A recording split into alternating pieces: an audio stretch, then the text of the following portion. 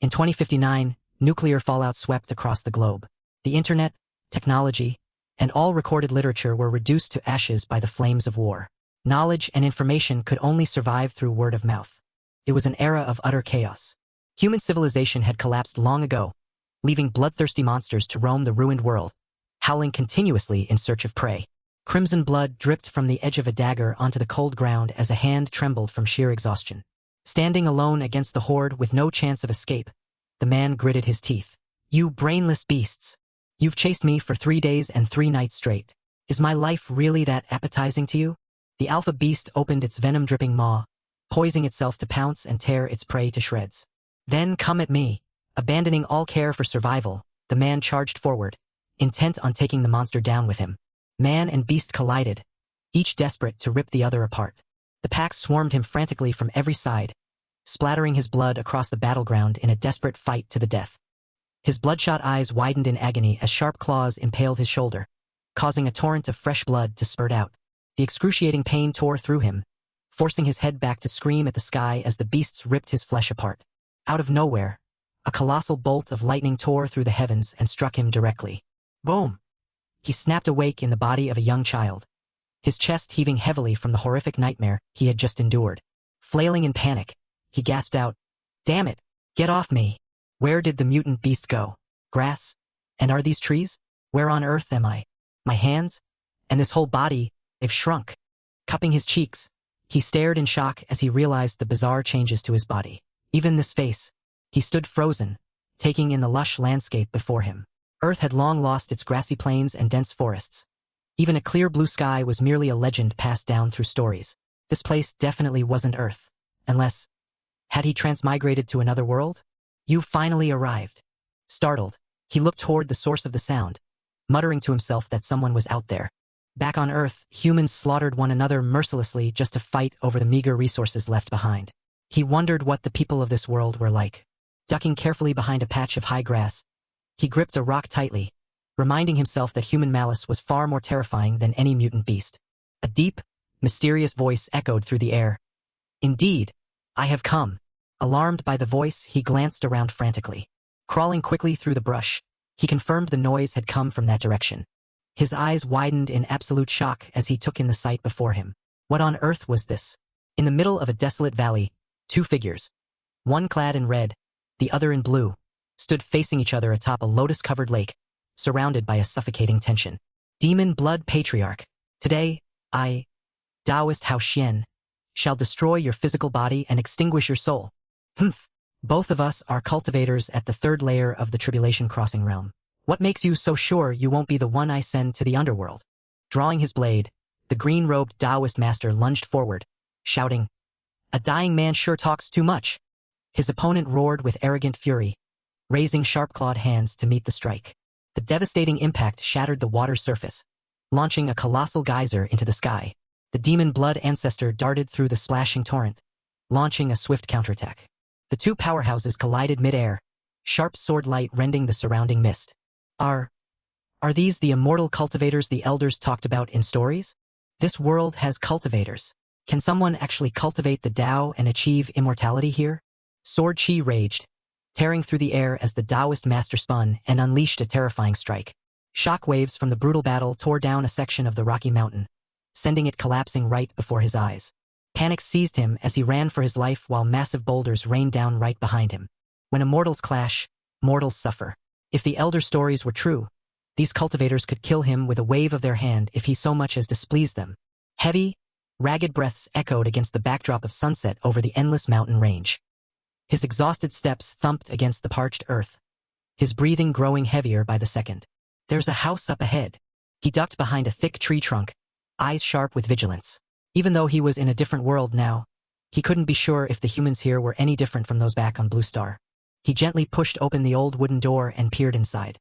He had no idea if people here would view him as friend or foe, nor could he be certain this place was free of savage beasts like the mutated creatures from his past life.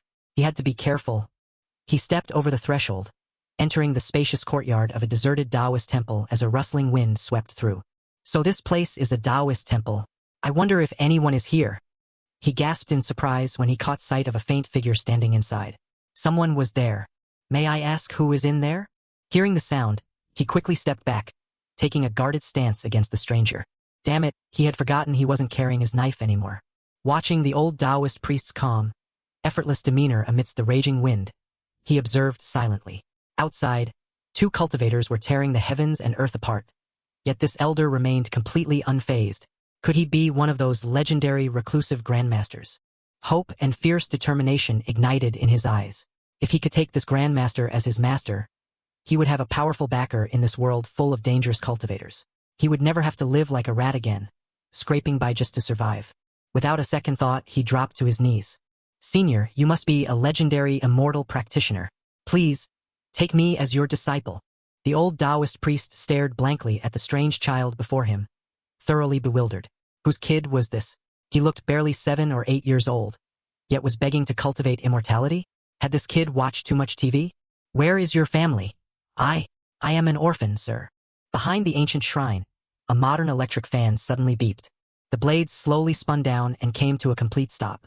The old man let out a weary sigh. Power outage again. Fortunately, night was falling soon, so the heat wouldn't be too unbearable. Meanwhile, the young boy's mind raced at full speed. The energy radiating from this supreme expert has weakened. It seems he won't kill me for now, but will he accept me as his disciple? I wonder if this world is safer than Blue Star. I must stay here by any means necessary. With my current child's body, I won't last a single day out there. Dropping to his knees, he kowtowed deeply before the old man. I beg you to accept me as your disciple. I will do any task for you in return. Please, senior, accept my sincerity. The old man cleared his throat, assuming a grand pose as he stroked his beard like a true sage. I prefer a life of freedom, unbothered by worldly affairs. However, seeing your utmost sincerity, our meeting today must be fate. Very well, I can teach you a move or two. Overjoyed, the boy looked up, his eyes shining brightly. Thank you, master. As the master turned to walk away, the boy hastily scampered after him. What is your name, child? Reporting to master. My name is Lu Mo. The old man thought to himself, this works out fine. It's getting dark, and driving him away now wouldn't be safe. I'll just watch over him until his parents come looking for him. Lu Mo asked curiously, Master, how should I address you? The old man replied, my Taoist title is Master Xianyang. The boy cheered excitedly. Master's Taoist title sounds so cool. And so, the cultivation training began. Master and disciple sat cross-legged in silent meditation in the middle of a quiet forest, the gentle breeze rustling through the leaves. Lu Mo turned and asked, Master, I've been practicing this sitting posture for over a month now. When will you teach me real abilities? The old man broke into a cold sweat, thinking nervously. Here he goes again. With a stern face, he said, I told you. Only when you master the breathing technique and condense your first strand of spiritual energy will I impart ultimate skills to you. But inwardly, he panicked. I can't even do it myself, so how am I supposed to teach you? The boy opened his hand, revealing a swirling orb of spiritual energy. But master, I've already mastered the breathing technique and condensed my first strand of spiritual energy. What's more, even without using the breathing method, I can feel my spiritual energy growing on its own. The old man's eyes nearly popped out in sheer shock at the sight of the orb. What on earth is this? I just randomly taught him a few health cultivation routines I saw online. How did he actually condense spiritual energy? I've practiced these moves my whole life and never generated a single drop. This is completely unscientific. He stroked his chin, sweat trickling down his forehead. Things have come to this. I can't keep brushing him off with excuses. Right, why don't I give him those 2 ancient books I picked up earlier? That should keep him busy for a while. He reached out and handed over 2 ancient manuals titled Pill Refining Manual and Void Empyrean Breathing Method. Holding the 2 books, Lu Mo asked in utter astonishment, Master, are you really passing these supreme techniques down to me? Stroking his beard, the master replied, Indeed, everything I can teach you is within these 2 books. The rest depends on your own comprehension. Overwhelmed with excitement, the boy lunged forward and hugged his master tightly, leaving the old man stunned. Thank you, master. Gently patting his disciple's head, the old man felt a wave of bittersweet emotions. So much time has passed, yet no one has come looking for him. It seems he wasn't lying about being an orphan. Having a companion in my final years is a blessing in disguise. It's just that this child is too naive. Before I leave this world, I hope you can grow stronger, my child. Time flew by like an arrow, and 10 years passed in the blink of an eye. Atop a lonely cliff, A solitary figure stood silently beside a small grave beneath an ancient tree. Inscribed on the stone tombstone was an ancient epitaph marking the final resting place of Master Xianyang. Master, after you passed away 2 years ago, I continued to practice diligently every single day. As of today, I've broken through to the Xiantian realm. I'm preparing to head down the mountain to hone my skills further, so I came to bid you farewell. You once told me this jade ring is an important artifact left behind by immortal Tianya. I will guard it well. The battle between those two cultivators 10 years ago is still fresh in my mind. This world really has far too many powerful experts. To be honest, I'm a bit terrified of leaving this place. Even my Xiantian realm cultivation can't guarantee my safety. Pushing off hard against the tree trunk, he launched himself high into the air. If I want to live a peaceful life in this cultivation world, my only option is to become a top expert myself. A powerful surge of internal force burst forth, propelling his body soaring past the distant peaks. 3 minutes later, a figure zipped across the sky at incredible speed, flying over a modern paved highway leading into a sprawling city. On the outskirts of Sky City, a quiet cybercafe named Blue Sky Cybercafe sat peacefully by the roadside. Inside the cybercafe, the atmosphere was lively and buzzing with dozens of high-powered computers running at full capacity. A young man wearing headphones kept his eyes glued to his monitor, grinning happily as he muttered, "Nini, my adorable Nini." On his screen, a cute little girl named Nini sang happily while riding a flying sword through the bright blue sky. Suddenly, a massive, blazing fiery bird appeared, charging straight toward the little girl with overwhelming power. Opening its cavernous maw, the fiery beast let out a terrifying roar, threatening to swallow everything in sight. Little Nini didn't flinch. Drawing her blade in an instant, she shouted, "Sword, come!" A blazing sword stroke split the sky in two, cleanly obliterating the monster in the blink of an eye. Lu Mo stood frozen behind her, his eyes wide with utter shock at the unbelievable sight. To fly on a sword required at least the Foundation Establishment realm, and controlling it as effortlessly as that girl meant at least the Golden Core realm. Judging by the purity of that sword light, she had to be at least a Xiantian expert. When he was 5 or 6, he was still playing in the mud. Yet this little girl was already riding swords to slay demons. This world is way too terrifying. I was so reckless to leave the mountain with just my pathetic Xiantian cultivation. Holding his head in his hands, he trembled all over with fear. A pretty green-haired girl walked up, patted his shoulder, and asked, "Hey there, handsome guy. You've been standing here for a while.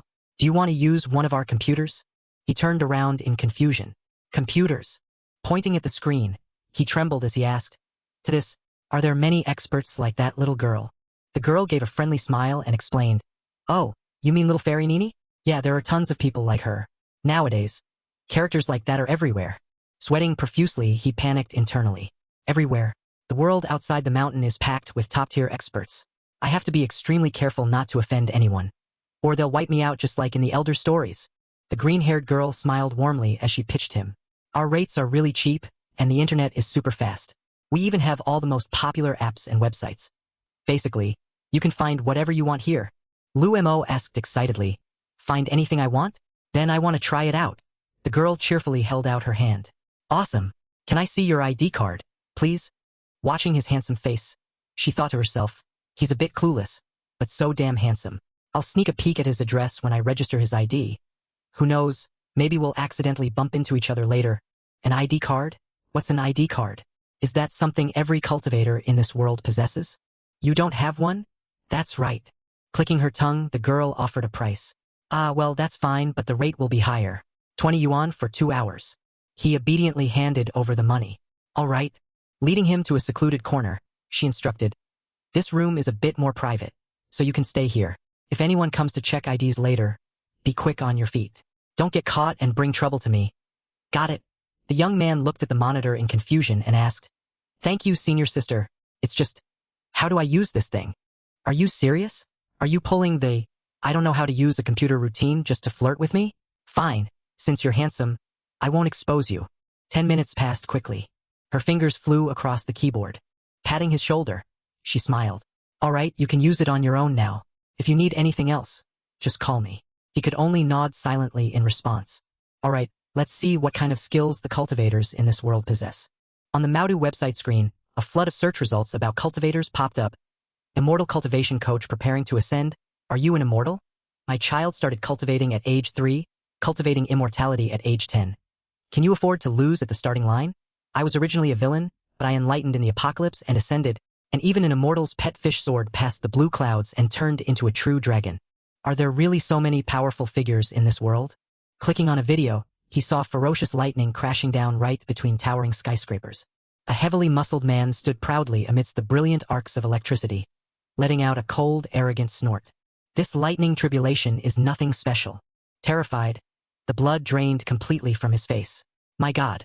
A Xiantian like me is nothing more than a total novice. If I keep wandering around blindly, sooner or later a real expert will kill me with a single sneeze. Lu Mo sat in a daze, lost in thought. What am I supposed to do now? Should I go back to the mountain to keep cultivating? But that's too slow. Cultivation is as hard as scaling the heavens. Back then I had Master to guide me, but Master is gone now. That's right. Master might be gone, but I can still find a new teacher. Since everyone is sharing their cultivation progress online, maybe I can find someone willing to give me a few pointers. That senior sister earlier said there are tons of experts on this TikTok app. I should try this first and see. He quickly clicked his mouse to open the application. Ascending 90,000 miles into the sky, a cultivation fairy. As expected, there are so many masters here. Plenty of people are even sharing their own personal insights. This is so convenient. Reaching out, he adjusted the small camera above the screen. Alright, time to record a video so everyone can critique my technique. His finger clicked the red login button on the computer screen. He pushed his chair back, staring intently at the glowing screen with a nervous expression. Standing up in front of the camera lens, he patted his chest gently to reassure himself before starting the demonstration. Closing his eyes, he took a deep breath to focus his mind. He turned his back to the screen, assuming a ready stance to circulate his energy. Currents of true chi began to wrap around his arms. It surged powerfully around his open hands. Opening his eyes with a sharp gaze, he controlled the energy radiating around his body. He executed a series of crisp martial art moves, carving beautiful arcs of blue light through the air. Leaping high into the air, he swung his arm to launch an immensely powerful crescent slash of true chi. Landing softly on the ground, he slowly withdrew the swirling true chi. Pressing his palms together, he gathered the last wisps of energy as they dissipated into thin air. Looking directly into the camera, Lu Mo cupped his hands respectfully and asked, "To all the senior masters watching, could I bother you to look at my true chi and give this junior some advice on how to improve it?" Shyly, he added, "Is starting cultivation at 8 years old too late?" He stood dazed before the computer screen, nervously waiting for a miracle.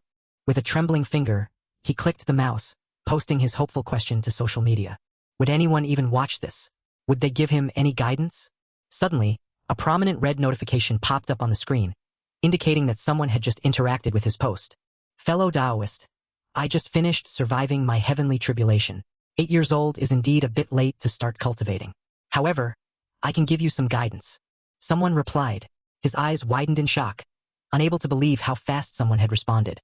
Meanwhile, inside the office building of a multi-channel network agency, through the large glass windows, staff members could be seen busily preparing for the upcoming live stream of the popular female stream idol. Dai Mayor. Dai Mayor, we are checking the network connection. We will go live in 10 minutes. Fine. The girl in the magnificent red traditional gown agreed with a soft nod, her eyes never leaving her phone screen. Playing on her screen was an old classic Xianxia drama, featuring the protagonist laughing wildly as he vowed to eradicate the blood demon ancestor. Impudent. 10 years ago, I used to love watching this show. But looking back now, both the acting and the special effects are a bit lacking. Oh, you watched that too? I remember back then they didn't have computer graphics. They literally set off hundreds of kilograms of real explosives just to create those effects. Most of it was filmed live on location. It was an absolute blockbuster back then. Wait, weren't you only 7 or 8 years old 10 years ago? How do you know about all this? I heard it from the senior actors on set, of course. Her fingers flicked rapidly across the glass to scroll through other short videos. 30 years east of the river. 30 years west. Never look down on a poor youth. What is this? Isn't this a little too cringe? Dai Mayor wore an embarrassed look at the cheesy dialogue, while her assistant beside her burst into laughter. Suddenly, Lumo's video from earlier popped up on the screen, showing him closing his eyes in deep focus as he earnestly performed his cultivation techniques. The assistant leaned in close to the screen and marveled. Oh wow, this guy is actually pretty handsome. On the display, he was executing a flawless sword technique, surrounded by a brilliant aura that made him look like a descending deity. Unable to hide her amazement, the assistant kept her eyes glued to the phone and gasped. His visual effects are insane. That sword looks like it is genuinely floating right in front of him. Dai Mayer raised an eyebrow slightly at the screen and nodded in agreement. Not bad at all. In the video, Lu Mo cupped his hands and bowed reverently. To any masters watching this video, could you please review my chi circulation and offer me a few pointers? Is there any way I can improve it? Scratching his head awkwardly, he added a naive question. Also, is starting cultivation at 8 years old too late? Both girls stared blankly at the bizarre question. Starting cultivation at 8 years old? Dai Mayer flashed a playful smile. Interesting. His acting is not bad at all. Even I almost fell for it for a second. She quickly typed out a teasing comment and hit send.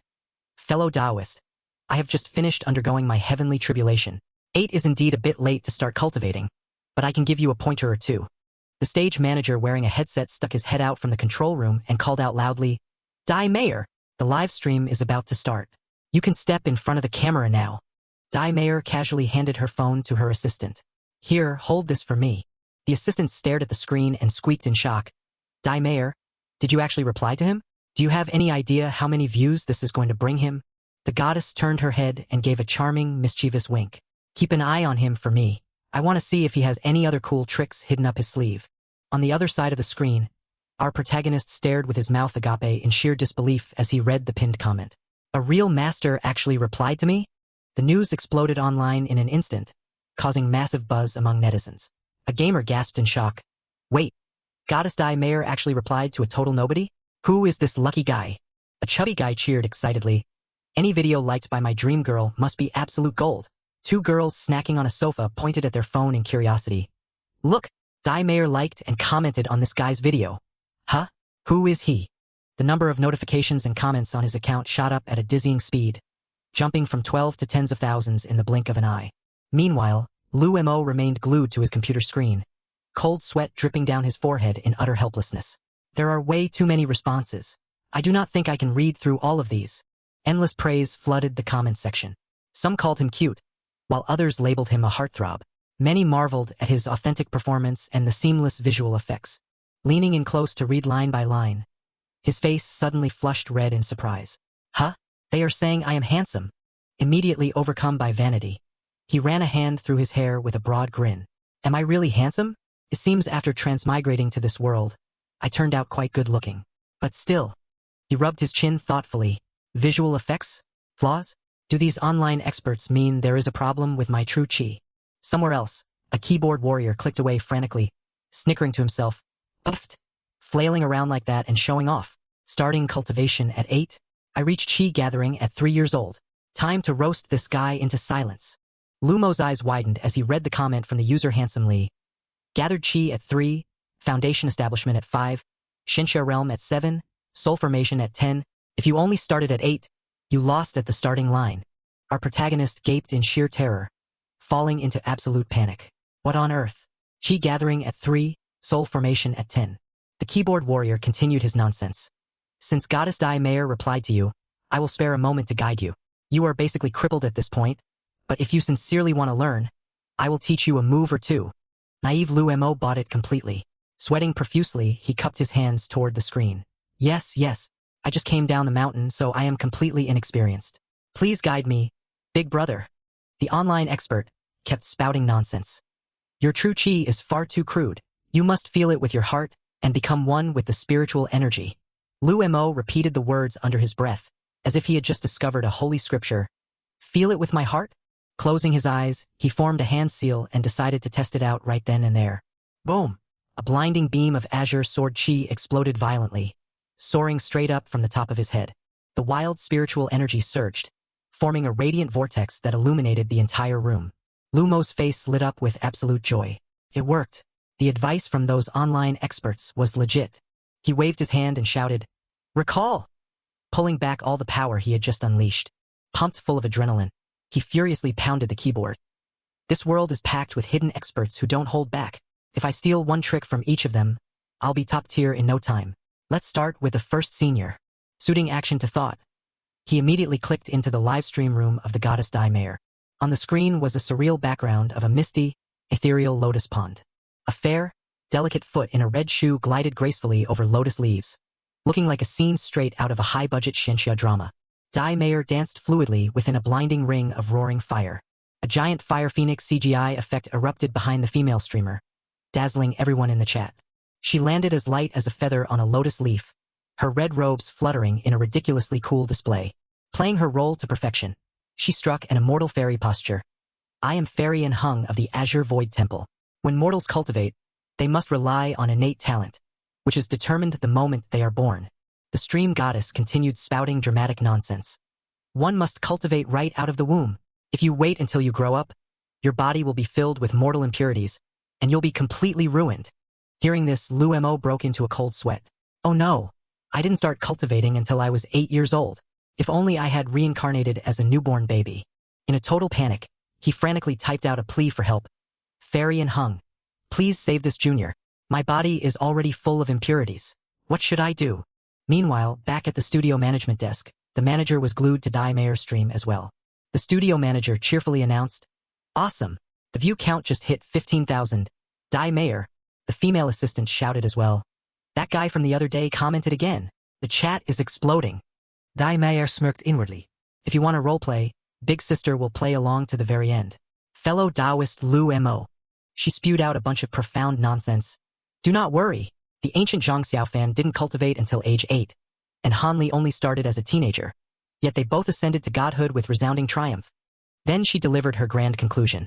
The solution is to draw pure spiritual energy into your body to cleanse your marrow. Once you are as pristine as jade, your cultivation level will naturally skyrocket. Lu Mo muttered to himself.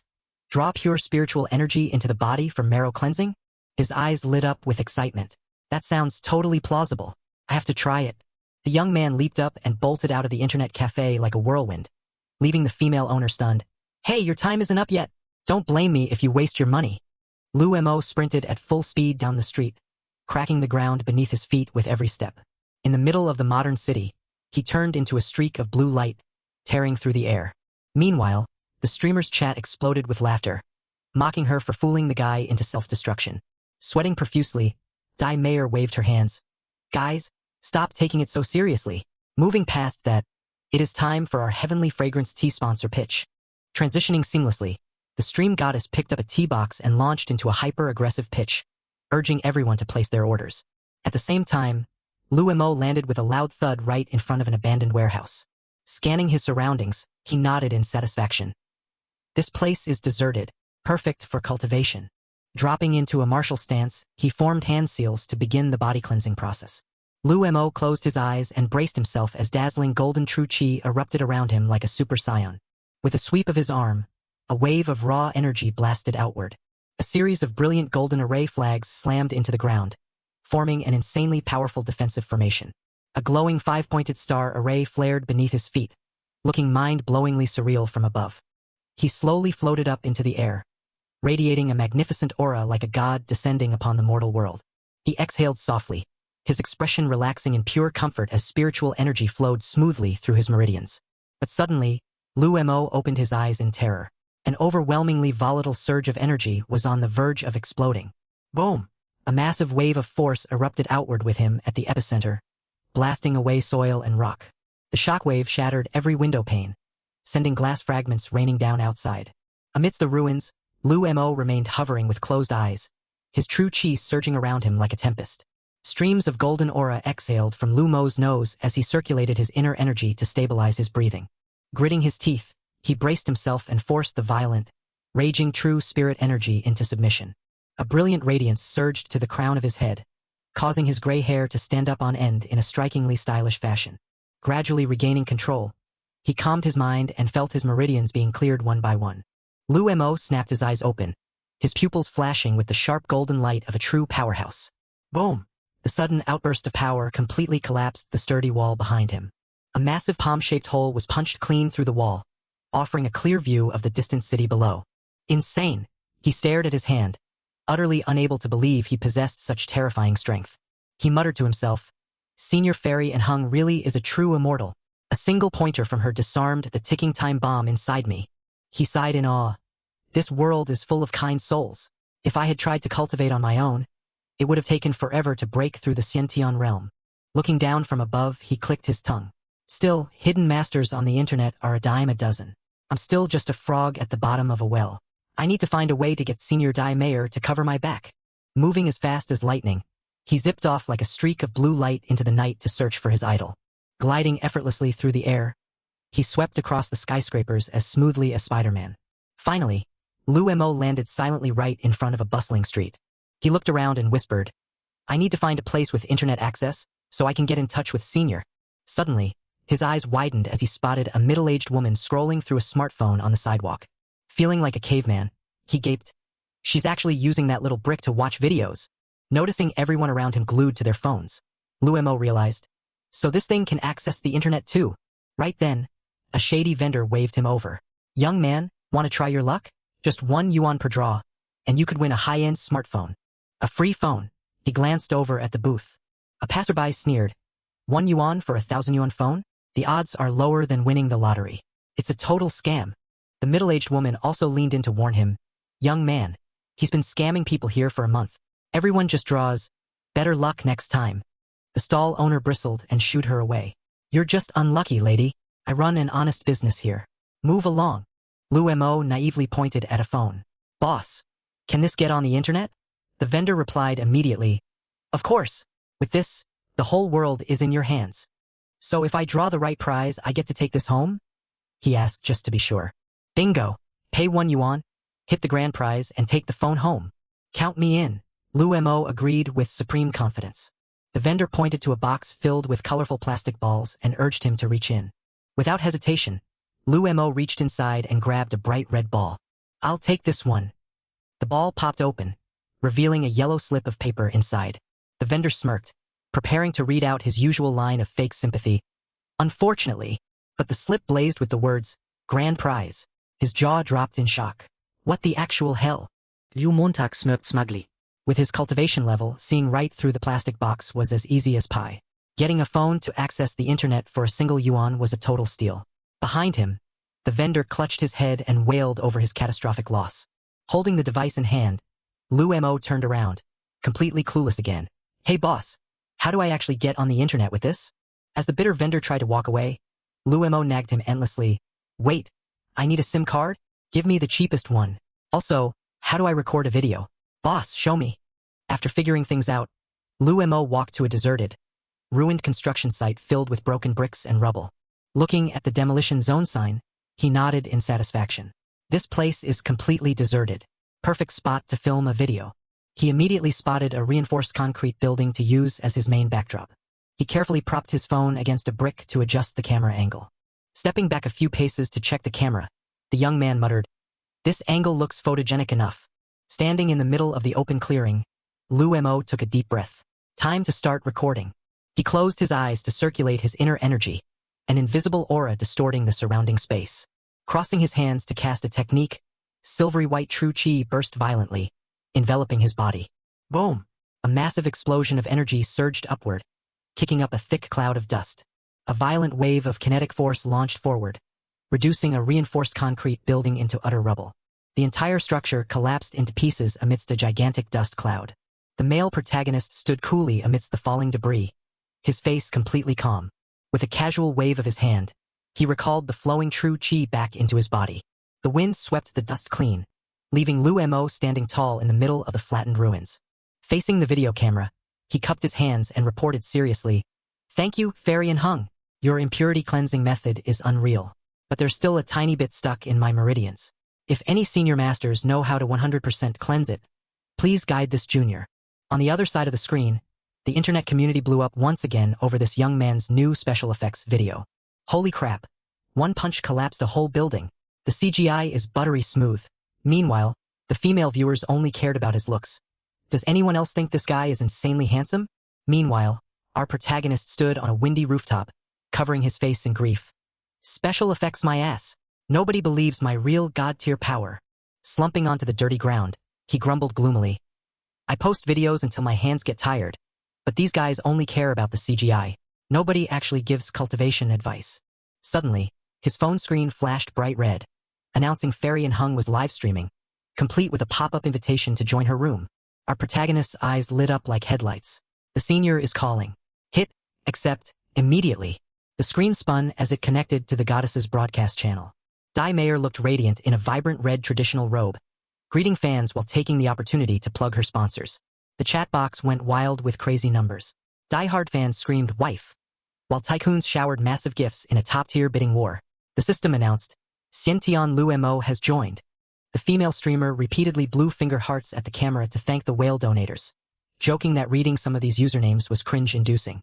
She covered her face, beaming with pure bliss after receiving a mega shower of 999 Kirin gifts. Lu Mo watched through his phone, wide-eyed. The senior was truly top-tier, over 10 million views. If only he could cultivate in such a sparkling wonderland. On stream, the goddess pulled out a box of immortal fragrance tea and pitched it hard. Tea picked from deep mountains. "Guys, buy now and get a signed photo." The protagonist scratched his head in confusion. A senior this powerful still has to live stream to sell goods? The mastermind pulling the strings behind her must be an absolute monster. Glancing at a few crumpled bills, he let out a heavy sigh. Broke as hell and unable to buy tea to support his idol.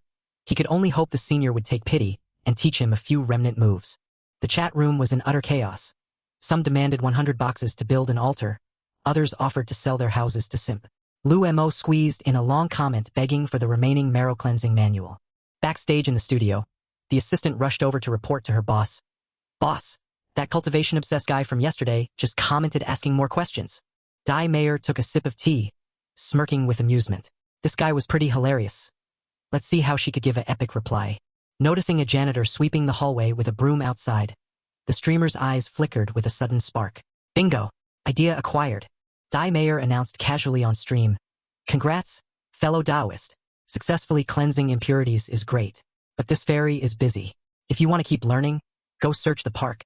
It's crawling with hidden venerables." The protagonist asked naively, "Venerables? Are they super strong?" The goddess added a final tip. "Remember to go at 6 a.m. sharp, when spiritual energy is peak and death energy is low. Good luck, buddy." Early the next morning, the park was shrouded in fog. Elderly folks had already gotten up to stretch their limbs. Lu Mo took a deep breath of fresh air. "Wow, there really is a lot of spiritual energy here. Senior was right to send me here for a miraculous encounter." He scanned the area and spotted a balding old man standing in a horse stance, holding an extremely mysterious posture. Out of nowhere, the old man let out a thunderous, momentum-filled roar, and then smashed his aging back repeatedly against an ancient tree trunk. Lu Mo analyzed it dead seriously, slamming raw flesh against a tree without using spiritual energy. He must be a body-refining grandmaster. As his eyes widened in awe, whoosh, a shadow flew past his face like a streak of wind. A shirtless old man rocketed through the air like a missile. Splash! The old man dived headfirst into the freezing river, sending water spraying in all directions. Lu Mo stood on the bank, breaking into a cold sweat. Holy crap, he's going all out like that. Lu Mo's brain went into overdrive again. The river is freezing, yet he isn't even using spiritual energy to keep warm. He must be using internal astral chi to comprehend the Tao. He thrilled with excitement. This park is truly a land of hidden dragons and crouching tigers. I need to find a master to teach me breathing techniques. Turning to the side, he saw a middle-aged man balancing his entire body on a horizontal bar using only his stomach. A completely mind-boggling sight. Another elderly man wore cool sunglasses, meditating in midair as if wedged perfectly between a set of parallel bars. Others hung upside down, contorting their bodies like contortionist aliens. Whoosh! A sudden gust of fierce wind swept past, making Lu Mo's hair stand straight up. It turned out to be an old man spinning on a chin-up bar at godlike, terrifying speeds. Lu Mo stood there completely frozen, jaw dropped. What on earth was going on in this park? As he stood bewildered, a dry cough sounded from behind him. A white-haired old man wearing a blue tracksuit, sitting cross-legged on a stone bench, called out, "Young man, this old man has been watching you for a while. Come over and let us converse." Seeing him remain dazed, the old man snapped impatiently, "Are you deaf, kid? Standing around staring like an idiot. Youth nowadays have no manners." Liu Montag jolted in surprise. Were you calling me?" He frantically bowed low, apologizing. "This ignorant junior offended senior. Please forgive me." The old man waved a hand with a chuckle. "Never mind. Consider it my keen eyes spotting you first. Since destiny brought us together, I won't hold a grudge." Lu Mo turned pale with fright, his mind jumping to wild conclusions again. Keen eyes my ass. He clearly locked onto me using divine sense, yet I can't feel a single trace of spiritual energy from him. Lu Mo thoroughly terrified himself. A hidden master. His cultivation must be at least 2 major realms above mine. One flick of his finger and I'd be turned to ash. Oh crap, I can't run and I definitely can't fight. He reminded himself to be on his absolute best behavior to save his little life. May this junior respectfully ask for senior's Dao title? The old man squinted at the kid, utterly speechless. Had this brat read too many Xianxia novels? Why was he acting like a severe case of Chinibu? However, the old man was just as shameless. He stroked his chin, tilted his head back, and leaned into the role. This old man has lived too long to remember his real name. Just call me Venerable Ziang. Liu Montag bowed repeatedly. This junior greets Venerable. He asked with respectful curiosity, "What is senior doing here?" The old man smirked, thinking to himself, if you want to play along, I'll play to the end. Closing his eyes with solemn dignity, the old man declared, I am here waiting for dawn to absorb the essence of the sun and moon, and the spiritual energy of heaven and earth. Lu Mo overthought it once more. Absorbing the essence of the sun and moon. Even in Xiantian realm cultivator like me can't do that, yet he draws it in like drinking plain water. His cultivation is truly unfathomably deep. Lu Mo dropped to his knees in utter reverence. The old man smirked with satisfaction and asked, So, why are you up so early, kid? Lu Mo poured his heart out in a single breath. Reporting to senior, this junior has just reached the Xiantian realm. Stuck with impurities trapped in my body, I followed Fairy and Hung's advice to seek an opportunity here. I beg senior to save this junior. Stroking his chin with an arrogant air, the old man snorted. I thought it was something serious. To this old man, that's nothing more than a tiny trifle. Lu Mo's eyes lit up like he had struck gold. Is that true, senior? Thump. The old man whipped out 3 beat-up, ancient manuals. Great Shift of the Universe, Tathagata Divine Palm, and 9 Manual. Here, the supreme arts of my sect. Since fate brought us together today, I'll let you preview the stash. Well, interested. Lu Mo nodded like a woodpecker. Yes, I want them. Laying his cards on the table, the old man held out his open palm. If you want them, let's make a fair trade. How much are you offering this old man? Lu Mo froze, his face twitching. Screw it, he was dead meat. He reached into his pockets, sweeping them completely clean as sweat poured down his neck in anxiety. There's no free lunch in this world. But I only have this single, crumpled 5 yuan bill left. Ever since buying that phone the other day, I've been dirt broke. He drooled looking at the pile of tattered books. These titles were all legendary in my former world. If they survived the apocalypse, they must be ultra-god tier secret manuals. I have to get my hands on them no matter what. The old street vendor urged impatiently. Hurry it up. Are you taking them or not? Senior. Lu Mo prostrated himself, offering his single leftover 5 yuan bill with both hands. This junior is impoverished and only has this much left. Please accept it out of your great magnanimity, senior. The old man's eyes widened in fury. You little punk. I put on a show until my throat went dry, and you tip me 5 yuan? Liu Montag trembled violently. Oh crap, he's enraged. I hope he doesn't casually slap me to death. Humping in irritation, the old man snatched the 5 yuan bill and shoved it into his pocket. Better than leaving empty-handed. He tossed a random book onto the ground. Seeing your sincerity, I'll sell you this one cheap. The orange cover slapped onto the dirt, clearly revealing 3 characters. Dao De Jing. Lu Mo was completely dumbfounded. The Dao De Jing. The young man was beside himself with joy. This is the ultimate legendary manual, the greatest masterpiece to survive the cataclysmic fires. A truly priceless heavenly scripture.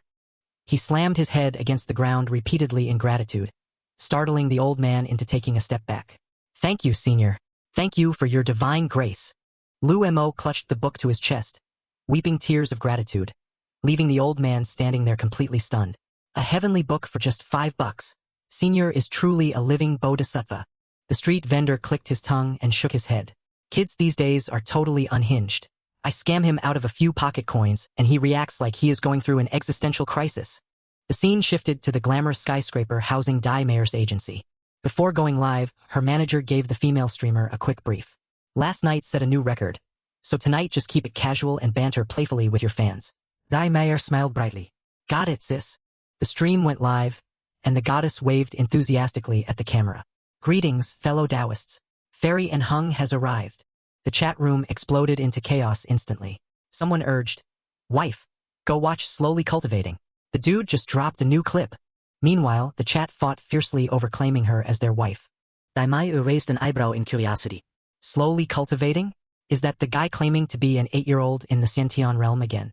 Her assistant quickly thrust a smartphone right in front of her boss's face. Here it is, boss. Fresh out of the oven. Do a quick reaction to it. Her eyes widened at the phone screen, her mouth dropping open into a wide O. It really is him. On screen was a video posted an hour ago by Slowly Cultivating from Linhai City. The caption clearly read, "This junior has just made a small breakthrough. Pardon my amateur display, and I humbly request guidance from seniors." In the clip, Lu Mo's imposing back profile stood amid the rubble. With a casual flick of his wrist, the surrounding rocks and debris began levitating as if defying gravity. She stared glued to the screen, her jaw practically dropping to the floor. A single palm strike shattered the entire building, and the sheer force crushed the bricks into fine dust. What kind of CGI is this? It is so flawless there isn't a single artifact. As the streamer was engrossed, the chat exploded once more. Someone asked, "Wife, what are you watching?" Another chimed in, "Slowly Cultivating's visual effects are insane. He is delusional enough to take that video around asking for advice. Fairy and Hung, give the kid a few basic pointers." The studio manager knocked sharply on the glass to remind her. "Hey girl, you are live on air. Put the phone down and interact with your fans." Dai Mayer snapped out of it, quickly flipping her phone face down on the desk, instantly switching back to her professional, fairy persona. She began putting on her act. "I have just watched that fellow Taoist video. His sudden surge in cultivation was partly due to my guidance, but the main factor remains his innate talent." The fake fairy continued her monologue. "However, my sect emphasizes the unity of heaven and man to thoroughly cleanse all impurities. I advise fellow Taoists to practice the Xiantian Dao to unblock your meridians." The chat exploded into hype again. "Fairy and Hung's lecture has officially begun, boys." A die-hard fan asked enthusiastically, "Holy crap, what kind of legendary martial art is the Xiantian Dao, wife?" Dai Mayer brushed her hair back with a touch of regret. "I originally planned to impart the 3 transformations manual to him, but unfortunately, ancient scriptures like the Yi Gui or Gui Jia Shi have been lost to time. Besides, they are far too overpowered and unsuitable for a newbie who just reached the Xiantian realm." Finally, she delivered her takeaway line. "So, fellow Taoists should start gently with the Tao Te Ching. This book contains 5,000 verses ranging from easy to difficult, perfect for beginners on the path.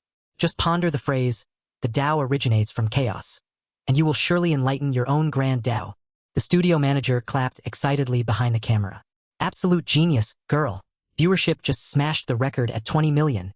Zhang Jin, her close friend and assistant, boasted proudly beside them. "Of course, to act this smoothly, my bestie has binged countless Xianxia novels over the past 2 years." The moment the stream ended, Dai Mayer stretched and let out a huge yawn, slumping like a ragdoll after an exhausting night of acting. Zhang Jin jumped up and down in celebration. "Dai Mayer, we broke the viewership record again tonight." Taking a sip from a milk carton, Dai Mayer giggled slyly. "That Slowly Cultivating guy is pretty hilarious. Who knew we could clout chase off him this hard?" The manager excitedly chimed in with a suggestion. "Why don't we reach out and propose a collab with that account? His video quality is top tier, and the back and forth between you two was pure gold." Dai Mayer narrowed her eyes, considering it. "Makes sense. His CGI is smooth down to the pores. Plus he is actually quite handsome." The manager analyzed like an expert. Other cultivation content creators just show off cringe gimmicks. But this guy uses the innocent newbie asking for guidance angle, making fans feel like masters. It exploded his engagement. "Brilliant move." The goddess nodded in agreement. "Let's do it. Inviting him to co-host a new show will definitely blow up. Zhang Jin, help me contact him." Back to the protagonist. At the ruined site, shattered stone and debris lay strewn beneath the deep blue sky. On the phone screen, Fairy and Hung was spewing nonsense. "I advise fellow Taoists to study the Tao Te Ching." Meanwhile, the chat room was dying of laughter, assuming it was all part of the joke. Lu Mo pulled out the orange-covered, battered book, staring at it blankly. "Tao Te Ching. Wait, I actually have this exact book." He flopped onto the rubble, scratching his head in frustration before tossing the book onto the ground. "Damn it. My brain hurts from reading this, and I don't understand a single freaking thing." Staring at the squiggly text, Lu Mo groaned in despair. "The Tao that can be spoken is not the eternal Tao. What kind of alien language is this?" Drenched in sweat, the protagonist beat himself up gloomily. "My comprehension aptitude must be total trash. I am just not high level enough to understand a heavenly scripture." Suddenly, a light bulb went off in his head, and he grabbed his phone. "That's it. I can just use Google. Wait, no, Yahoo to search for the translation." The original text popped up immediately after searching. The protagonist froze in disbelief. People in this world are ridiculously generous, publishing top-tier heavenly scriptures for everyone to read for free. Let's reread the first sentence.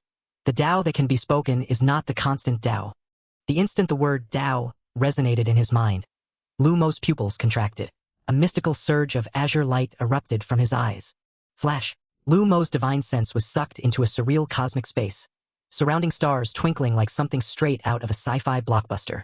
Standing in the middle of a vast galaxy, Lu Mo was enveloped by a surge of pure true qi, radiating a terrifying pressure that could shatter souls. His mind raced as sudden enlightenment struck him.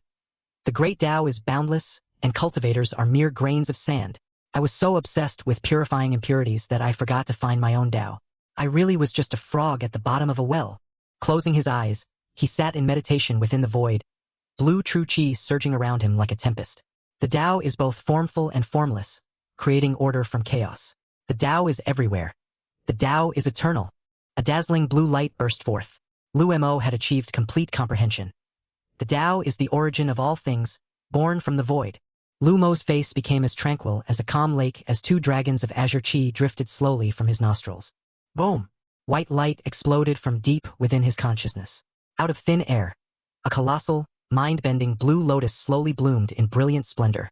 The lotus unleashed tens of thousands of sharp blue sword qi currents, tearing the void to shreds with earth-shattering power. From the lotus heart, a massive beam of energy shot straight into the sky, shaking heaven and earth while blasting away all debris across the ruins. At the epicenter, Lu Mo remained motionless with his eyes closed. Golden qi exploded from his dantian, making his silver hair stand on end in insanely badass fashion. Swirling fiercely, the radiant golden qi condensed into the glowing form of an infant, a nascent soul, symbolizing absolute purity. The nascent soul's body shone brilliantly, frantically absorbing the essence of the sun and moon to purge the very last impurities from Lu Mo's body. From the demolition site, a titanic pillar of azure energy pierced through the cloud layer, stirring up chaos across the 9 heavens. The sky above Linhai City turned pitch black in an instant. Dark clouds swirled into a massive funnel, swallowing the sun whole. Pedestrians froze in utter confusion as thunder roared in broad daylight. A cranky middle-aged guy cursed aloud. Screw the weather forecasters. They promised clear skies, and now it's blacker than a dog's snout. Viewed from orbital satellites, a massive energy superstorm was raging wildly directly over Linhai City. At the meteorological center, radar dishes spun out of control, practically shaking their bolts loose due to signal interference. Inside the monitoring room, a staff member yelled in panic, "Director, the sky above the city is going crazy. Atmosphere metrics are changing at breakneck speed." Sweating bullets, the guy gasped. An unidentified, massive energy is gathering right above us. Drenched in cold sweat, the director tried to force a calm voice. "Don't panic. Keep your eyes on the screens and give me continuous updates." The employee shouted back, "Understood." At the storm center, Lu Mo was still meditating. Behind him, a gigantic golden guardian phantom materialized, overclocking his power to break straight through to the 9th layer of the Xiantian realm. Opening his eyes, Lu Mo felt power surging through his veins. Holy crap, this divine technique is the real deal. Reciting it once boosted me from layer 1 straight to layer 9. Flesh remade, divine sense tenfold. I practically have a semi-immortal body now. Crushing a rock to dust in his grip, he grinned thrilled. My soul feels insanely upgraded. At this rate, I've already got 1 foot in the deity transformation realm. Right after his level up, the dark clouds instantly dispersed, bathing the entire area in warm, bright sunlight once again. But back at the weather station, the red alarm sirens were still wailing at a deafening volume. The director stared wide-eyed at the crimson screen. "What the hell is going on?" An employee yelled in terror. "Pressure, UV rays, nuclear radiation. Everything has maxed out, boss." Meanwhile, near the ruins, a chubby freelance photographer was gleefully snapping photos. He gloated to himself, hunts for ruins photos and stumbles upon a miraculous natural phenomenon. Jackpot. He excitedly uploaded the photos online to show off, only for the comments section to mock him. Blatant Photoshop? Top-tier fake. And a meteorology professor even called him out. Unscientific. This is impossible in real life. Furious and sweating nervously, the photographer cursed. Damn it, calling my photos fake? How the hell could anyone fake something this epic?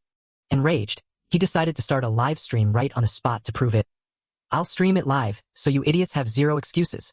His face turning pale as a ghost, he aimed his camera and screamed, "Look at this, guys!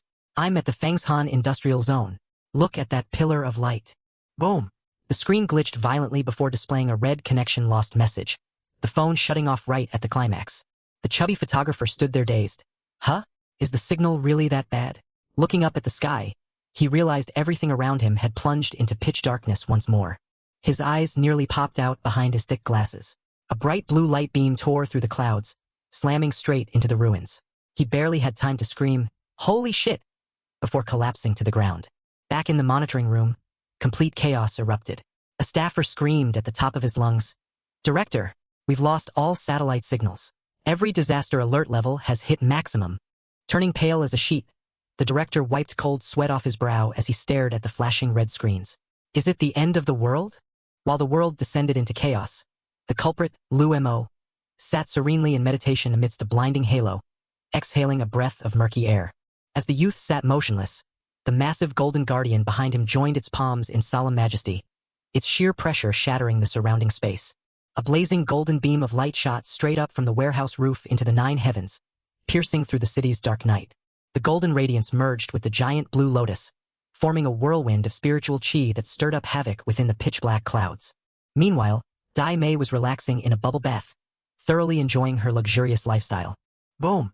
Zhang Jin kicked the bathroom door open and barged in, yelling, "Dai Mei, something crazy is happening." Startled, Dai Mei covered her chest. "Are you crazy? Why didn't you knock?" Zhang Jin stammered back. "There's a massive anomaly over by the old industrial park. It looks just like a cultivator undergoing a heavenly tribulation from a Xinxia novel. People are posting photos everywhere. It's definitely real." Dai Mei quickly scrolled through the comments on her phone. Netizens were buzzing. Which fellow Taoist is undergoing tribulation with such fanfare? And this is straight up unreal. She sat up so fast that water splashed everywhere, demanding, "When did this start? Is it near our place?" Trembling, Zhang Jin pointed outside. "It's happening right now. You can see it straight out the window. God, I'm getting goosebumps." Ignoring her soaking wet body, Dai Mei rushed out into the living room.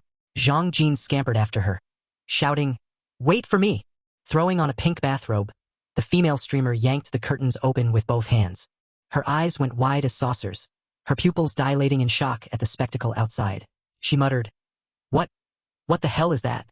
In the distant sky over Linhai, a colossal vortex of azure energy twisted through dark clouds, lightning crashing furiously and illuminating the entire skyline. Instinctively, she pinched Zhang Jin's arm hard to check if she was dreaming. "Ouch! Why did you pinch me, you freak?" Zhang Jin yelped, rubbing her arm. Dai Mei stared blankly. "I just wanted to test if this was real or a dream." "Hey, what if an actual cultivator really is undergoing a tribulation out there? You said it's at the industrial park, right? That's right next to Mount Yuqing." "Yeah, Mount Yuqing is dangerous as hell. The news reports accidents there all the time," Zhang Jin replied. Before she could even finish, Dai Mei dashed for the front door. "Hey, where are you going?" Zhang Jin yelled.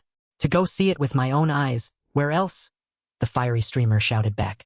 Meanwhile, on a fake Taoist's livestream, a female host flirted, "Thank you, Master Chunyang, for the rocket gift. Moi." Wearing round specs, the fraud Taoist blew enthusiastic finger hearts at the screen. "For you, my darling, Master would do anything." His young disciple barged in, ruining the mood. "Master, put down the phone. Something crazy is happening at Mount Yuqing. A supreme expert is undergoing a lightning tribulation." Whack! The fake Taoist cracked his horsetail whisk over the boy's head. "What bloody tribulation? I paid for your education so you could believe in trashy Xinxia novels. Trust in science, kid." The disciple rubbed his head in pain. "A lightning tribulation only strikes when a cultivator breaks through to the deity transformation realm. The sea of chi compresses, discharging energy that summons thunderclouds. An azure beam shoots into the heavens, tearing through the night sky. The lightning clouds are forged by the will of nature to test a cultivator's mettle. Pass and they ascend. Fail and they turn to ash. Though who on earth still cultivates in this day and age? Still, what's happening outside is genuinely bizarre." The fake Taoist kept scolding his disciple. "Be realistic. Go do some good deeds. Get out there and memorize Das Kapital for me. Don't show your face until you're done." Back with Liu Mo, the young man breathed a sigh of relief as the brilliant golden light around him gradually stabilized. "I'm only one step away from the deity transformation realm, but my foundation isn't solid enough yet. I'll compress my cultivation back down to the 4th layer just to be safe, using the excess energy to temper my physical body." Cupping his hands, Liu Mo formed a dazzling, radiant golden orb of energy. True chi erupted, and an imposing, colossal guardian spirit manifested behind his back. A pillar of golden light pierced through the warehouse roof and shot straight into the sky, clashing head-on with the descending azure lightning bolt. Rumble. Thick dust obscured the blinding explosion that lit up the horizon. At the epicenter, the protagonist sat cross-legged, calmly regulating his breath. Power burst forth in waves as a golden nascent soul sat solemnly with clasped hands atop a manifested blue lotus. The brilliant golden true chi enveloping him began to crackle and fracture, signaling that his body was reaching its absolute limit. He let out a low roar, his eyes blazing with blinding golden light like high-beam headlights. Boom! An earth-shattering explosion erupted, the shockwave disintegrating the surrounding rubble into fine dust. The protagonist landed deftly on his feet, stirring up a swirl of pale golden dust in a slick, impressive display. Lu Mo looked down at his open palm, clicking his tongue in thought. I forced my cultivation down to the 4th layer of the innate realm, but my physical body is several times stronger and tougher than before. Hands folded behind his back, he casually strolled through the ruins, his brain working fast. Now that I have a method to grind levels, I need to hunt down some martial techniques or spells to build a proper combo. Above him, the azure energy gradually faded. He thought to himself in confusion. Did that lightning tribulation seriously just pack up and leave? How annoying. Where am I supposed to find someone to test my new power on now? Suddenly, amid the rolling thunder, the complaining voice of the heavenly tribulation grumbled. Damn it. I thought I'd get to hang out down here for a bit. What a pain. I'm out of here. That damn villain hid way too well. At the same time, Lumo's beloved phone completely lost signal, its screen displaying a dreaded, no internet connection prompt. Baffled under the gloomy sky, the young man poked at his phone's screen. Strange. It had full bars a second ago. How did I lose signal? Beep beep. A text alert popped up on his phone. Your account balance is 0. Please top up to continue using mobile data. The main character panicked. Holy crap. I ran out of data? How am I supposed to shoot the breeze with the seniors without internet?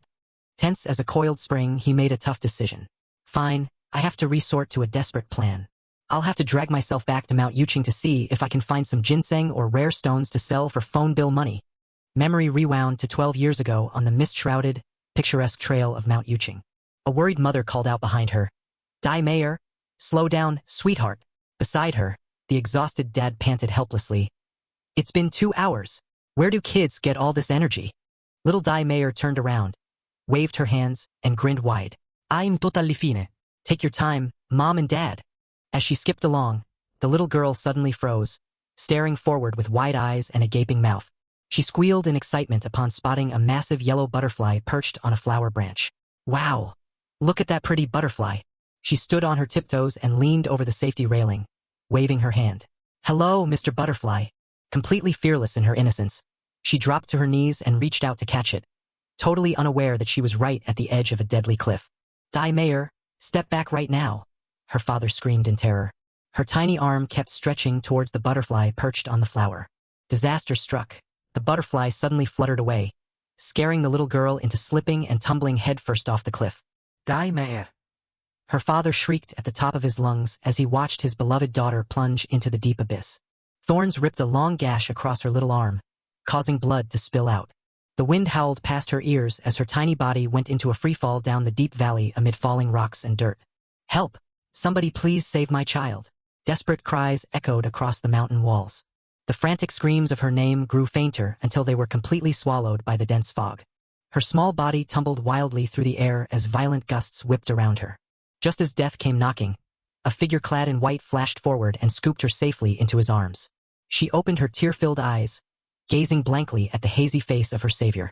Light as a feather, the white-robed figure drifted smoothly through the wind with the grace of a martial arts grandmaster. Tapping his foot lightly against the cliffside to break their fall, the immortal landed silently at the valley floor like a shadow. As a soft breeze blew past, the immortal gently laid the girl down on a smooth stone by the creek. Exhausted, the little girl passed out. The immortal slowly brought his fingertip close to her forehead. A soothing stream of spiritual energy flowed from his finger into her brain, calming her mind and washing away her terror. Lulled by the rustling wind, the little girl fell into a deep sleep in the heart of the wild forest. For hours later, the search and rescue team rappelled down and found her completely unharmed. Everyone assumed it was a miraculous stroke of divine luck. Only the long scar on her arm remained as proof of that terrifying plunge years ago. But I know for sure that an immortal saved my life, Dai Mayer told herself. Back in the present, the female streamer sat inside her car, muttering with determination burning in her eyes. Immortals definitely exist in this world. I must find my savior from back then and kowtow to express my gratitude. Boom! A deafening explosion shattered the air as a streak of azure light rocketed upward, splitting the gloomy sky in two.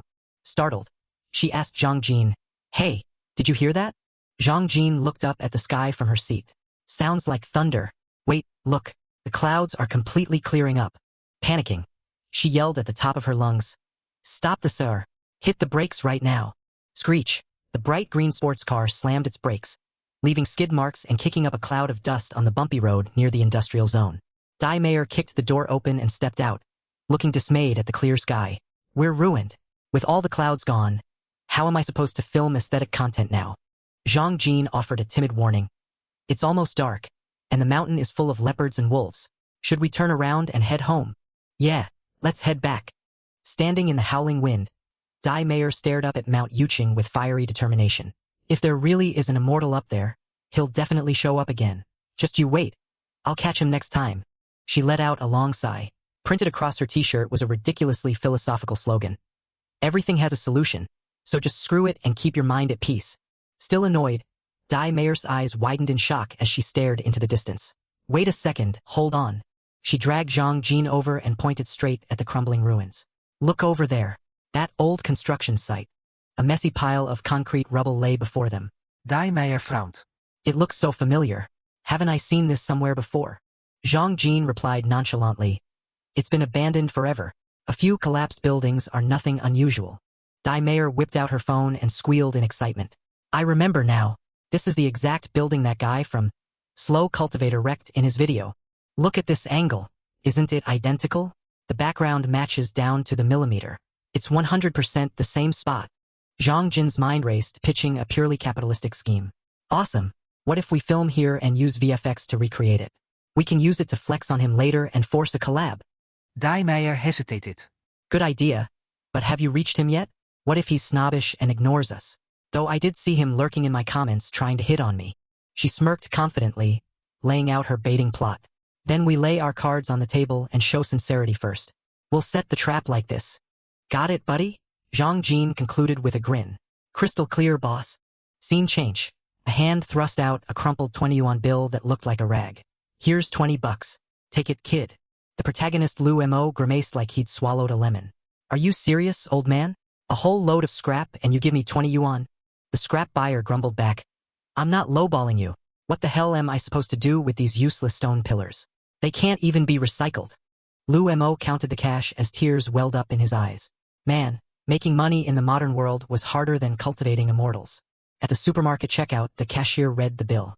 "That will be 18 yuan, sir." Lu Mo turned pale. "What?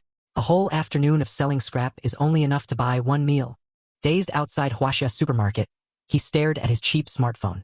How the heck is money in this world so hard to earn, yet vanishes like the wind? Buzz, buzz. His budget phone suddenly vibrated wildly, announcing an incoming message. Lu Mo's eyes widened in surprise. "Huh? I just paid my internet bill, and a message pops up already?" The screen lit up. "You have received a 1,000 yuan donation from Fairy and Hung. 500 yuan added to your account after system cut." The young man's jaw dropped. 500 yuan. A massive windfall straight from heaven. Lu Mo praised his benefactor emotionally. "Senior throws money around like trash. Truly the demeanor of a genuine immortal. Thank you, Senior, for saving me from starving to death." Tears streaming down his face, the protagonist clutched his phone. "Senior guides my cultivation and feeds me. This debt of gratitude is immense, and I will surely etch it into my heart to repay you." The phone chimed again as Fairy and Hung sent a message. "Fellow Taoist, your videos are great. Are you free to do a collab video together? Senior wants to make a video with me? Could she be planning to give me personal cultivation instruction?" Overjoyed, the protagonist wept tears of sheer bliss. "My time has come. This is a once-in-a-millennium opportunity." He hurriedly replied, "Thank you for the opportunity, Senior. I'm all in. Since we're meeting soon, I must prepare a meeting gift." But what would she like? Stuck for ideas, Lu Mo scrolled through social media and spotted a video of a thin-bearded Taoist talking big in front of a giant pressure cooker. "Today, this old master shall refine the ancestral youth rejuvenation pill. It boosts vitality, strengthens kidneys, and keeps you going all night long." The old man rolled his eyes back and roared, "Pill complete!"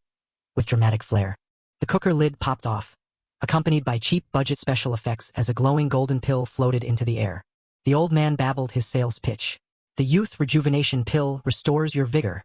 Take 3 times a day, chew for 2 weeks, and regain your 18-year-old stamina. Mega flash sale. Only 300 yuan apiece. A light bulb went off in the protagonist's mind. That's it. Refining a top-grade pill to gift Senior Fairy and Hung would be absolute fire. Greetings, Senior. Watching your alchemy made me realize the true path of the Tao of alchemy. This novice doesn't have a good cauldron yet. Yours looks so awesome, Senior. Could you tell me where to buy one? Meanwhile, the fake medicine seller Chen Wei, a balding man sprawling lazily while munching watermelon among empty beer cans, muttered, "Is this slow cultivator guy out of his mind? People buy pills, but he's asking to buy the alchemy cauldron? And he talks like some Shenxia weirdo." He snarkily replied, "You want to buy the furnace, not the pills?" Huddled in his storage room, Lu Mo frantically texted back, "Precisely, Senior. Could you sell the cauldron to me?" The balding Chen Wei scratched his head in total bewilderment. "I've been scamming for years, dealing with exposes and refund demands. But this is the first time someone's asked to buy my damn furnace." He glanced at the rusty, blackened bronze tripod covered in dust in the corner. "I bought this piece of junk at a scrap yard for 50 yuan back in the day. It's heavy and useless.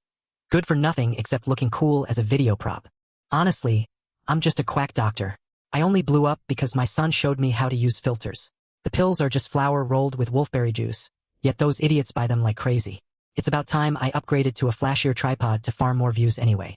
So, he grinned villainously, flashing a decayed tooth.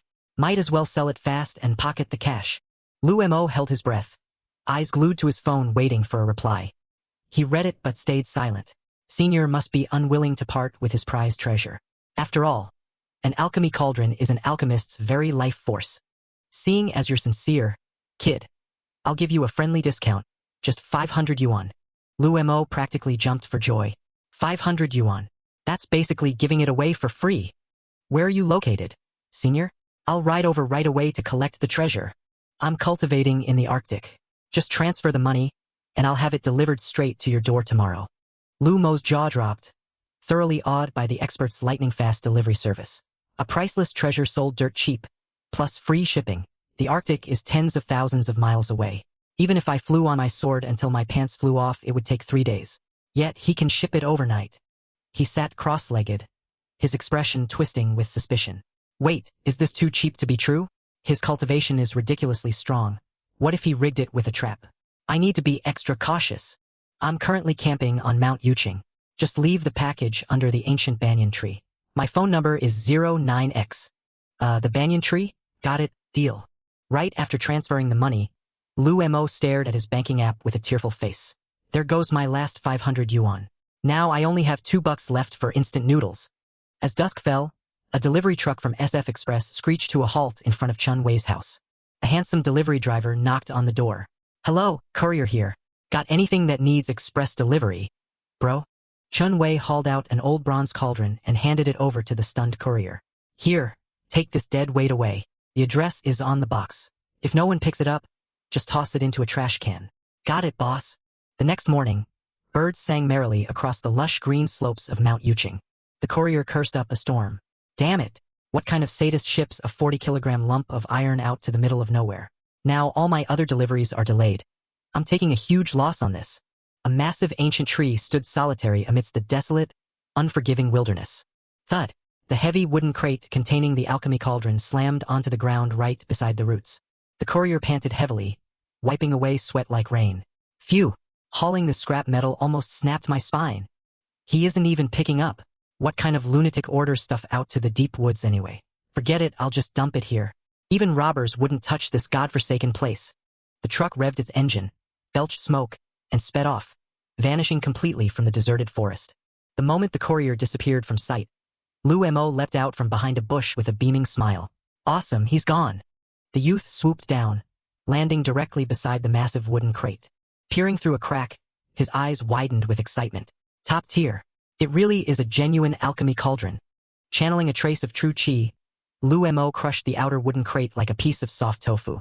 He effortlessly lifted the 40-kilogram bronze cauldron with one hand, nodding in approval. Impressive quality. Heavy, solid, and forged like a tank. Carrying the entire cauldron on his back, The young man dashed up the mountain like a superpowered ninja. Meanwhile, the courier glanced in his rearview mirror as he drove, only to be scared out of his wits by a surreal sight.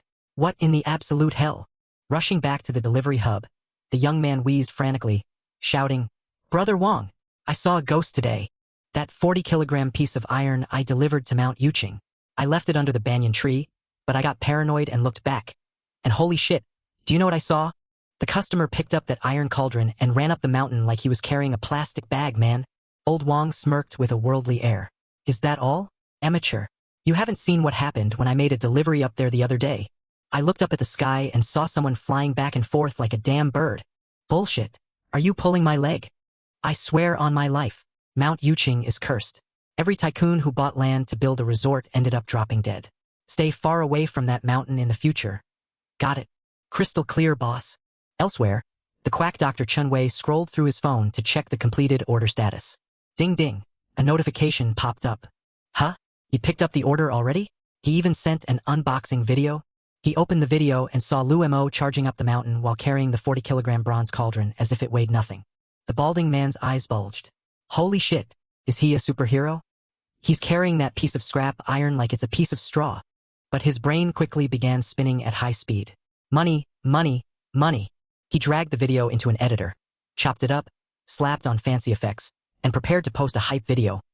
Rejuvenation pills grant Herculean strength. Sprint up mountains with 40 kilograms effortlessly. He cackled smugly.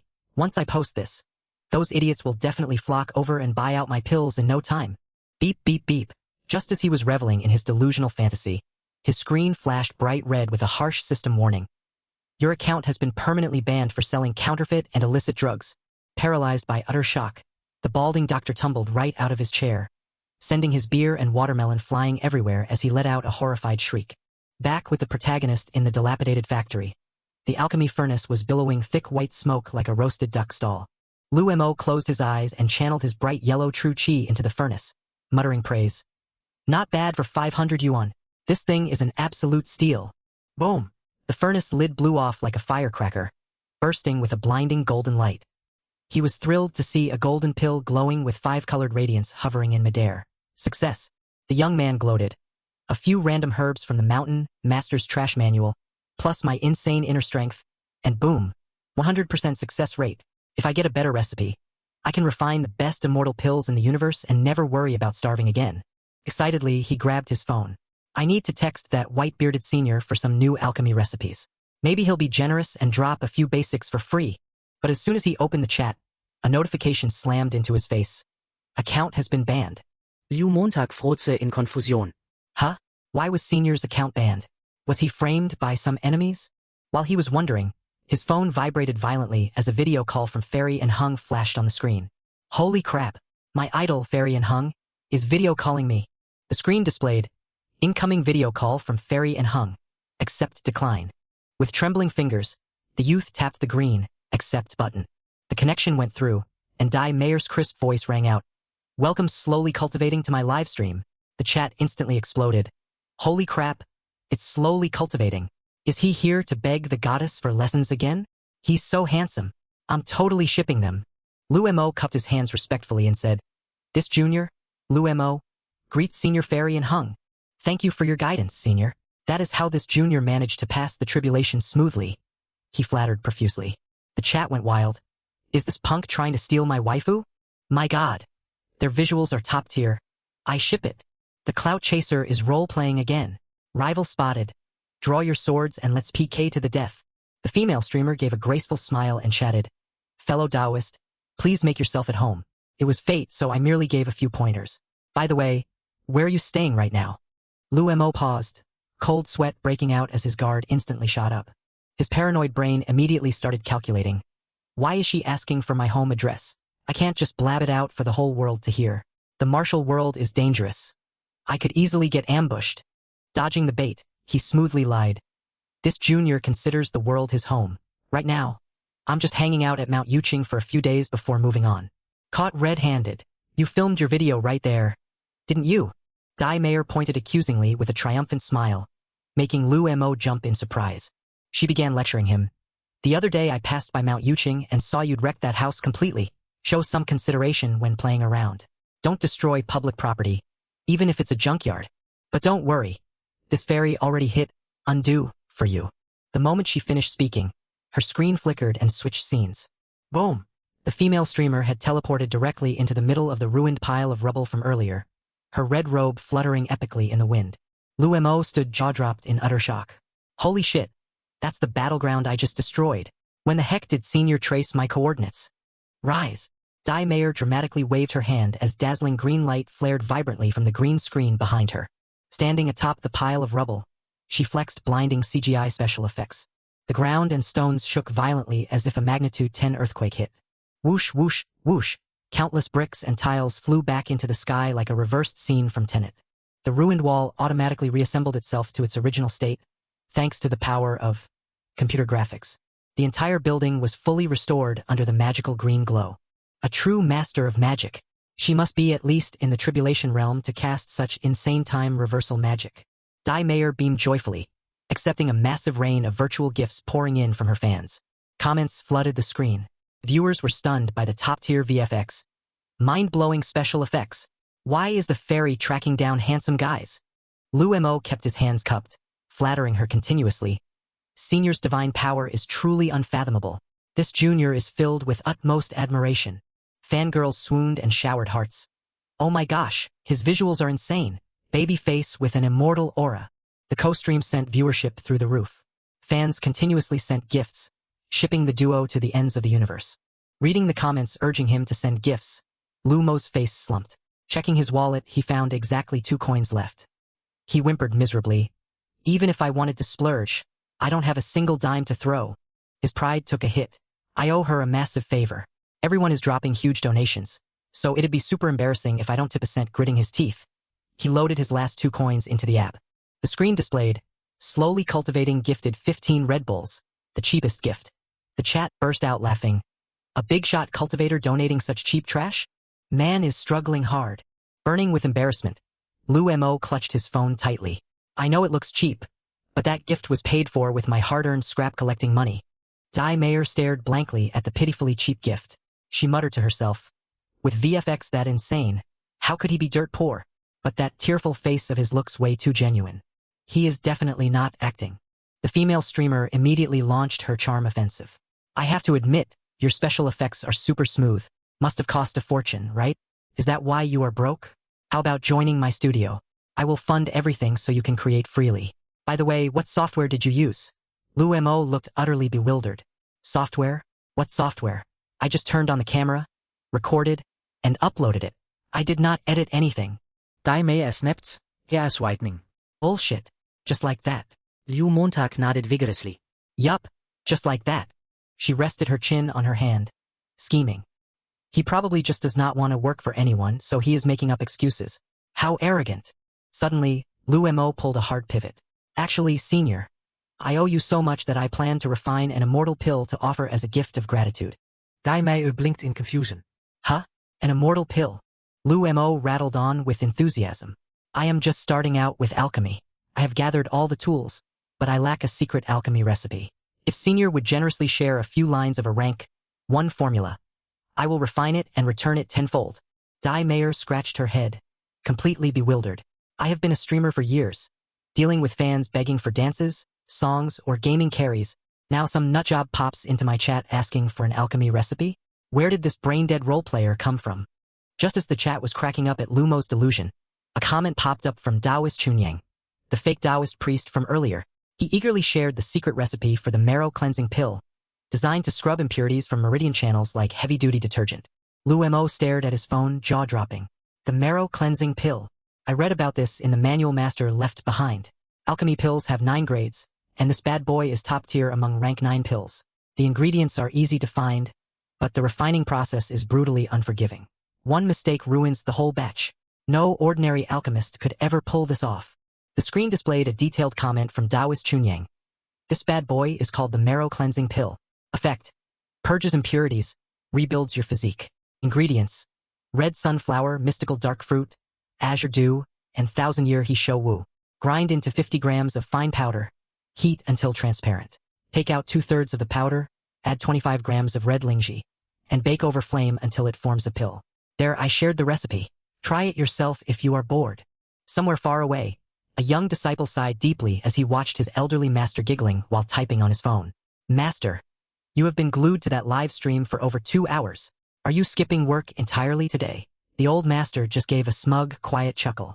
The disciple leaned in and threatened, if you do not turn off the stream right now, I am telling the Grand Commander that you leaked our sect's secret recipe on Fairy and Hung's channel. Do you have any idea how illegal that is? The old man glared, snapping furiously. You dare! Your master is spreading knowledge to the younger generation. How could a brat like you understand the noble passion of teaching? The disciple sneered, hitting him with a reality check. If you were just teaching, wouldn't they be thanking you? Why on earth did you spend your own cash sending rocket gifts to Fairy and Hung then? The old master froze, cold sweat pouring down his forehead. The disciple continued to worry aloud. Seriously though, boss, is it really fine to leak this recipe online? The old master waved his hand dismissively. What could possibly go wrong? Stroking his beard with his eyes closed, the old man boasted arrogantly. The marrow cleansing pill is hardcore difficulty. Even master alchemists wouldn't dare claim 100% success. If any punk watching the stream actually manages to refine it, I will gladly kneel down and call him daddy. Suddenly remembering his main task, the master asked, oh, right, how is the investigation on Mount Yuqing going? The disciple reported solemnly. We hit a dead end, boss. The higher-ups ruled it out as a natural phenomenon. But I sensed abnormal spiritual energy around the area. I bet 100% a high expert was undergoing tribulation. Whack! The old master threw a sledgehammer-like punch straight into the disciple's face, roaring, I told you cultivation does not exist in this world. We are men of science. Believe in science, son. Get out of here and copy 3 general physics textbooks as punishment. Clutching his swollen head, the disciple whined tearfully. Yes, boss is always right. Boss is the best. Back inside the dilapidated woodshed on Mount Yuqing, mystical wisps of green aura began floating through the air. Inside, Lu Mo sat cross-legged with closed eyes, forming hand seals as he prepared to show off his master chef skills beside a 40-kilogram bronze cauldron. He tossed a pile of rare herbs into the cauldron, causing a glowing yellow leaf to hover and illuminate the corner of the room. The protagonist's eyes turned sharp as a razor. With a flick of his finger, a bright golden flame of true qi ignited like a gas lighter. The golden fire licked around the herb leaf, cooking it until smoke rose to burn away all impurities. Lu Mo's hands danced continuously as his true qi swirled into an overbearing sphere of energy. The herbal liquid began to melt down, condensing into a few magical, flickering drops of blue-purple essence. The bronze cauldron vibrated violently, radiating a dazzling golden light. Lu Mo calculated internally, mystical dark fruit, done. Azure dew, done. 1,000-year he show wu, done too. Sweating bullets, Lu Mo crossed his hands, going into full combat mode. I have added over a dozen ingredients to the pot. Now for the hardest final step. Tensing his body and gritting his teeth, his eyes shining bright like headlights, he shouted, form the pill! 5-colored true qi surged violently, forcing the concentrated essences together into a bright sphere that illuminated the entire room. Boom! The old furnace exploded with a thunderous bang, making the young man jump in fright.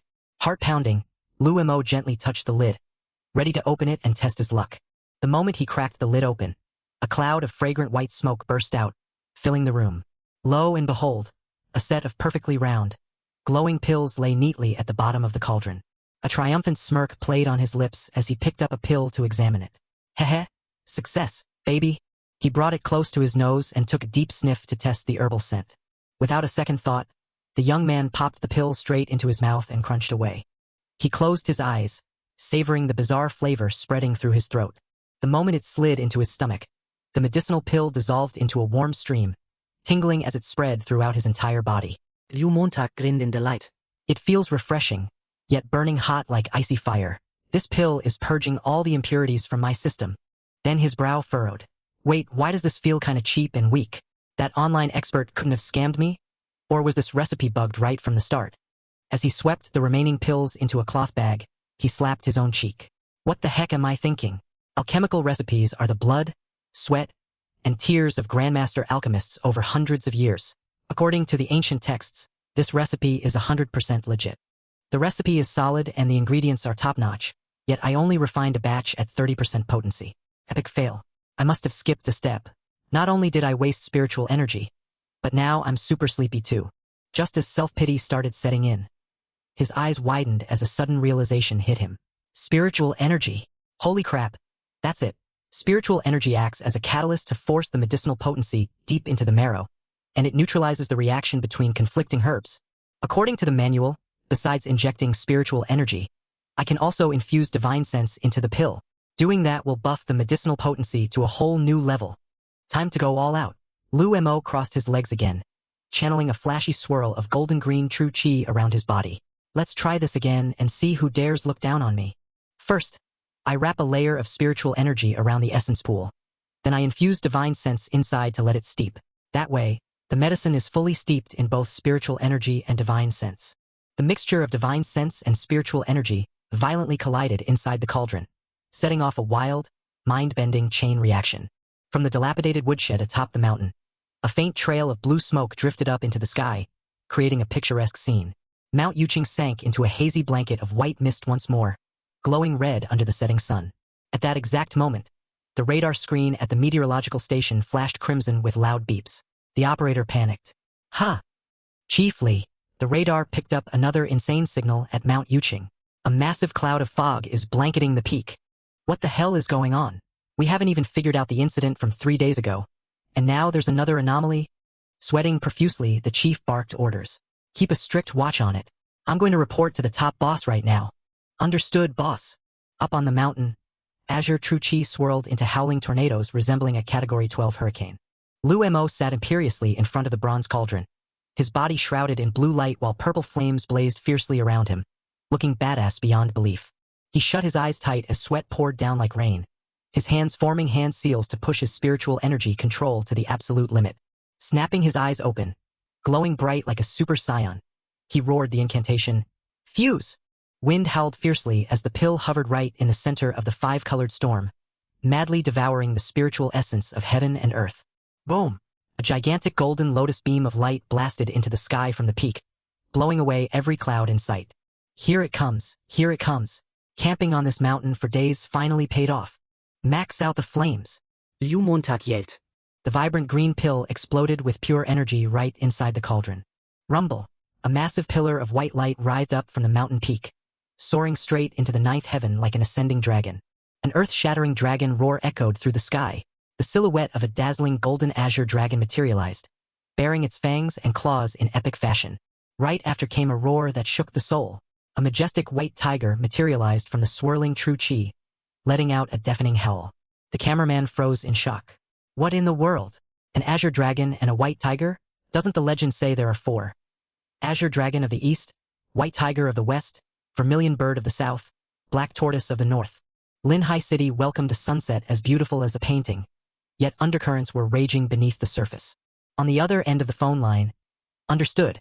Supernatural Phenomenon Investigation Bureau speaking. Directoli, Munito Cluzelli. Report to me the moment you see any movement. He turned and ordered his sunglasses-clad subordinate. Prep the helicopter. We're making a trip to Mount Yuqing. The subordinate bowed nervously. Understood, boss. Back to Lu Mo, the young man exhaled a stream of blue smoke from his mouth. Billowing clouds of hazy blue smoke poured from the ancient bronze cauldron, completely veiling the meditating protagonist. Lu Mo's face hardened with fierce determination. Sweating bullets, he flexed every muscle in his body and roared, Condense! Boom! A dazzling burst of multicolored light erupted from the bronze cauldron, illuminating the entire abandoned house. He let out a long breath and grinned triumphantly. Heh! Mission accomplished. The cauldron lid burst open, spewing out a radiant surge of golden spiritual energy. 10 round, reddish-pink medicinal pills hovered gracefully amidst the surreal mist. Lu Mo picked up one pill and popped it into his mouth to guinea pig it. Now, let's see how this feels. Boom! A violent wave of energy surged outward. Did an entire ocean of spiritual chi just get crammed into this tiny pill? His eyes flared with a piercing mix of gold and green. It feels freezing cold yet burns with warmth right down my veins. Absolute perfection. 10 times stronger than that trash pill from earlier. Lu Mo caressed the bronze cauldron smugly. I knew this beat-up pot was a top-tier treasure. To think it could refine something this incredible, I totally underestimated it. Pouring the elixir pills into a cloth bag, he muttered critically, Still, it is not flawless yet. My refining skills must still be lacking. Scratching his chin, he eyed the furnace thoughtfully. Wait, what if I infuse more stamina and spiritual intent into the batch? Swallowing a pill to completely refill his spiritual chi reserves, he flexed his arms. Doesn't hurt to try one more time. Lu Mo spread his arms, his Taoist robes fluttering wildly as he shouted, "Ignite the furnace!" Meanwhile, on the live stream screen, the goddess Daimare was smiling brightly, waving and flirting endlessly with her viewers. At a deserted Taoist temple, an old priest tapped his phone with a sly smirk. "How much incense money do we have left this month? Should I dump it all on sending her super rockets?" Sweating profusely, his young disciple charged in screaming, "Master, a massive military helicopter is flying straight toward our mountain." The old priest's eyes rolled back as his daydream shattered. Slipping on his sandals, the old priest looked up at the sky in confusion. A helicopter? What now? Has he got nothing better to do? His disciple, Fu Gue, chimed in mockingly. "You mean Director Wu from the Supernatural Investigation Bureau, right? Whenever that old guy shows up, some bizarre supernatural mess is about to go down." "Humph. A true cultivator steps up when crisis strikes," the old man bragged. The disciple instantly called him out. "Like hell you do. Back in the day, you only did street palm reading to feel up pretty girls." The disciple splashed more cold water on him. "Ever since you got obsessed with streamer peony, you dumped every single penny of Director Wu's funding into donations. Our sect was already dirt poor, and now we are practically ruined." Smack! The old priest delivered a heavy punch to the boy's head, raising a giant knot. "I raised you for 17 years, feeding you my hard-earned food, and now you dare lecture me?" Holding his swollen head, the boy sobbed loudly. "You blew all my wedding savings on live streams. I have never even held a girl's hand. How am I supposed to get married? You were the one who said touching a girl's hand means you have to marry her." "Oh, wait. Director Wu is here, master." The rotor blades chopped through the air with a loud thudding sound as the military helicopter descended into the rundown temple courtyard. Director Wu stepped out, radiating an imposing and majestic aura. The old priest cupped his hands with a polite, professional smile. "Director Wu, long time no see. How have you been, Taoist?" Director Wu cut straight to the chase. "Taoist, another unexplainable supernatural incident has broken out on Mount Yuqing. I need you to come check it out." As the old priest stroked his beard, trying to think of an excuse to slip away, Fu Gue eagerly bounded forward. "Ah, Mount Yuqing. I know about this one." The boy pointed a finger and asked the director, "Is it that super expert who underwent tribulation the other day causing chaos again?" Whack! Another massive bump sprouted on the boy's head. Brandishing his horsehair whisk, the old priest threatened him. "Fu Gue, do you have a brain? How many times have I told you? We must believe in science in this world." The disciple wiped his tears. "Yes, master." The helicopter took off with a roar. "Get in, Taoist, and I will fill you in on the details. Let's go." Up in the sky, the vermilion bird spread its blazing red wings, bellowing a deafening screech. A giant blue-black tortoise emerged from the dark storm clouds, letting out a thunderous roar. The camera shook violently like a slipped disc as the cameraman struggled to capture the grand spectacle. The cameraman screamed into his mic until he was hoarse. "Do you guys see this? All 4 divine beasts have gathered. Broadcasting live from Mount Yuqing, 100% raw footage with 0 filters. I swear on my life, anyone who calls this special effects can call me a dog." Inside the noisy helicopter cabin, Director Wu shoved his phone screen right up to the old priest's face. "Take a look, master. This guy is live streaming the bizarre events over at Mount Yuqing. Could it be fancy CGI, boss?" "CGI my ass. Tons of videos taken from every angle are popping up everywhere. No editor could make them look identical. The radar station just reported magnetic fluctuations identical to the event 3 days ago." Suddenly, a rich aroma wafted straight into their nostrils. The old priest sniffed the air. "Huh? Why does it smell so good? Where is this herbal scent coming from?" Clack! The old priest slid the helicopter door wide open, ignoring the howling wind. He poked his head outside, his eyes widening as thunder roared amidst the dark clouds. "Holy crap! No way!" Far off at the peak of Mount Yuqing, a blinding orb of light exploded outward. The harsh wind whipped his hair and beard as the old priest stared in shock at the insane waves of spiritual power. "Sweet Mother of God!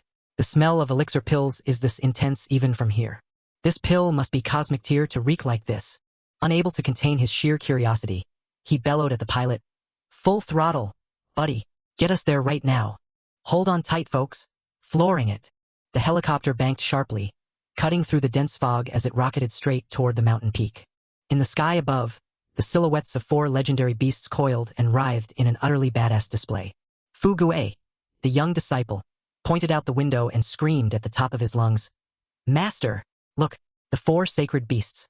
Open your eyes and look at your science now. But when he turned around, holy crap, the master's chair was completely empty. Master, did he just jump out the window? As it turned out, the old Taoist had smashed through the door and bolted outside, soaring through the wind on his flying sword while his mind raced wildly. The scent of pill refining is overwhelming. For divine beasts to gather like this, a supreme master must be concocting an immortal elixir. Damn it, I've refined pills for decades without even attracting a fly. I'm so damn jealous. Meanwhile, in the live stream room, Fairy and Hung clasped her hands together playfully. Bye-bye everyone. That's all for today's stream. See you all tomorrow. The chat section instantly exploded with a storm of messages regarding Mount Yuching. Comments flooded in. See you, Fairy. Good night. Holy crap, guys, head over to Mount Yuching to watch the drama. Fairy is mine. And holy hell, stream the four sacred beasts over at Mount Yuching. I heard shit's going crazy over there. Dai Mayer froze, her eyes glued to the screen. Mount Yuching, the four sacred beasts. Her eyes sparkled with newfound hope as memories of her benefactor flooded back. Mount Yuching again. Could the immortal from back then have returned? The view zoomed in on a damp, mist-shrouded forest where a dilapidated factory workshop was spewing thick plumes of smoke. In the corner, Lu Mo pushed his cultivation to its absolute peak, golden light bursting forth brilliantly. Fuse! Lu Mo yelled at the top of his lungs. Condense! As his golden true chi blazed up furiously. The golden light swirled into a fierce vortex, compressing itself into a glowing spirit pill right at the center of the storm. The pill flashed and detonated with energy, sweeping away all the surrounding dirt and rubble like a tsunami shockwave. The badass guardian divine beasts flew out from the explosion, letting out deafening roars. The shockwave rattled the entire mountain peak, stripping trees bare and sending leaves flying everywhere. Lu Mo collapsed star-shaped on the floor, panting heavily. Refining just one freaking pill drained 99% of my spiritual energy reserve.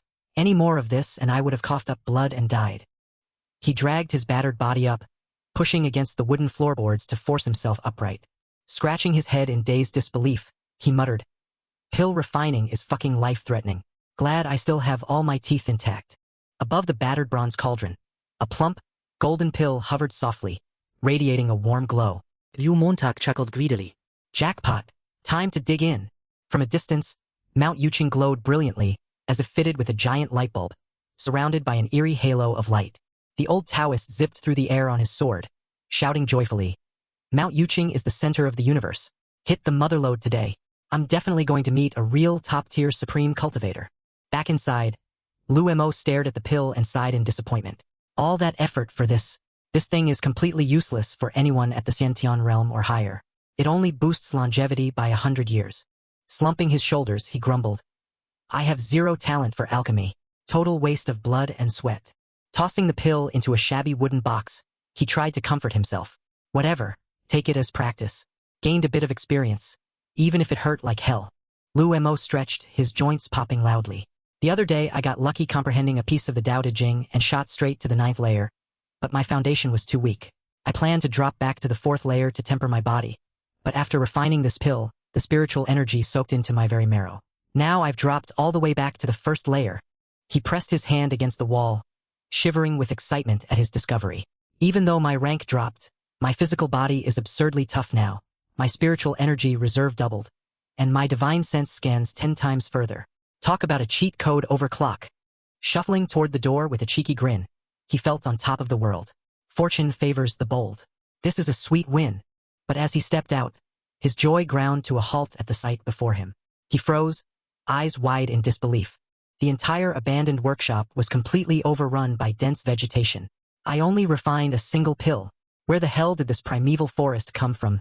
Crushing the whole building. Closing his eyes, he activated his divine sense radar to scan what the hell was growing around him. Lu Mo's jaw dropped in sheer panic and confusion as his scan picked up strange energy signatures. Looking up at the sky, he saw 4 massive divine beasts twisting through the clouds. Holy shit!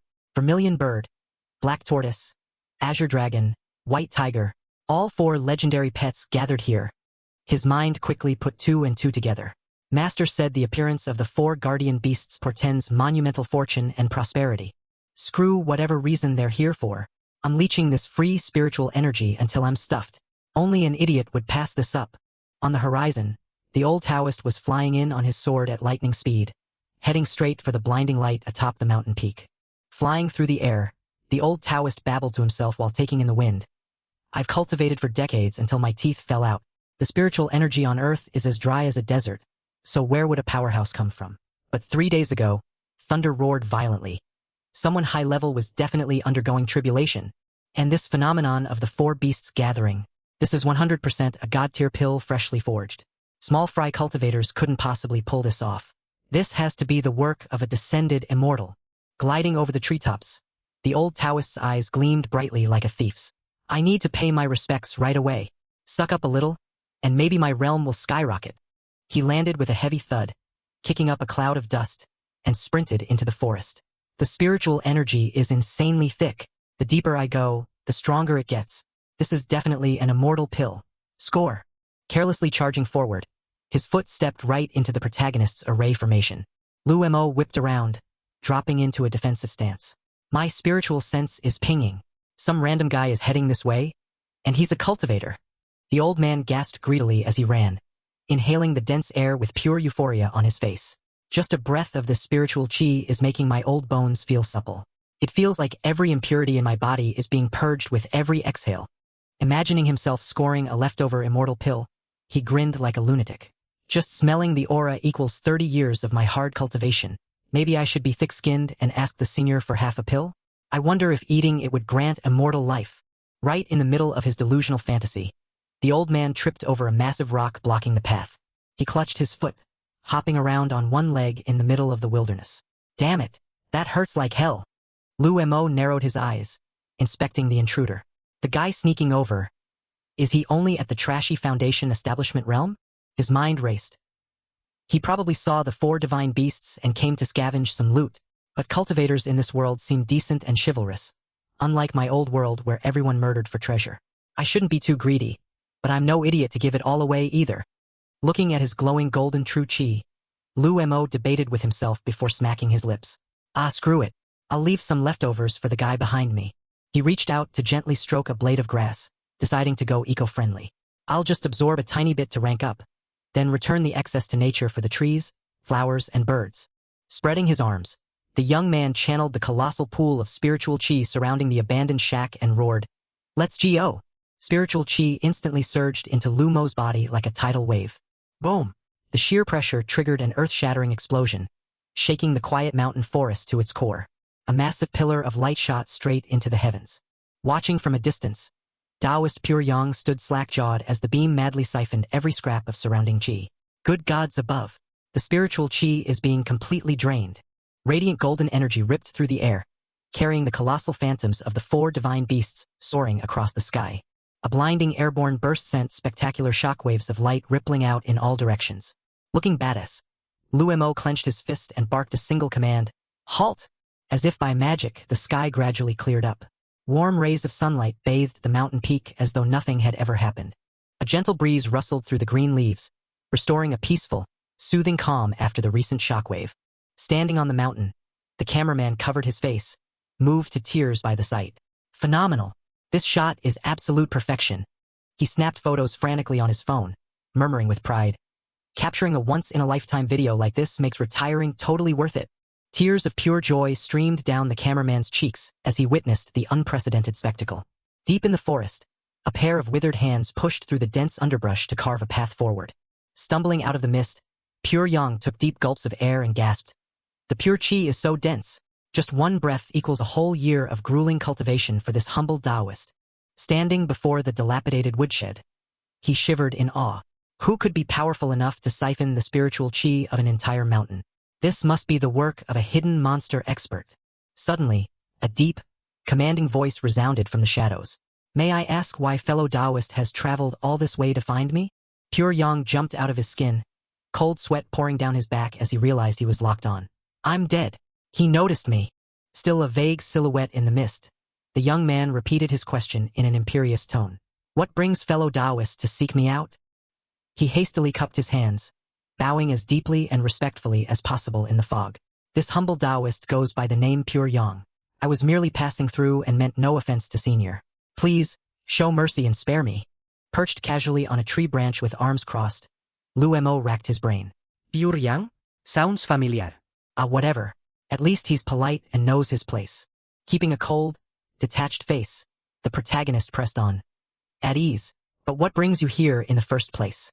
Daoist Qin let out a long sigh of relief, rejoicing internally. Thank goodness Senior isn't angry. Cupping his hands respectfully, he dared to ask, if Junior may be so bold, which sect does Senior belong to? Or whose legacy do you carry? A drop of cold sweat trickled down Lumo's face as he panicked internally. Sect. If he finds out I'm just a stray with zero backing, he might decide to jump me.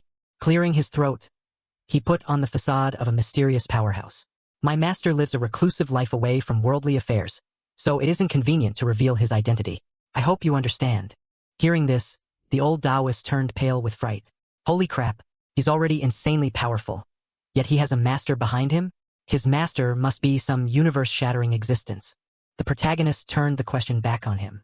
And what about you? What sect are you from? Daoist Qin lowered his head and explained. The major sects are all pick and choose.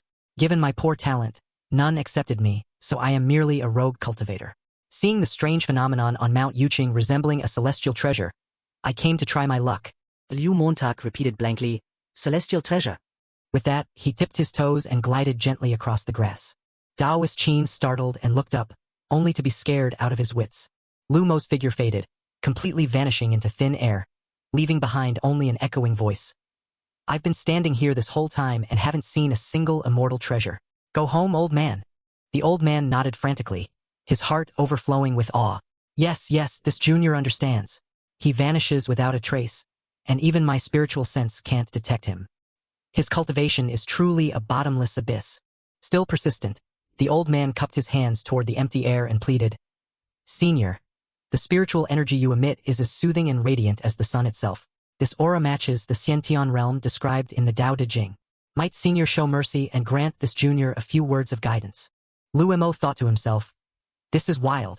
How does a bottom-tier foundation establishment guy recognize I'm using the Tao Te Ching? Then again, it makes sense. The uncensored full text is all over the internet. A faint smile appeared on his phantom face. It's a basic technique that anyone can learn. There are no secrets to it. You only need to quiet your mind and feel the heavens and earth to comprehend it yourself. Then could Senior. Chup chup chup chup. The distant thrum of helicopter blades echoed out, making Lumo frown. Mundanes arriving? Now isn't a good time for guests. Let me block them. Daoist Qin turned around and spotted the helicopter aggressively charging toward them, panicking immediately. Oh crap, that's Director Wu Yuan's helicopter. Boom!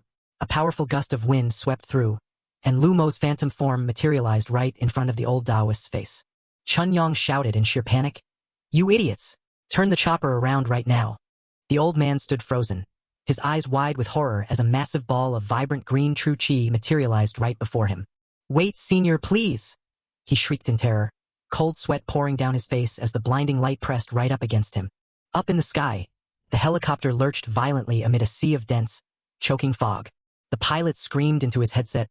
Director, we're completely surrounded by fog. The radar is completely jammed. I can't see a single thing. We're right next to the mountain. If we fly blind, we'll crash into a cliff and all die. Director Wu issued a decisive command. Hold your position. Hover in place. The pilot replied. Understood, sir. Behind them, young Fu Gui held his head, squeezed his eyes shut, and prayed desperately. This fog is made entirely of pure spiritual energy. It's so dense it's practically liquefying. Not even a master of cultivation could pull off a stunt like this. There really is a genuine immortal living on Mount Yuqing. The old man fell to his knees, begging desperately. Senior, please quell your anger and spare them. The people on that helicopter are my disciples and acquaintances. They are ignorant fools who don't know the rules. Please, take my head instead. But spare them. The protagonist's voice echoed back coldly. Your people? A foundation establishment old man like you actually has the nerve to take on disciples. Lumo interrogated him further to check if the group had any hidden motives. The old Taoist kowtowed heavily with a loud thud, swearing they were completely harmless, promising to pack up his group and leave immediately, and swearing to take the secret of meeting Senior to his grave. I don't care to waste my energy killing people. Just keep your mouth shut about me being here. Got it? Work hard on your cultivation and stop poking your nose into other people's business. This Junior will engrave your words upon his heart. Daoist Qin replied tremblingly, letting out a massive sigh of relief as if he had just escaped death row. Lumo flicked 2 fingers to cast a spell. Barking a low command, Halt! Swoosh, swoosh. Array flags made of blazing golden light shot through the air like lethal throwing daggers.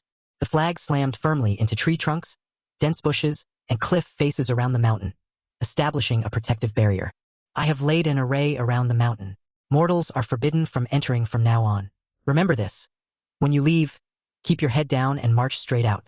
Do not look back, or you'll be trapped and die in the array. Taoist Qin bowed deeply. Understood, senior. Thank you for your mercy. Lu Mo gave a light wave of his sleeve and shouted, Disperse! The fog enveloping the helicopter vanished in an instant. Inside the chopper, the pilot cheered joyfully.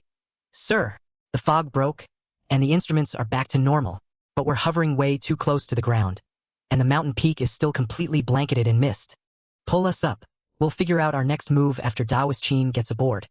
The director ordered. The pilot replied, Roger. The helicopter roared, surging upward into the sky to escape the danger zone. On the ground, the old Taoist closed his eyes and let out a long breath, wiping the cold sweat off his forehead after the heart-wrenching confrontation. Taoist Qin respectfully cupped his hands toward the blue shadow and humbly asked permission to pose one more question. Lu Mo gave a slight nod. The old man expressed his profound admiration before making a humble request. This junior has hit a wall in his cultivation. I beg senior to show mercy and offer a few words of guidance. This is my only chance to achieve a breakthrough. His eyes flared with extreme joy when he heard the senior agree. Lu Mo maintained his calm, master-like demeanor. It's only natural for fellow Taoists to assist one another. If you have questions, come find me at the foot of the mountain. However, remember to keep quiet so I can cultivate in peace. The old Taoist beamed with a brilliant smile, bowing his head repeatedly to give thanks for successfully securing the opportunity. The wind rustled through the forest leaves once more, while gentle specks of golden light hovered softly in the air. Taoist Qin stepped forward with firm, steady strides amidst the radiant golden glow of the forest. He pulled a sound transmission talisman from his robes. Whoosh! The talisman burst into bright flames right in the palm of his hand. Standing amid the lingering mist, he gleefully transmitted his voice to his senior brother. Senior brother, I've just encountered a true immortal. The helicopter continued to hover, drifting toward the steep mountain slope. A hand gripped the edge of the wide-open cabin door tightly.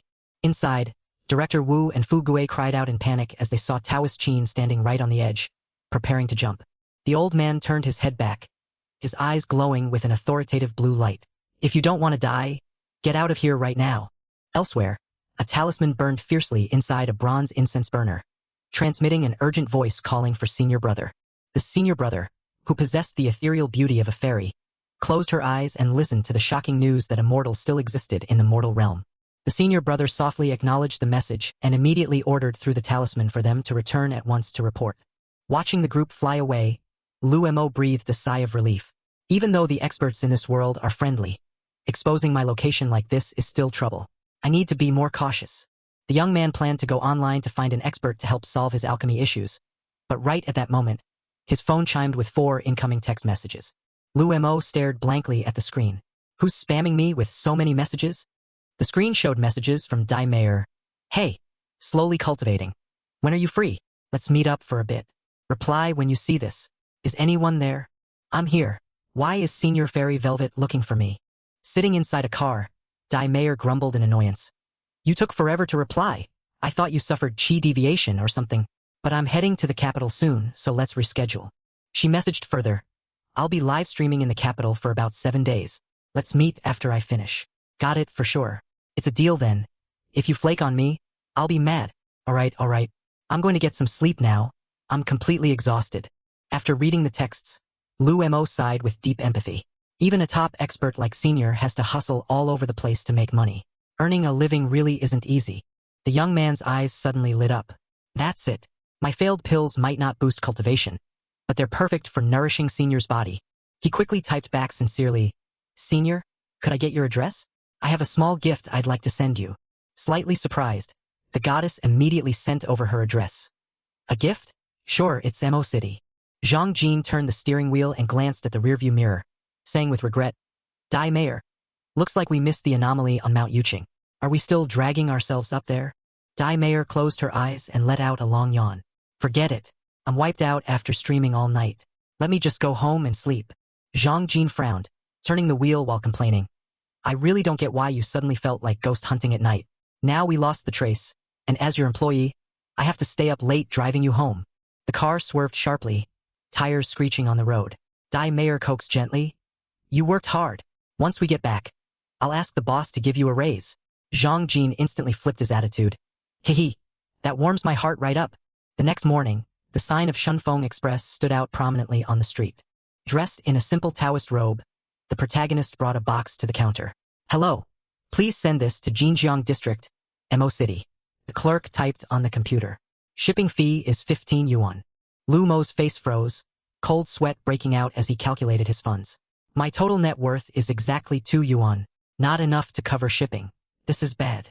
Standing frozen for a moment, the young man boldly made a decisive call. Could you make it cash on delivery for the recipient? Thank you. Right as he stepped out of the store, his phone vibrated repeatedly. Huh? My phone's buzzing again. A giant system notification popped up on the screen. Congratulations! Your channel is now eligible for partnership. Complete verification to open your online item shop today. His eyes sparkled with hope. Awesome. Now I can open an online shop to sell items just like Senior Fairy Velvet. Scratching his head in the middle of the street, the clueless young man pondered endlessly. Great. I just finished a batch of pills, so I can sell them online. But what's a reasonable price? Lu Mo silently recalled the free pill recipe he received, carefully tallying up each herb from sunfire flowers to FOT root to calculate the cost. This cauldron only cost 500 yuan, cheap as dirt. Basically a gift from that white-eyebrowed senior. The herbs were picked for free on the mountain, and one batch yields 10 pills. Production cost is practically zero. After doing the math, the young man grinned from ear to ear and settled on a price. Dirt cheap. Selling at 100 yuan per pill is super reasonable. The online store Slowly Cultivating went live. The promotional ad featured a clickbait headline. Authentic marrow cleansing pills. Clear impurities and unlock your potential. Only 100 yuan per pill. Scene change. A wealthy young man tapped his phone while browsing online, spotting the advertisement and muttering with skepticism. Immortality medicine for 100 yuan? He burst out laughing sarcastically. Even with my eyes closed, I can tell this is just a scam by some fast-talking fraudsters. Leaning back in his armchair while coolly spinning a prayer bead bracelet in his hand, he turned to his pet dog and said, Anyone selling self-proclaimed immortal pills is a scammer, right, Sanqing? The husky, Sanqing, stuck out his long tongue and wagged his tail in agreement, looking completely dopey and innocent. Just as he was scoffing, the words cultivation destiny caught his eye, causing his mindset to waver slightly. Long-dormant desires to cultivate suddenly surged back to life. The word opportunity loomed larger and larger in his mind. Clicking his tongue, he made up his mind. 100 yuan is just pocket change. I'll buy it once to test the waters. Can't risk missing out on a golden chance. He slammed the buy button. Payment complete. The young man stretched, grabbed the leash, and took his dog Sanqing out for a walk to unwind. Back at the media company as dusk fell, everyone rushed around preparing for the upcoming live stream. Zhang Jin pushed the door open and shouted, Dai Mayer, are you ready? Hurry up and get to the studio. We're going live soon. Walking up to the vanity desk, she handed over a package. The front desk just sent up a parcel for you. Dai Mayer stared at the box in confusion. I didn't buy anything. Why is it cash on delivery? And the sender's address says, under the big banyan tree? Who has nothing better to do than prank me? Zhang Jin giggled playfully. It's probably a fan gift. Open it up. I've never seen a fan send a present and make their idol pay the shipping fee before. Driven by curiosity, the two girls gathered around, sliced through the tape, and peered inside the mysterious box. Instantly, both of their faces froze in shock. As the lid opened, a golden elixir pill radiated a brilliant, warm glow, illuminating the entire room. A rich herbal fragrance wafted across the room. Both girls closed their eyes to savor it. It smells so good. Dai Mayer stretched lazily, feeling as if she had just woken from the most peaceful sleep. I feel so refreshed, like I just had the best nap of my life. She drifted further into a fantasy of devouring a savory feast of roast chicken. So delicious and satisfying.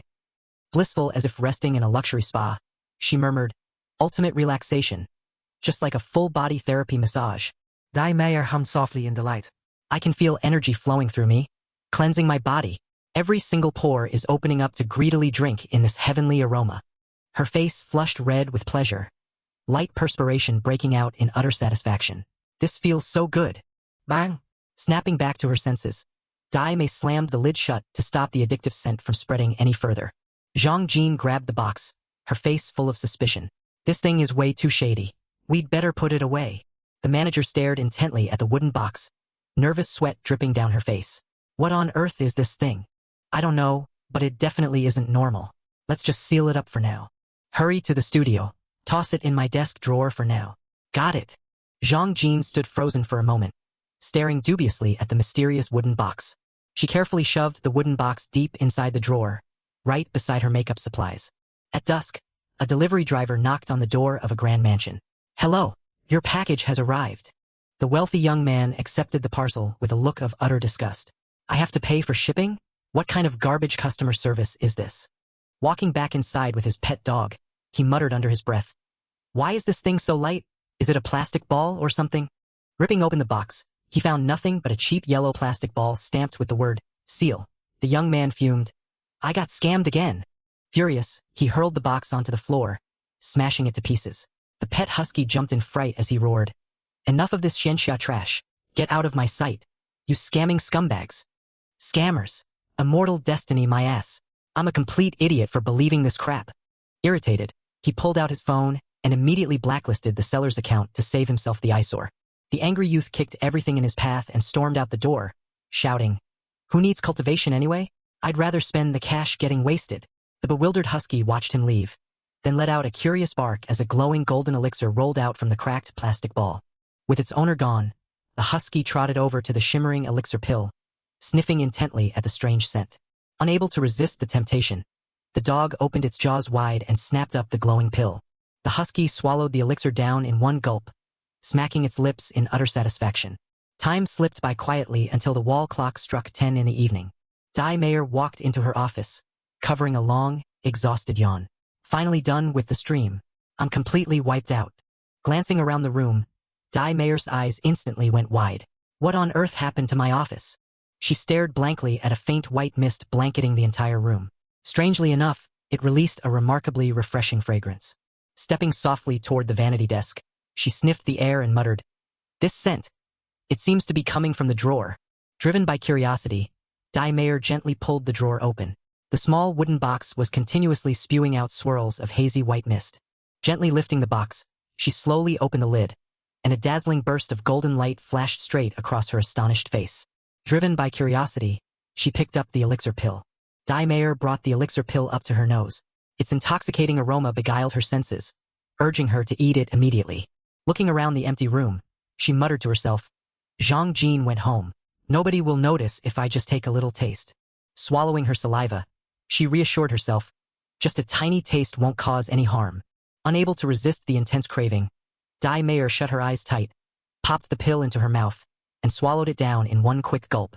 She stood frozen in place for a long moment, nervously waiting to see if her body would have any strange reaction. 5 minutes passed in absolute silence. Flopping down onto the bed, Dai Mayer let out a sigh of relief and muttered, I was scared to death when it melted, but now I don't feel any different. I must have overthought it. She sighed softly and closed her eyes, deciding to put everything aside and go to sleep since she had to wake up early tomorrow. Suddenly, she froze as a violent surge of energy burst forth inside her body. Curling up on the bed, she clutched her chest in agony, crying out, My heart is beating too fast. My chest hurts so much. Drenched in cold sweat, her eyes rolled back in utter terror. Was that thing poisonous? Her surroundings plunged into pitch-black darkness, and she screamed in silent horror, I don't want to die. Out on the deserted midnight streets, a bright red convertible sports car roared loudly as it sped down the road.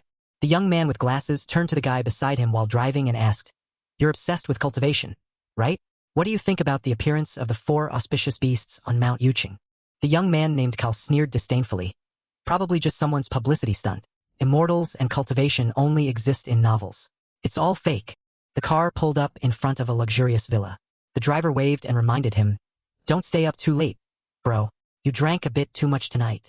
Cal stepped out, waved back, and replied, Thanks for the ride home.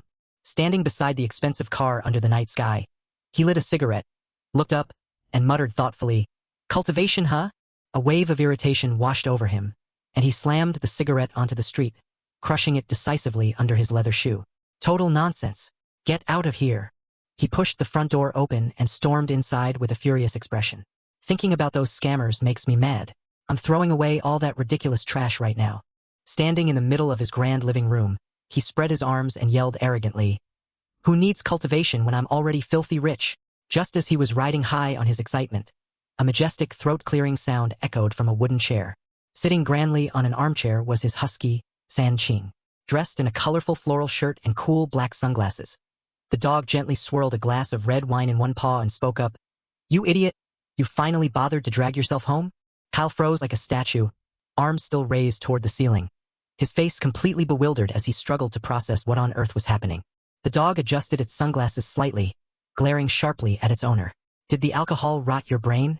Why are you standing there like a dumbass with your arms raised? Kyle panicked frantically, his eyes wide, mouth agape, and cold sweat pouring down his forehead. My dog can speak? I must have definitely drunk way too much.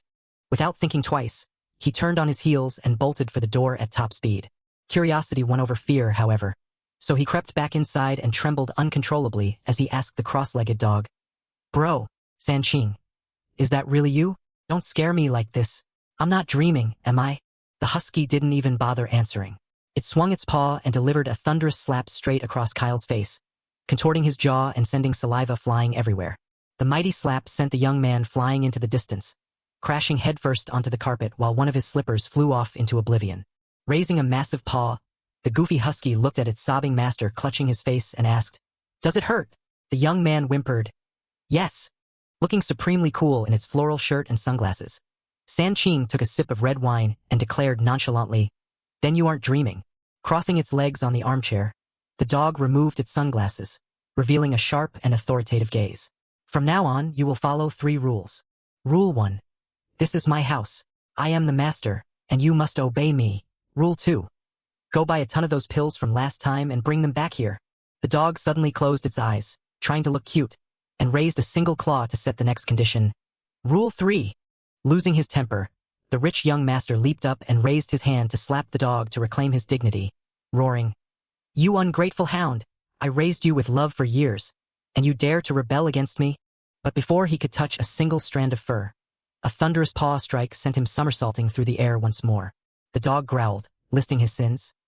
You fed me bland food every day, locked me indoors, leashed my neck during walks, and on top of that, you had me neutered. Love? Don't worry, I will love you the exact same way. Listen closely, you fool. This is my house now, and you will follow my rules. Got it? The next morning at the media company apartment, Zhang Jin's voice echoed, Dai Mayor, I bought you some soy milk. Carrying a breakfast tray as she stepped inside the apartment, Zhang Jin looked around the empty living room in confusion. Still not up yet? She walked over to the bedroom door and knocked gently. Dai Mayor, are you in there? I'm coming in. The door slowly creaked open, and a hand covered in thick, pitch-black sludge reached out, instantly turning the atmosphere eerie. Dai Mayor sat dazed on the bed, her entire body smeared with a foul-smelling black liquid after an entire night of purging impurities. Zhang Jin! Zhang Jin shrieked. Good Lord, what is all over you? It smells horrible. Dai Mayor tremble, I don't know.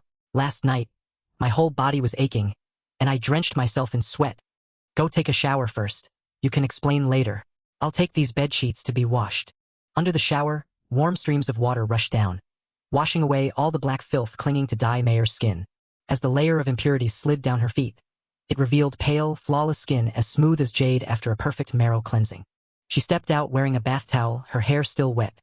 Zhang Jin froze, dropping her water bottle at the sight of her friend's radiant, faultless beauty. Wait, Dai Mayor, you. Zhang Jin gasped in shock as she looked at her friend, who was literally glowing. Dai Mayor stared back at herself in utter confusion. She stepped closer, marveling aloud. Not only is your complexion flush with health, but your skin is so much smoother. Zhang Jin pressed her, demanding to know what miracle drug she had taken last night. Dai Mayor confessed that the only thing she had consumed was that strange pill, unable to resist the overwhelming fragrance it emitted.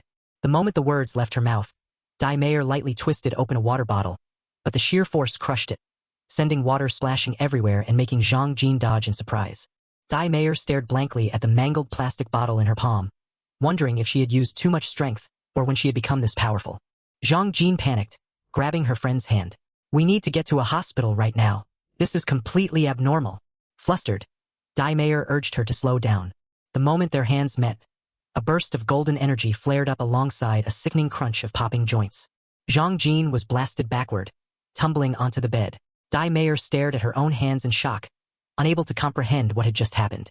Dai Mayer frantically apologized, insisting she had not meant to hurt her. Zhang Jin whimpered back, "We will go to the hospital after the live stream. It is almost time to go live." Zhang Jin forced herself up, full of worry. She emphasized how dangerous this was and decided to inform their agency to postpone the stream. The two immediately took a cab to the city central hospital for a full medical checkup. Dai Mayer proudly claimed she was perfectly fine. Zhang Jin read the test results and exclaimed in shock, "Every single metric improved. Your back pain, stomach issues, and even your myopia are miraculously cured." Dai Mayer stared thoughtfully at the lab report, wondering if an immortal really had sent her an elixir from that address under the banyan tree. Zhang Jin brushed it off. "You are hallucinating again. You are lucky you did not get poisoned." Dai Mayer froze as she recalled the message from Cultivate slowly regarding the gift, especially since he also lived near Mount Yuqing. She could not help but question his true identity. On the deserted slopes of Mount Yuqing, Lu Mo was gathering herbs when his phone chimed with a new notification. The young boy looked blankly at the screen, wondering if another customer wanted to buy pills. The screen showed a message from Fairy and Hung, urgently addressing him as Lord Immortal, and asking to consult him on a pressing matter. Lu Mo broke out in a cold sweat, thoroughly confused. Why did that Supreme Senior Fairy suddenly change her tone and call me Lord Immortal? And why does she need my advice? The follow-up text explained that after consuming the pill last night, she felt her body undergo a complete transformation, and she wanted to confirm if he had refined it himself. Lu Mo's eyes widened in amazement. A transformation?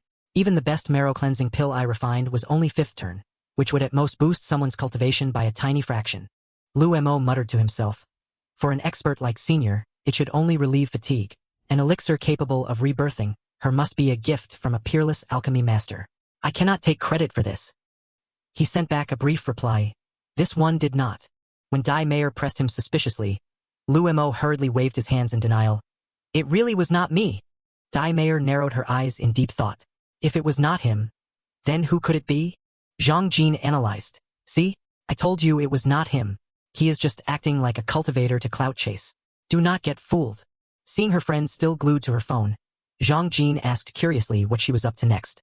Dai Mayer excitedly raised her phone. I am going to buy every cultivation pill sold online. Maybe I will get lucky and find a clue. Zhang Jin sighed at her friend's extravagant spending spree, while Dai Mayer giggled as she laid out her plan. Once I find the sender, I will expose them live on stream. Let us see if they can stay silent then. High up on Mount Yuqing, Lu Mo suddenly shivered and let out a loud sneeze, nearly losing his balance. Rubbing his nose, he muttered, but his sharp ears suddenly twitched as he detected something unusual. His eyes turned sharp and cold as his divine sense swept the surroundings. Someone is approaching. Fuguei, carrying a massive backpack, panted heavily as he asked, Master, why did we come back to this place? The old Taoist priest, Qin Chunyang, stroked his beard with an aura of mystery.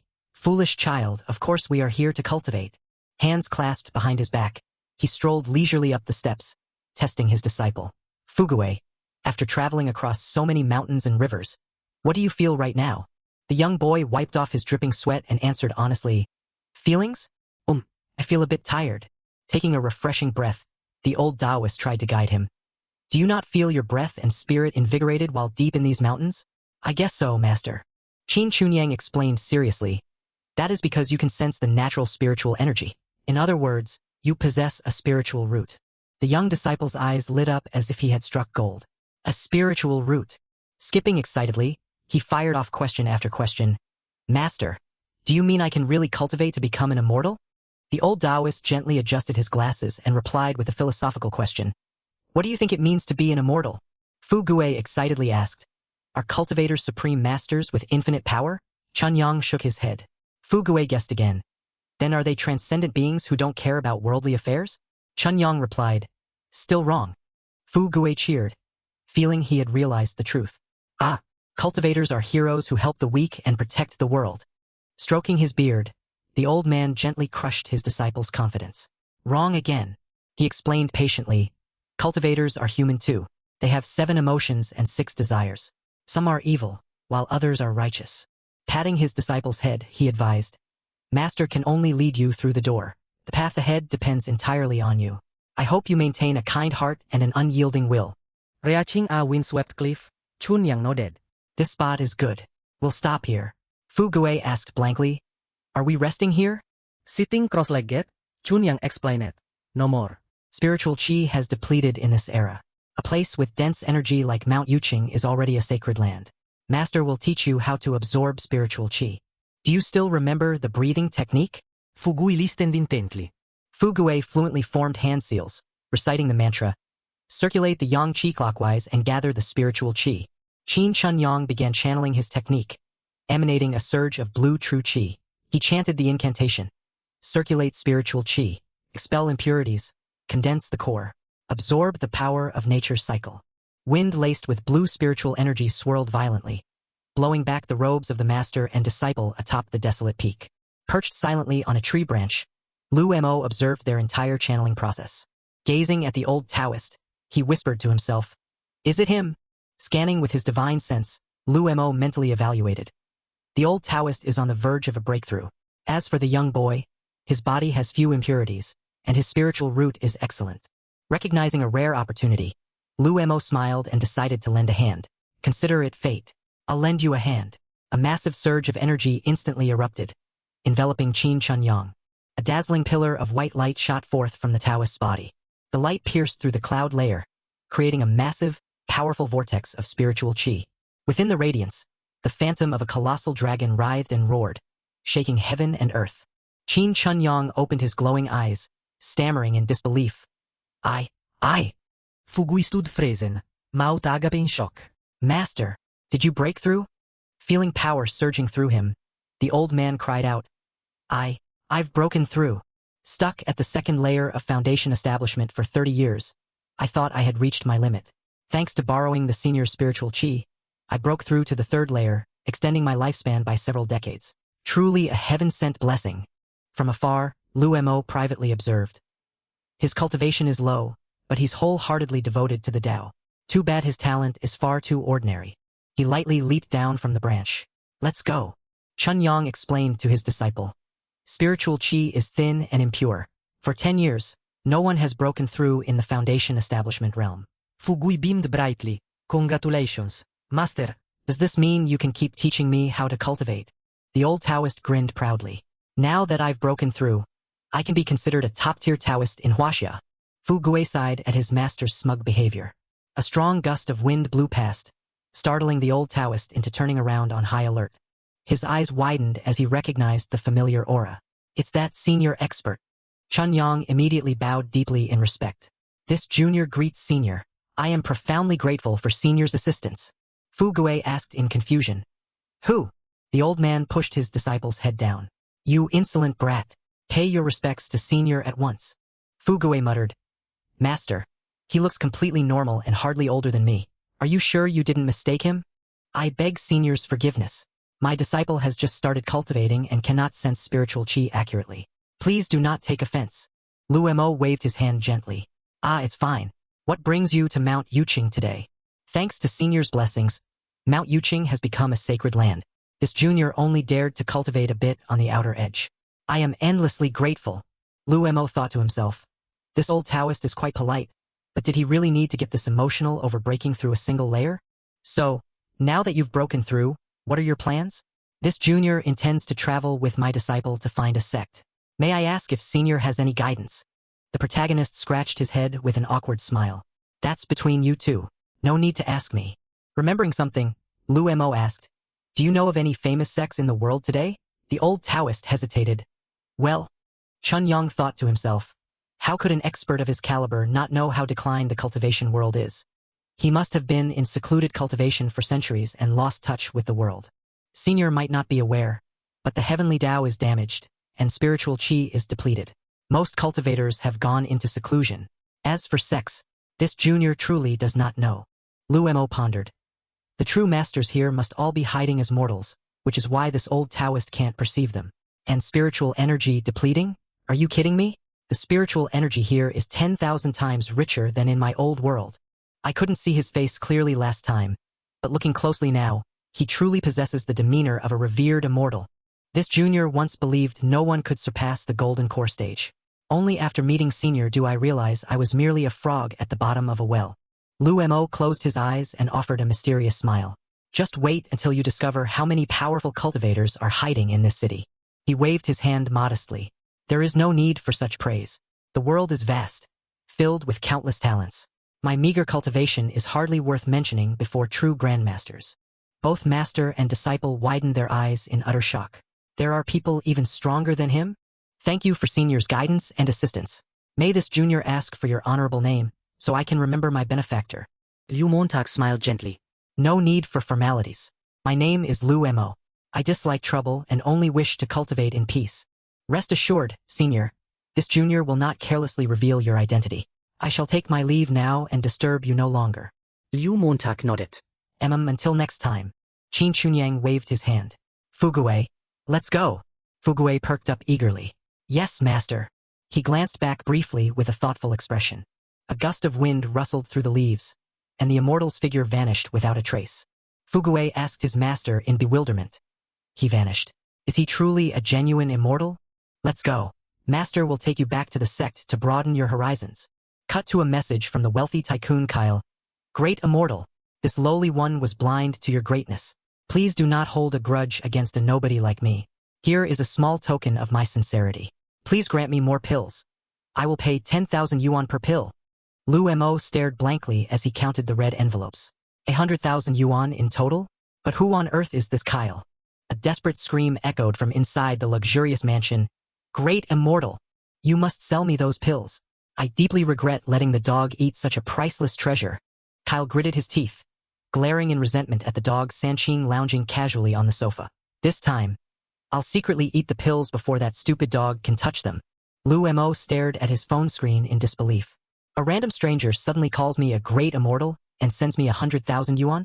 That is way too suspicious. Unless... Liu Mo declared decisively, definitely a scammer. He glared at the screen vigilantly. My pills are available in my online store. If he wants them, he can just buy them there. Why DM me privately with an exorbitantly high price? The elders taught me that anyone online sending free money out of nowhere is a scammer or an extortionist. The young protagonist curled his lips, swiftly blocking the user. You think you can scam me just because I'm new to social media? Keep dreaming. On the other end, Kyle clutched his phone, wide-eyed in shock. Huh? He rejected my money? And he blocked me too? Supreme Immortal. You misunderstood me. Kyle's screen flashed a bright red error message. Transaction declined by recipient. No. I just wanted the Supreme Immortal to refine a few pills for me. You have been added to the blacklist. The young master sobbed hysterically, tears streaming down his face. I have been completely blocked by the great immortal.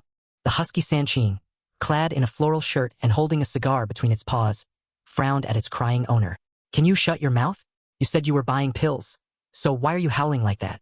Kyle sniffled while hugging his phone. The young master collapsed onto his knees, whimpering to his pet dog. I was going to buy pills, but the great immortal blocked me. It must be because I blocked him earlier. So now he holds a grudge. Sanqing took a puff of its cigar, narrowing its eyes thoughtfully like a seasoned veteran of life. The dog grinned wickedly, teasing him. Yep, he's definitely furious. Don't worry. I'll handle your funeral arrangements properly. Kyle froze for 5 seconds, his face turning gray like a crumbling statue. Am I completely dead meat? Sanqing sighed, pacing with its paws behind its back. You idiot. The great immortal doesn't give a damn about slaying a nobody like you. He's just ignoring you. Kyle's eyes lit up. Really? I'm not getting slaughtered. The dog crossed its legs on the sofa and analyzed logically. Think about it. If the seller is a great immortal and wanted you dead, he would have chopped you into pieces long ago. Why wait for you to send money just to block you? The young master nodded blankly. Bro dog makes a good point.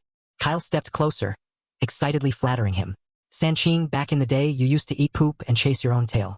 Now you're slick, cool, and smarter than half the educated guys out there. It really is all thanks to that divine pill. Sanqing shot him a cold side-eye. Cut the flattery. Where are my pills? The young master scratched his head in embarrassment. I planned to buy out his entire stock, but the great immortal blocked me. Sanqing bared its teeth threateningly. Then go to his store and buy out the rest of the pills, you fool. You think you can buy immortal destiny with money? If the supreme immortal pities you, you wouldn't spend a single cent. But if he dislikes you, mountains of cash mean nothing. A light bulb went off over the young master's head. Ah, bro dog, you're so right. On Lumo's phone, a new notification suddenly popped up. Your store has received a new order. Liu Mo stared at his screen in shock. Huh? All 29 spirit pills sold out already? And bought by that same Emperor Kyle guy from earlier, no less. Pondering in the forest, he muttered to himself. Whatever. He bought them through the store, so I'll just pack and ship them normally. I run an honest business. He won't be able to fault me later. Lou Mo stashed his phone and sprinted across the lush green grass. All right. Time to deliver the goods. The media center skyscraper glowed brightly beneath the starry night sky. Di Mayer flashed a radiant smile at the camera as she went live. Hello, everyone. Today's topic is... Spreading her arms wide under the dazzling studio lights, she announced confidently, exposing fake immortal pill scams.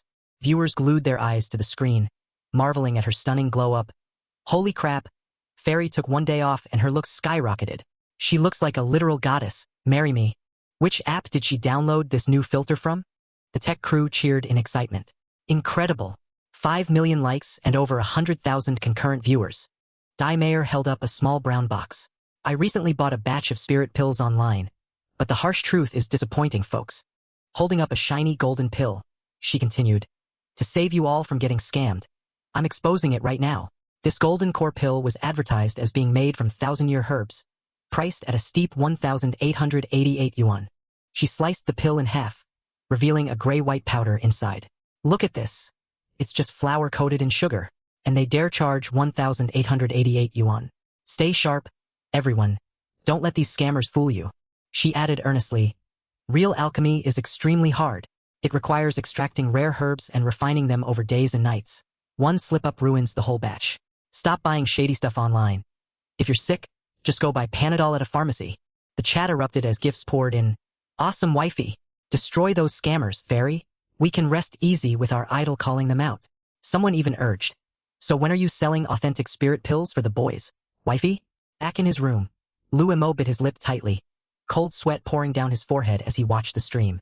Staring blankly at his phone, he paled. I'm ruined. Is Senior Fairy and Hung launching a full-scale crusade against fake spirit pill sellers?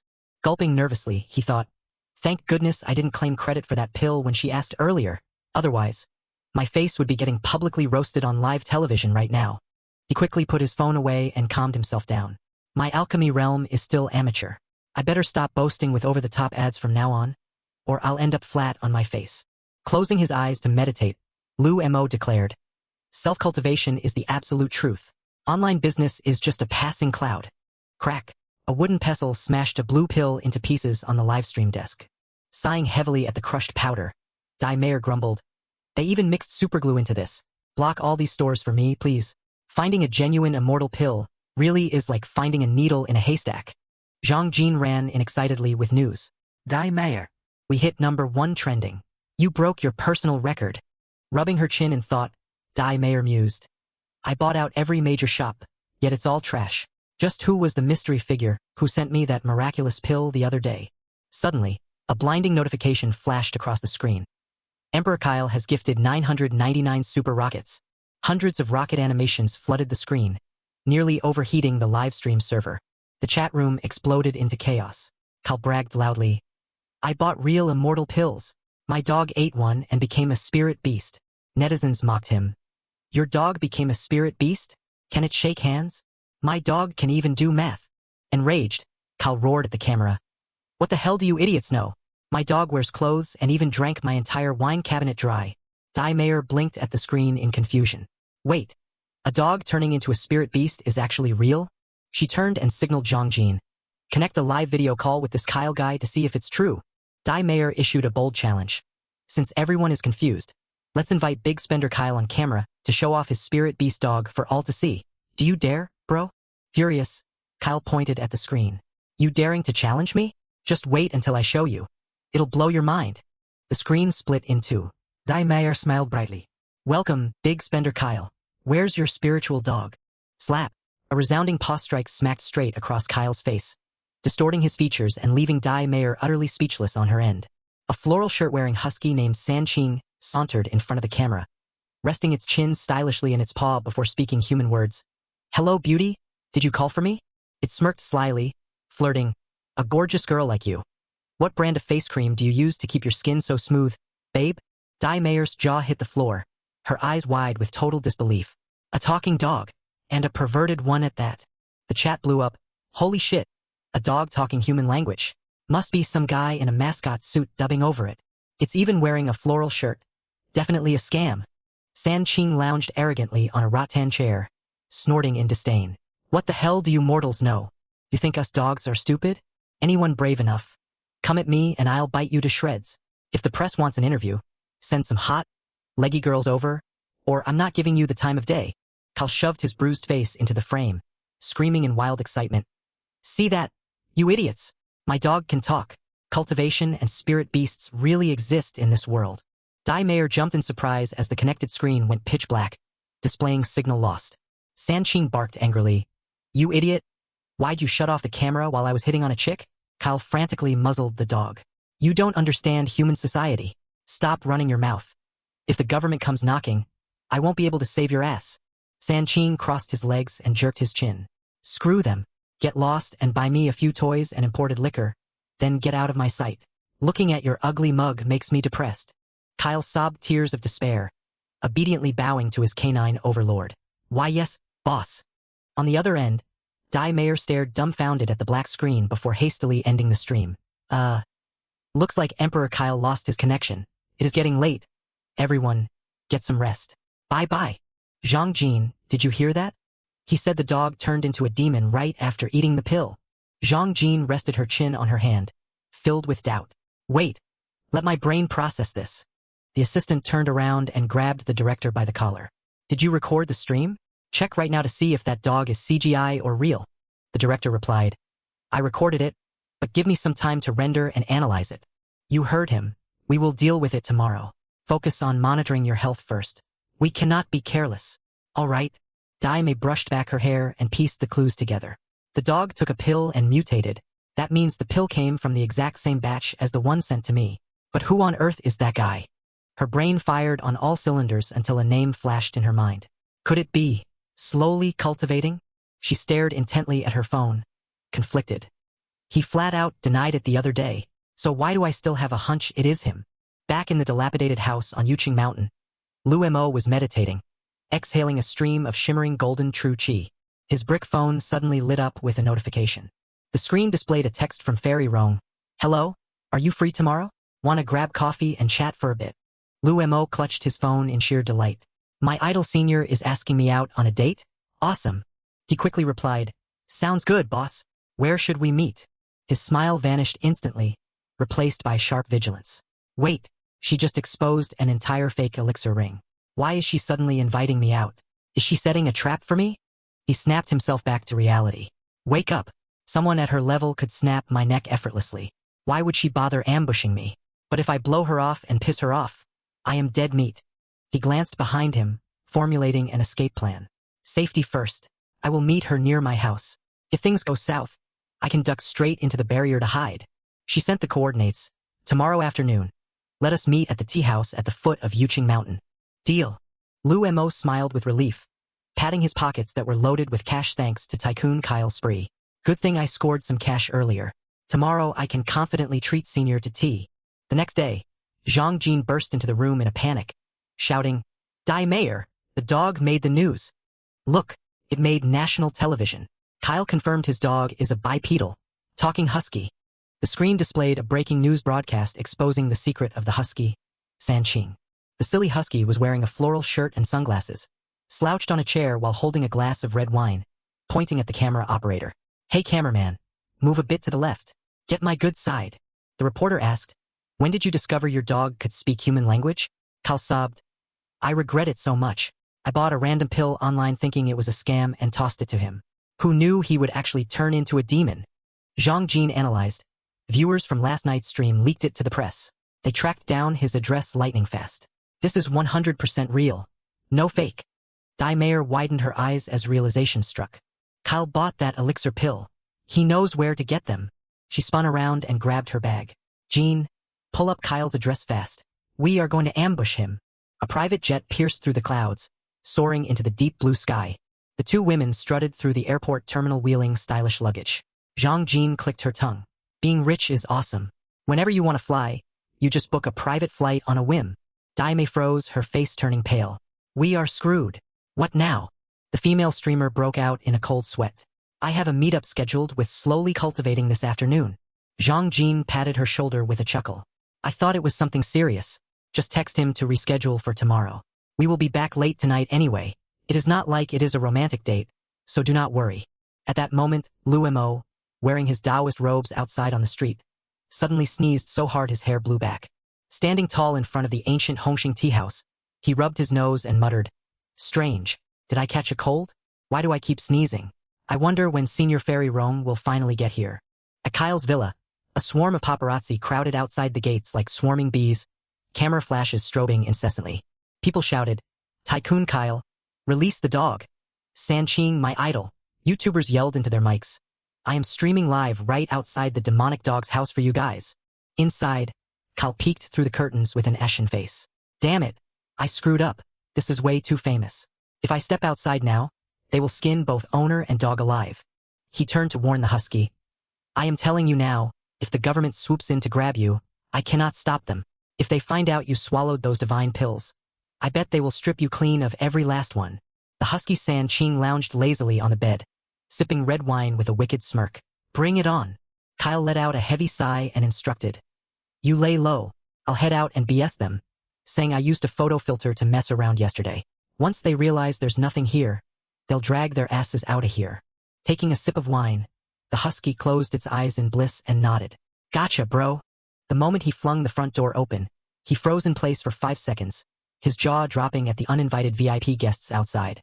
Director Wu sternly flashed his official badge. "Wu Yuan, Supernatural Investigation Bureau. We'd like to invite you and your spirit-infused dog to come down to the station for a little chat." Kyle bristled instantly, his voice rising in anger.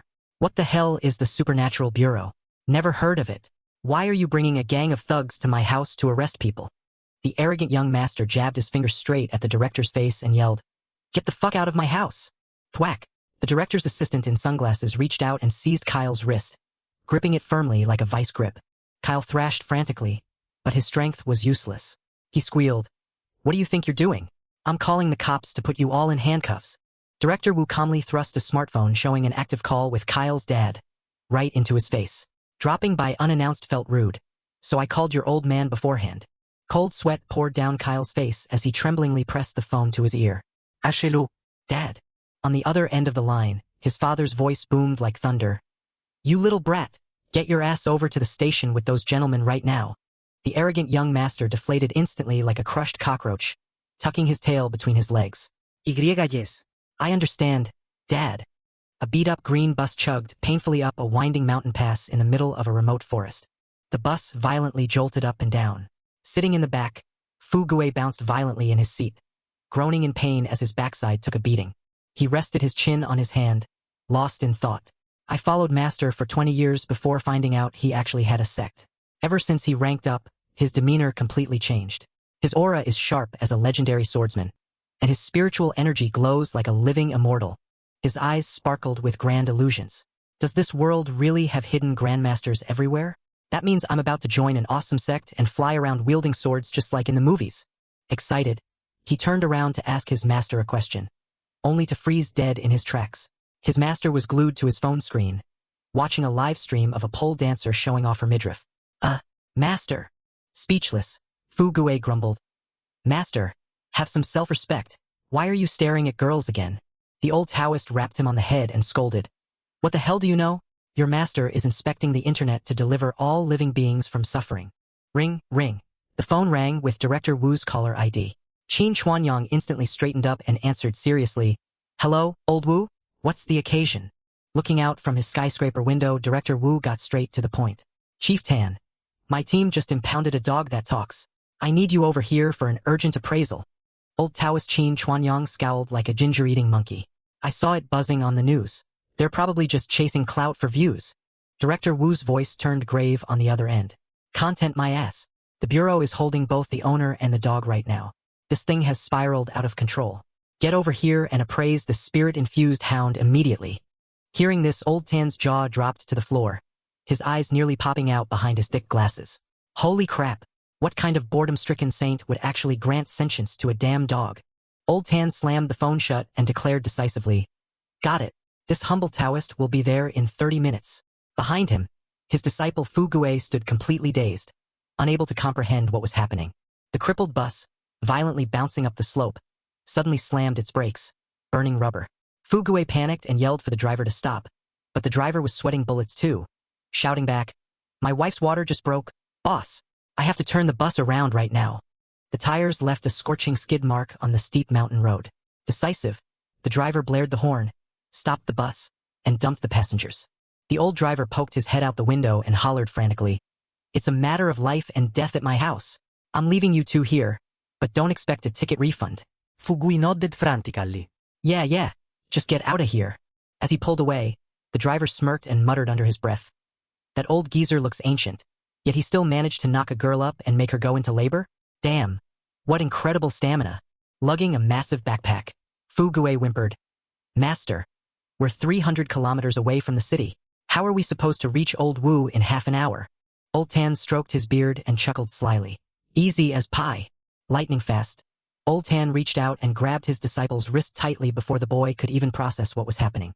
"Time to bolt," Old Tan bellowed, grabbing the boy by his collar and launching into the air at breakneck speed, leaving Fugue screaming in sheer terror midair. Scene shift to the VIP lounge.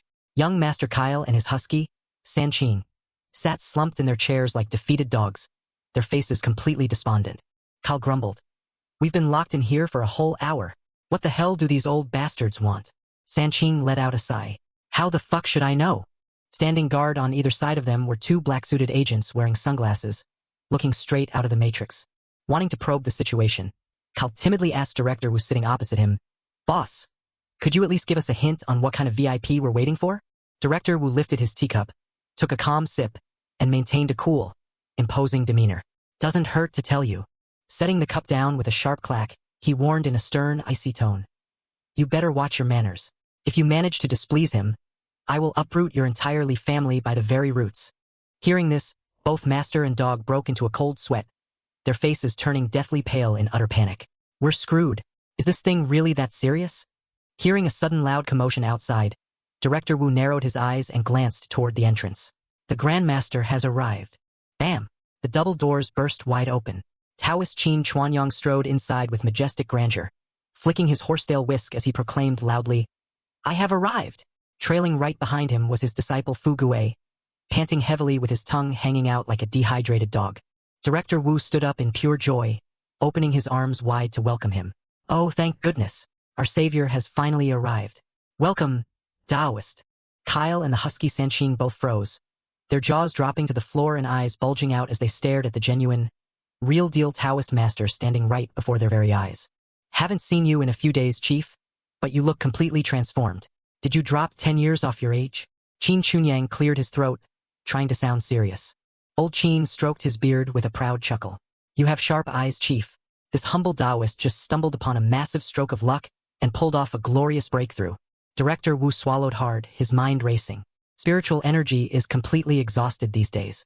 No one has managed to crawl into the Foundation establishment realm in over a decade. How on earth did this old man hack his way up? Kyle broke out in a cold sweat, his eyes wide. "Holy shit, is this a real immortal?" The young master stared in utter disbelief, hallucinating a dazzling halo wrapping around the old Taoist. The pressure of spiritual energy made him want to drop to his knees immediately. Old Qin chuckled inwardly. Heh. Borrowing Senior's aura buff flex worked like a charm on these fools. Sanqing the husky shivered to its fur. "Holy crap, this guy is a legit powerhouse. If I stay here, he might decide to turn me into a 7-course dog meat feast. Time to make a break for it." The dog glanced slyly toward the corner of the room. "Once-in-a-lifetime chance. He's busy bragging, time to bolt." The dog's eyes sharpened as its canine brain made a life-or-death decision.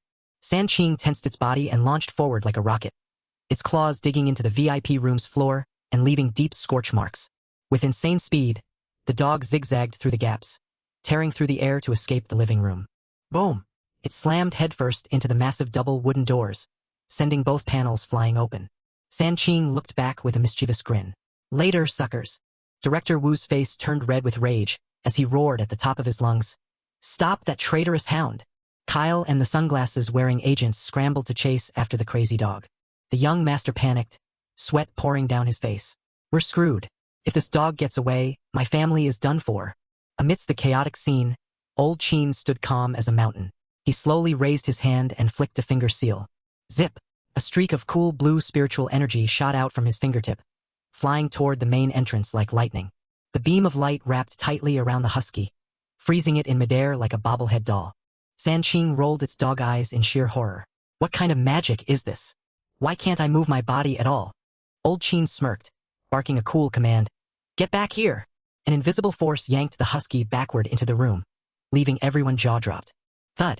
The dog slammed straight into the wall, the impact cracking the solid concrete. Stuck against the wall, Sanqing howled furiously. Holy hell! Animal abuse! I'm reporting you to PETA.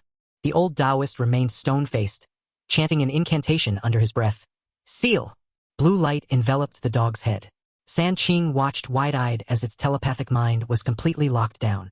Having witnessed such grand divine abilities firsthand, Cal dropped to the floor and kowtowed repeatedly. Master, please accept me as your disciple. With tears and snot running down his face, Cal whimpered obsequiously. Great immortal, I've been obsessed with cultivation since I was a kid. I can handle any hardship. Please guide me. Old Qin narrowed his eyes, examining him. This kid actually has spiritual roots, though slightly inferior to Fugue's. Still, possessing spiritual roots in the star-mending age is hitting the jackpot. Grab! Director Wu roughly seized Kyle by the collar and yanked him back. You little brat! Director Wu glared and cursed. Stop making a fool of yourself. Sit still. Old Qin calmly waved his hand to stop him. Hold on, Old Wu. I can accept him. However, my sect selects disciples not only based on talent, but also character. I will observe you for 3 years. If your character holds up, I will take you in. Kyle's eyes lit up like he had won the lottery. Really, boss? He bowed repeatedly. Thank you, master. Thank you for your mercy. Old Qin nodded and instructed. Go about your usual party life. In 3 years, I'll have my way of evaluating you. Director Wu pointed at the dog stuck to the wall and asked, What about this crazy dog, Chief? The old Taoist strolled over to the husky pinned against the cracked wall. Let me inspect this creature. His palm glowed with a dazzling surge of blue true energy, preparing to examine it. The dog trembled like a leaf in the wind, whimpering softly as the deadly hand approached its head. Old Qin pressed a finger onto the dog's forehead, smoothly extracting a surging wisp of mutated spiritual energy from within. Peering through the golden haze of medicinal energy, Old Tan's eyes nearly popped out of his skull in shock. Holy crap! How the hell does this dumb dog have an intact divine pill inside its gut? It hasn't even digested it fully, yet its stats are already completely maxed out. He wept tears of blood in his heart, cursing bitterly. What a colossal waste of heavenly treasures, feeding a divine pill to a goddamn dog. If I had swallowed that, I could have broken through another tear by now. Director Wu looked completely bewildered. What's wrong, Chief? Fugue was equally panicked. Master, why are you crying? Old Tan slumped onto the floor, clutching his head and sobbing uncontrollably in anguish. Suddenly, he whipped his head around, his eyes bloodshot with pure killing intent that scared the daylights out of both of them. You are going to give me a freaking stroke. Stuck against the wall, Sanqing the husky whined softly, practically wetting itself in terror. Old Tan gritted his teeth, desperately forcing himself to stay calm. Control yourself. If I beat this stupid hound to death, the pill's medicinal potency will completely evaporate into thin air. He narrowed his eyes, plotting something sinister, but then shuddered with a sudden chill. And again, even if I pull the pill out, it will be soaked in dog spit. If I swallow that, I might end up turning into a human husky, and I would never live down the humiliation. Reining in his thoughts, he boomed sternly, Kyle! The bruised young master trembled, stuttering nervously. Why yes, master. You called. Spill it. Where on earth did you get this pill? Don't leave out a single detail. Kyle bowed his head submissively and began his report. Well, it went down like this. Outside, brilliant sunlight streamed down on the villa, softening the razor-sharp tension lingering inside. Beyond the front gates, a massive crowd of onlookers and paparazzi remained packed like sardines, eagerly buzzing about the talking dog incident. In a quiet alley nearby, Zhang Jin and Dai Mayer hid beside a blue car, stealthily peeking at the chaotic crowd. Zhang Jin whispered into her best friend's ear, Girl, the news already declared the talking dog a fake. Kyle probably went into hiding. There is no sign of him at home at all. Dai Mayer let out a long, disappointed sigh. Guess that's that. We might as well head back. I skipped several live streams for this and I am practically starving. Zhang Jin introduced the man standing beside them. This is Tan Xiao. He knows this area inside out and is close friends with Kyle. He set up this trip for us. Tan Sao Baut Chaili. Meeting my idol fairy and Hung in person is a dream come true. I should be the one thanking you ladies. Dai Mayer beamed, her bright, clever eyes twinkling as she nodded. You're awesome, man. She flipped open her personal notebook, scribbling quickly to prepare something top secret. Leaning against the car's hood, she meticulously penned a message on the crisp white paper. Ripping the sheet out with a sharp tear, she passed it through the car window to Tan Xiao. Brother Tan, I have to hurry back and stream to make a living. If you see Kyle, throw this his way for me. I would like to set up a meeting with him. Tan Xiao took the note and grinned cheekily. No sweat. Kyle and I are drinking buddies. Leave it to me from A to Z. Thanks a bunch. I'm in a rush today, but next time I'm free. Drinks are on me. Tansao guab reluctant goodbyes. Serving tea for you, Fairy, is my absolute honor. Back at the Supernatural Bureau, Kyle slumped limply on the sofa like a piece of soggy noodle. Clasping his exhausted hands, he confessed. And that is the whole truth, Chief. Old Tan and Director Wu crossed their arms, snorting in disbelief. Old Tan mocked. You bought it online? Online pills are all scams to fool suckers. How the hell could there be real stuff? Director Wu added fuel to the flame. Exactly. Only a lunatic would throw a wisdom-awakening divine pill online to sell in bulk. Suddenly, Old Tan's face turned pale as cold sweat broke out. A realization slammed into his brain like a thunderclap. Holy shit. No wonder the pill's scent smelled so familiar. It is drenched in the spiritual aura of Mount Yuqing. But wait. Why would Senior Lu Mo sell divine pills online like a street peddler? The old Taoist clutched his chest, his eyes rolling back as if struck by a blinding epiphany. Unless Senior wants to enter the mortal world to undergo a tribulation. So he went online to forge karmic bonds with ordinary mortals. His pupils shrank in sheer panic. Could that world-shattering cataclysmic apocalyptic event be about to burst forth early? Wasn't it supposed to be ages away? Overcome with panic, Old Tan roared, Director W, making Wu jump out of his skin as he stammered. What the heck, old man? Old Tan's face darkened with intense urgency as he instructed. My disciple and I have an urgent matter and must disappear for a few days. If anything happens here, take the bullet and hold the line. Fuguei stood there looking completely clueless. Director Wu waved his hand reassuringly. Go ahead. I have already leaked to the press that the dog was a hoax. We are also sending people to trace the seller. Guarantee gentle and peaceful, zero violence. Old Tan nodded approvingly. Good. Just be careful not to piss him off. Old Tan glared with an extremely stern warning. Remember, unless heaven falls and the earth cracks, absolutely under no circumstances drag your asses up Mount Yuqing. If you poke a hornet's nest up there, even I won't be able to save your hides. Director Wu pressed his hand against his chest, bowing respectfully as he answered nervously. Got it. Loud and clear. Old Tan turned back to Kyle and asked, Can you contact the account selling the pill again? Kyle scratched his head, whining tearfully. I can't, boss. I accidentally spammed him with money transfers, and he blocked me on the spot. Old Tan closed his eyes and shook his head sympathetically. Hidden Supreme experts are all eccentric old fellows. Getting annoyed and blocking you is a minor thing. He lowered his voice to threaten Kyle. You better cooperate with Director Wu's investigation and stop causing trouble. Now obedient as a pup, the young master bowed 90 degrees. Yes, master.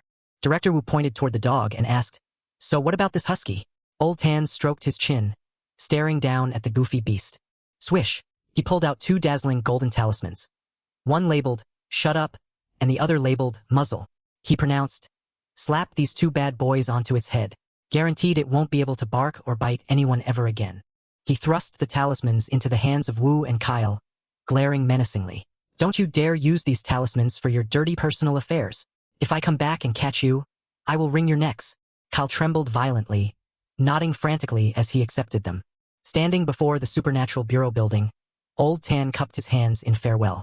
See you next week, Director. Director Wu waved back. Safe travels, Chief. Call me if anything comes up. The moment the old Taoist vanished from sight, the faces of Director Wu and Kyle twisted sinisterly, their eyes flashing with evil orange light. They leaned their heads together, grinning slyly as they held the 2 talismans, plotting something dark. Still stuck inside the cracked wall, Sanshing the husky panicked completely, its fur standing on end as it watched the 2 scoundrels approaching with the talismans. Hey, what wicked dirty tricks are you 2 planning to do with those talismans? The main doors of the bureau slammed shut with a heavy thud. From within, the dog's pathetic screams echoed out. Help! Rape! Wait, no! Have mercy! Don't hit my handsome face, no! Down at the foot of the mountain in the ancient Hongxing tea house, Lu Mo was kicking his feet while waiting for his favorite idol when a sudden chill ran down his spine. He jumped wide-eyed. Huh? Bad omen. Standing outside the tea house in his Taoist robes, Lu Mo scratched his head awkwardly. Ah, crap. Looks like I'm going to have to flake on Senior Fairy and Hung. He had picked up a spiritual ping coming from his master's grave on the mountain. Without a second thought, he transformed into a streak of light and shot off. Master's emergency takes priority. Sorry, Senior. I'll come back to flirt with you later. Meanwhile, back at Kyle's villa, the husky, San Qing, was sprawled flat on the floor with a talisman bandage slapped on its forehead, its tongue lolling out in utter defeat after getting ganked by the group. Kyle scratched his head with a goofy grin. Haha. Damn. It's been a while since we had a beatdown this fun. A leggy female agent in a sleek black suit burst into the room, holding up a dossier to report. Chief Wu, my team tracked down the source of the package. She slammed the dossier down right in front of old Wu and Kyle. The tracking signal shows the package was shipped straight from a ruined warehouse near Mount Yuching to this rich kid's mansion. Kyle turned pale as a ghost and stammered. We're screwed, boss. Master strictly forbade us from creeping around Mount Yuching. What do we do now? Old Wu stared at the dossier until his eyes nearly popped out, cold sweat dripping down his face. I don't fucking know either. He ordered Kyle. You stay here and keep an eye on this idiot dog. I'm going outside to call the big boss for instructions. Standing in the deserted hallway, Director Wu bowed respectfully as he pressed the phone to his ear, dialing his retired former boss. Hello, Director. On the other end, the white-haired retired chief picked up his landline, his voice raspy like a lifetime heavy smoker. Little Wu, are you bored or something? Calling an old man with one foot in the grave. Leaning against the glass window overlooking the sunset, old Wu gave a grim report. Chief, it's just as you predicted. We are utterly, totally screwed this time. The former director growled through the receiver from his chair. How many times have I told you? Do not poke the hornet's nest on Mount Yuching. Just listen to old man Qin Chunyang and stop pulling stupid stunts up there. Director Wu deflated like a soggy balloon and bowed his head. Yes, sir. Sweat pouring off him, old Wu muttered. Freaking insane. Master Qin and his disciple have backgrounds as clean as a blank sheet of paper. I had my subordinates dig into their profiles earlier, and they found absolutely nothing, like they popped out of thin air. And even my former boss is terrified of him. The former chief's voice blasted another warning. Engrave this in your brain. There are high-level entities in the supernatural realm that mere mortals like us don't have the clearance to mess with. Just ignore it and save yourself the headache. Director Wu swallowed hard and nodded frantically. Yes, I completely understand, Chief. Cracking the door open to step back into the living room, old Wu racked his brains, deep in thought after that wake-up call. The moment he caught sight of his boss, Cal rushed forward, asking frantically with his heart in his throat. How did it go, boss? What's going to happen to me and the dog? Director Wu stroked his gray mustache and declared with a cold expression. We do nothing. Drop all of it. Anything on Mount Yuching is strictly contraband. Touch it and you're dead. Cold sweat drenched Kyle's back. Damn. Even Director Wu, whom my family wouldn't dare mess with, is scared shitless of whatever monster is up on Mount Yuching. It must be a goddamn monster's lair. Ring ring. Kyle's cringe-worthy ringtone blared out loud, scaring the living daylights out of him and making his heart jump. Kyle scratched his head in sheepish embarrassment, holding up his phone to ask Director Wu. Heh. Mind if I take this call real quick, boss? The director nodded. Go ahead. The caller ID boldly displayed Old Qin. Kyle quickly swiped to answer. On the other end, Qin Xiao shrieked with ear-splitting excitement. Yo, Kyle, you won't freaking believe it. A popular idol traveled all the way to your house to check out the talking dog, and she even left a love note. Kyle froze, dumbfounded. An idol? A love note? What the hell did she write in it? Qin Xiao burst out laughing, revealing the truth. Dude, it is Godestai Mayer. She wrote that she also took ecstasy. Oops, I mean an elixir, just like your dog, and now she's rambling all kinds of delusional romance. Kyle's eyes bulged, his mouth hanging open wide enough to fit a goose egg, shouting at the top of his lungs, completely forgetting Director Wu was right beside him. What the actual F is a K? Director Wu jumped back a step at the young master's sudden scream. On the line, Qin Xiao asked in confusion. Hello, Kyle? Did you drop connection or what? Kyle gave a forced, awkward laugh to cover it up, hanging up hastily to tie up loose ends. Haha, yeah, connection's bad. I'll buy you a drink later and tell you everything. He snapped the phone shut. Qin Xiao stared blankly at his dead screen and cursed. Damn, hanging up on me out of nowhere. What a disrespectful bastard. Director Wu crossed his arms, glaring as he interrogated Kyle. Is there anything special about that idol you just mentioned? Kyle quickly reported. Well, she's a TikToker who dances and sings with a cultivation theme. And specifically, she's freaking gorgeous, boss. Old Wu frowned, utterly speechless. Just pretty? Is there anything fucking else? Cal scratched his head, embarrassed. That's it, boss. The old boss lost his temper and snapped. Nothing else. Think carefully. Cal panicked. Wait, boss. Let me squeeze my brain real quick. Oh, got it. Her looks have changed magically lately, boss. Usually her face is kinda pale, like a 6 out of 10. But somehow overnight, she transformed into an ethereal fairy, overflowing with vitality. Kyle turned his phone around to show off a glowing picture of Dai Mayer. Look here, boss. Top-tier visuals. Director Wu leaned right up against the screen, his eyes widening like high-beam headlights, completely overwhelmed by her flawless beauty. Boss Wu's face flushed bright red, a drop of drool practically leaking from the corner of his mouth in awe. Holy shit, I can't fucking believe such a top-tier beauty actually exists in this world. Director Wu cleared his throat, his face flushing bright red as he clumsily tried to smooth things over. Well, I have to admit, there really is something a bit off about this idol's looks. Old Wu stood with his hands behind his back in the luxurious living room, analyzing the situation with Kyle. It's decided. Let me go find this Dai Mayer girl. We might not be allowed to set foot on Mount Yuching, but wringing information out of her will be child's play. Meanwhile, back to our protagonist. Lu Mo looking at the dilapidated temple in the distance under the sunset. He flinched in shock. Who the hell cracked my array's security system? I need to get back and check the security feed ASAP. Pushing open the creaking wooden door, he stepped into the main hall lit by dim, yellow candlelight. Master, your unfilial disciple has returned to clean off your altar. Staring at the portrait of the deceased, he sighed with self-reproach. I was wrong, Master. I should have listened to you and maxed out my level before coming down the mountain. This treacherous world is full of hidden masters. My current power is like a mosquito trying to bite solid steel. Being pampered and protected by you for 10 years completely wiped out my old, humble survival instincts. The young man's face fell as he recalled his old master's words. You always scolded me for being clueless, saying I'd help count the money if someone sold me out. I really don't know if that was a blessing or a curse. Right in the middle of his sentimental moment, zip, a fat sewer rat darted right past the futon cushion on the floor. The quick-witted rat slipped straight through a crack beneath the wooden doorframe and vanished.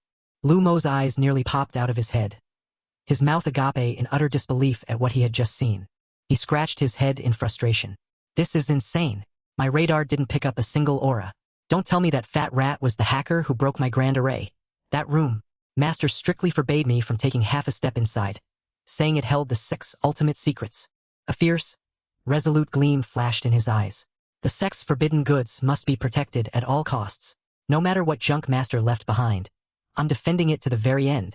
Slapping his hand onto the wooden door, Lu Mo overclocked his true chi, making his palm glow with a scorching golden light. Bang! The rotten door shattered into splinters under our protagonist's brutal palm strike. Lu Mo stood tall before the pitch-black doorway, his eyes scanning the interior with utmost caution. Memories flooded back of his master scaring him when he was young. If you drag your tiny ass in here, your blood will be drained dry and you'll drop dead on the spot, he muttered in doubt. He talked such big game, so how come that rat went in and is still perfectly fine? He hyped himself up. My rank is high now, and my body is genuine half-immortal tier. My spiritual energy and health pool are maxed out. A few petty curses won't do shit to me. Frowning, Lu Mo realized there was no turning back now, so he boldly stepped into the pitch-black room. The moment he poked his head inside, a surge of purplish-black evil aura swept over him like toxic smoke. Clutching his chest, our protagonist panicked. Holy crap, this killing intent is insane. Even my half-immortal body is getting goosebumps all over. Suddenly, the black mist vanished into thin air, leaving behind a completely empty room littered with splinters. He blinked in confusion. It evaporated. What kind of treasure did Master actually hide in here? Readying a short sword that glowed with a bright blue light, Lu Mo told himself to search every nook and cranny for clues. Holding the sword high like a flashlight, his expression was tense as a bowstring. He swore he wouldn't go to sleep until he uncovered the truth. The secret room had absolutely nothing in it except for an ancient, dust-covered computer desk and a massive bamboo basket in the corner. The faint light cast long shadows over a cobweb-laden keyboard and the bamboo basket covered in a tattered cloth. Lu Mo let out a long sigh, looking around as he muttered. And here I thought it was something big. There's nothing special at all. His eyes swept over the cloth-covered bamboo basket, his suspicions rising. The final boss must be inside this. Grabbing the edge of the cloth, he ripped it off in one decisive tug to reveal the contents.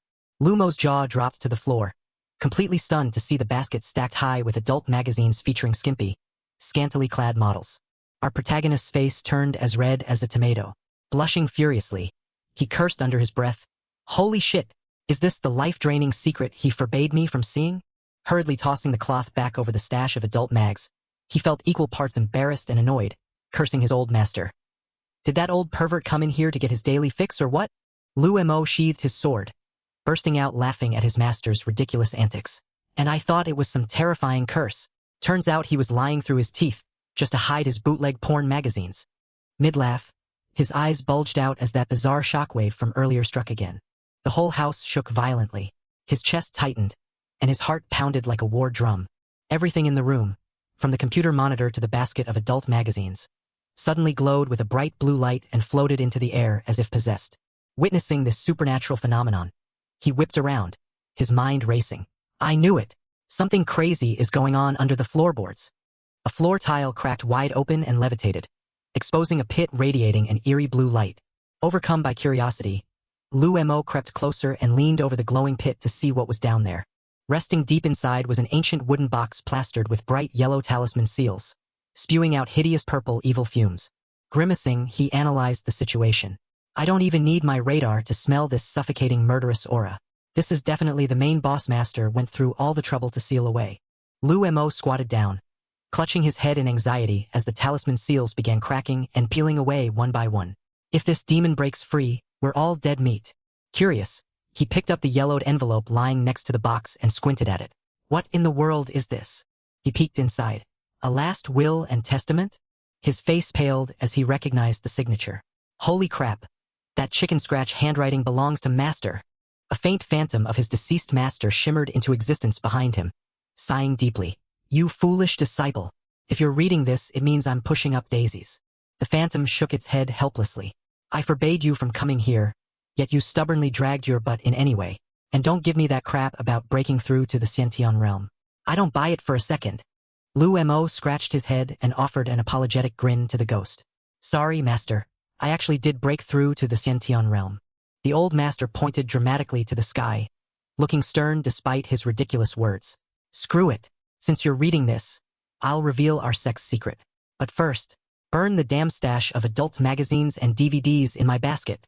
My lifelong squeaky clean reputation will not be ruined by you brat. Speechless, Lu Mo gave the phantom a look of utter disdain. What reputation? You didn't have one to begin with. His master finally got to the point. Our lineage has guarded this damned box for 72 generations. I have no clue what trash is inside, but do not open it under any circumstances. Liu Montag gasped in shock. What? 72 generations? Stop pulling my leg. Cultivators live 3 times longer than normal humans, so this box must be over 1,000 years old. I am telling you one last time. Opening it will bring about the apocalypse. Go find the folks at the Taoist sect and dump this headache onto them. You make it sound so easy, master. I get that it's insanely dangerous, but where the hell am I supposed to find the Taoist sect right now? He clicked his tongue, surging golden spiritual energy directly into the pit. Whatever. I'll just use spiritual energy to seal this damn thing shut first just to be safe. I'll worry about finding the Taoist sect later. Grimmering, he slammed his palms onto the floor, slapping down extra layers of energy. Sealed. Let's pump a dozen more layers onto it just to be extra sure. The intense pressure caused the dilapidated factory to shudder, shaking like a mild earthquake. Somewhere far away, a floating orb of sinister dark purple smoke suddenly froze. How strange. The cloud of smoke spun frantically in rage as it lost the trail. Damn it, I just caught the scent of one of our kind. Why did the signal suddenly cut out? It shot through the doorway and zipped outside to trace the origin.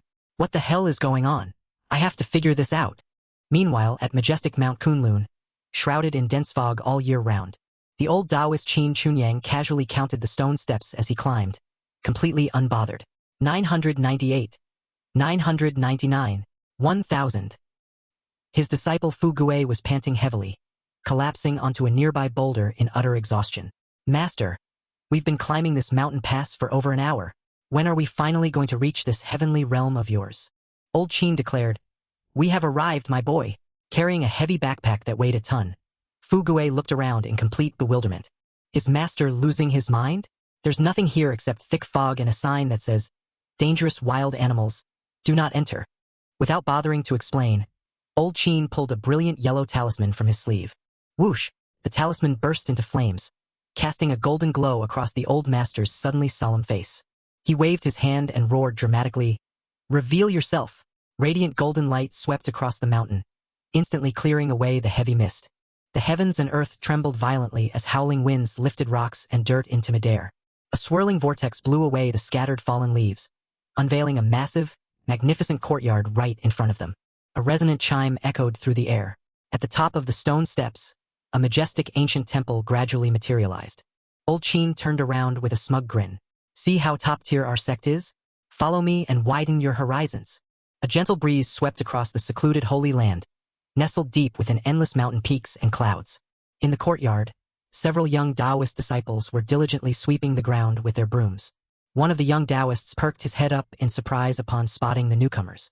Recognizing the old man, the boy jumped up and cheered. "The Grand Law Enforcer has returned from his travels." Old Qin put on the air of a Grand Master and gave a firm nod. Fu Gui's jaw dropped so wide he could fit a watermelon inside. His usually ragged master was actually the Grand Law Enforcer of this sacred realm. The disciples in the courtyard immediately dropped to their knees, shouting in unison, "Greetings, Lord Grand Law Enforcer." Cold sweat poured down Fu Gui's face as he wiped his forehead in disbelief. "Holy crap, is this a mistake? The old geezer who spends all day binge-watching idol shows is the Grand Law Enforcer. This is the scam of the century." Old Qin waved a hand to let the disciples rise, clearing his throat authoritatively. "Where on earth is the sect master right now?" A disciple bowed respectfully and reported, "The sect master is currently cultivating atop the Cloud Sea Peak." Old Qin nodded. "All right, got it." Old Qin patted his bewildered disciple on the shoulder. "Oh, by the way, meet Fu Gui, my personal disciple. That makes him your senior martial uncle." The disciples bowed low and shouted fervently, "Greetings, senior martial uncle." Fu Gui froze completely, standing dazed and clueless amidst the cheering crowd. The disciples whispered among themselves, "To get noticed by the Grand Protector, his talent must be insane." Damn right. 1 year of his personal guidance is worth 10 years of us grinding alone. Fu Gui beamed with pride upon hearing that. "Wait, am I really that badass? Man, this feels amazing." Old Man Tan led his disciple up a set of winding stone steps around the back of the mountain, entering a deep gorge. "Follow me to the rear entrance," the old man urged, and Fu Gui submissively trailed behind. The old man gave a stern warning. "Listen well, kid. When you meet the Grand Sect Master in a moment, watch your mouth and keep quiet." "Understood, Master." Fu Gui's eyes widened with intense curiosity. The big boss of such a massive Taoist sect had to be insanely cool. In his mind, he pictured an immortal elder with a belly-length beard, wearing pristine white robes, riding a crane through the clouds, seeing through all worldly affairs with a single glance. Just thinking about it gave him goosebumps. The master and disciple stopped before a heavily sealed cave door. Old Man Tan cleared his throat and said, "We have arrived." He knocked on the door, echoing loudly across the mountain forest. The ancient wooden door creaked open, casting a blinding ray of light out from within the cave.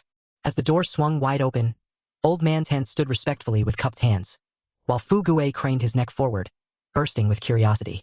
A crisp, high-pitched voice echoed from inside. "Junior brother, you finally back from your little trip." Old Man Tan bowed deeply and called out emotionally, "Senior brother." Fu Gui froze in utter shock. "Wait, that's the sect master. Why is she a little lowly looking like an anime cosplayer? If the cops saw this, they'd think someone kidnapped an elementary student. Wait a minute. Why is my old master calling this little girl senior brother? My brain is frying."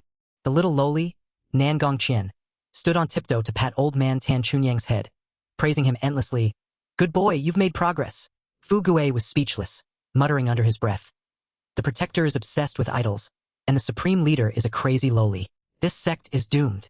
Old Man Tan pointed at his silly disciple, asking his pint-sized boss to assess his potential.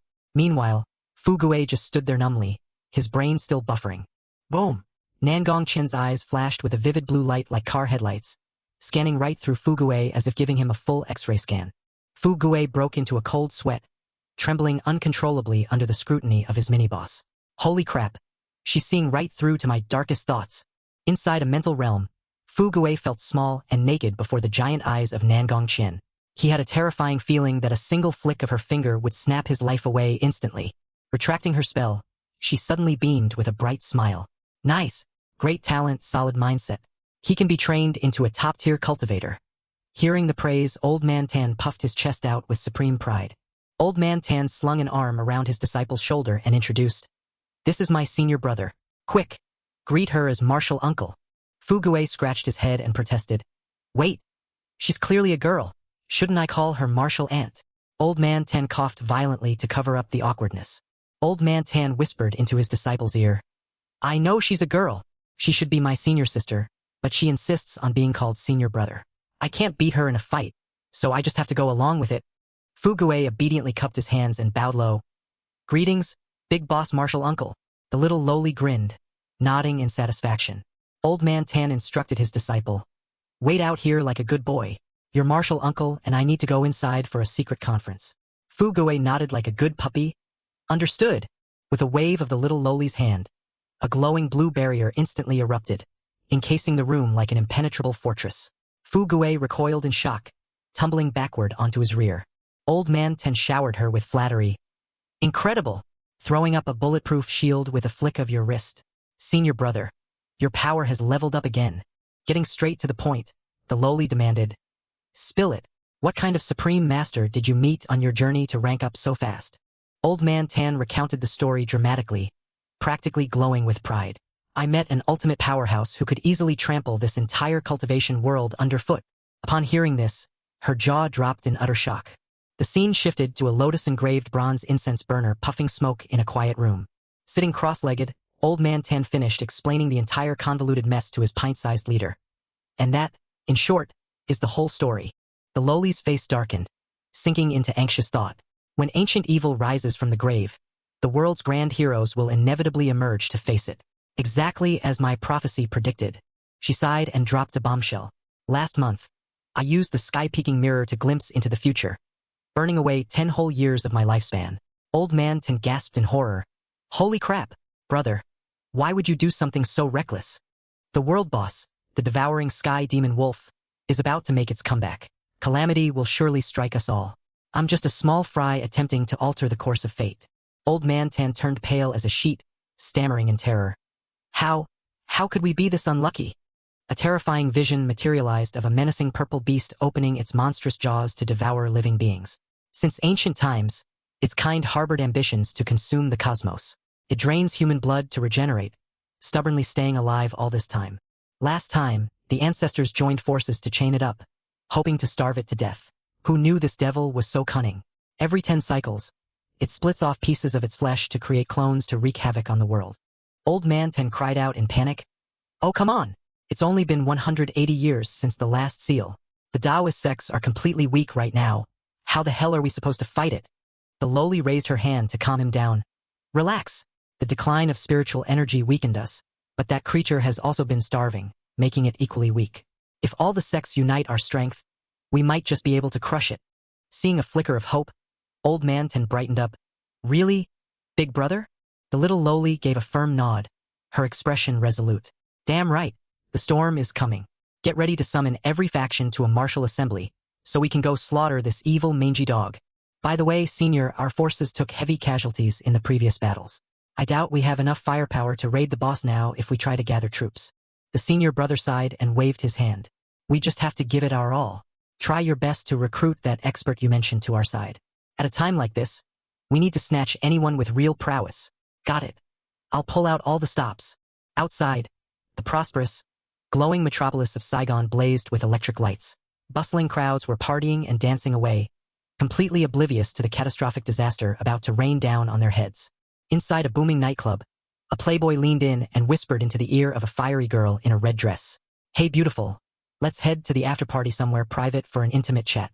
I promise you'll be floating on cloud 9.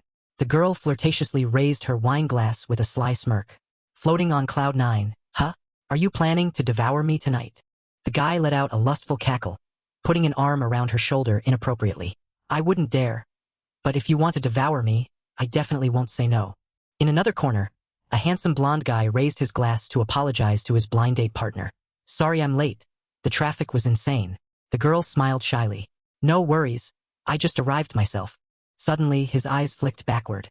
His divine sense pinged an emergency alert in his brain, and his face tightened like a coiled spring, suspecting something was wrong. As the night deepened, a small, deserted alley stood pitch black between towering skyscrapers, looking creepy as hell. Tucked away in a dark corner of the alley, the playboy held the red-dressed girl tightly, pouring sweet honeyed talk into her ear. Babe, you're an angel dropped straight from heaven. The girl lifted his chin, her eyes flashing with an eerie, demonic glint as a sinister grin crossed her face. Then how about I strip you naked and feast on you right now, handsome? Completely blinded by lust, the guy chuckled stupidly. Go for it, babe. Fry me. Sauté me. Do whatever you want with me. The girl's smile twisted disgustingly as jagged fangs protruded from her mouth. She whispered with a bone-chilling coldness, Good! A sickening sound of ripping flesh echoed sharply through the dead of night. The playboy's eyes rolled back in sheer horror as the girl's neck stretched out impossibly long like a python, mutating into a red-eyed demon head that snapped viciously right at his throat. The shadow of a massive monster cast onto the wall showed it devouring the poor guy in a brutally horrifying, bloodthirsty spectacle. Blood squirted everywhere like hot sauce, staining the cold brick wall crimson red. The monster retracted its elongated neck, transforming back into the gorgeous girl. Wiping the blood from her mouth, she licked her lips contentedly. So sweet and tender. Boom! A titanic streak of blue lightning shot down from the sky, striking the monster straight in the face and causing it to jump in shock, staring up at the heavens. Utilizing its agile body, the monster blurred into an afterimage, desperately dodging the follow-up strike. Without wasting a single motion, it ducked its head and bolted straight away. Clang! A radiant golden energy barrier manifested out of thin air, trapping the monster inside in the blink of an eye. The handsome blonde guy strolled casually into the dark alley, scowling and grumbling in annoyance. Damn it! This is my 142nd blind date, and you freaks are ruining it again. The monster shrieked like a slaughtered pig. You damned night watchers! Go to hell! A cluster of deep purple smoke packed with deadly aura plunged straight down like a meteor, attempting to ambush the blonde guy.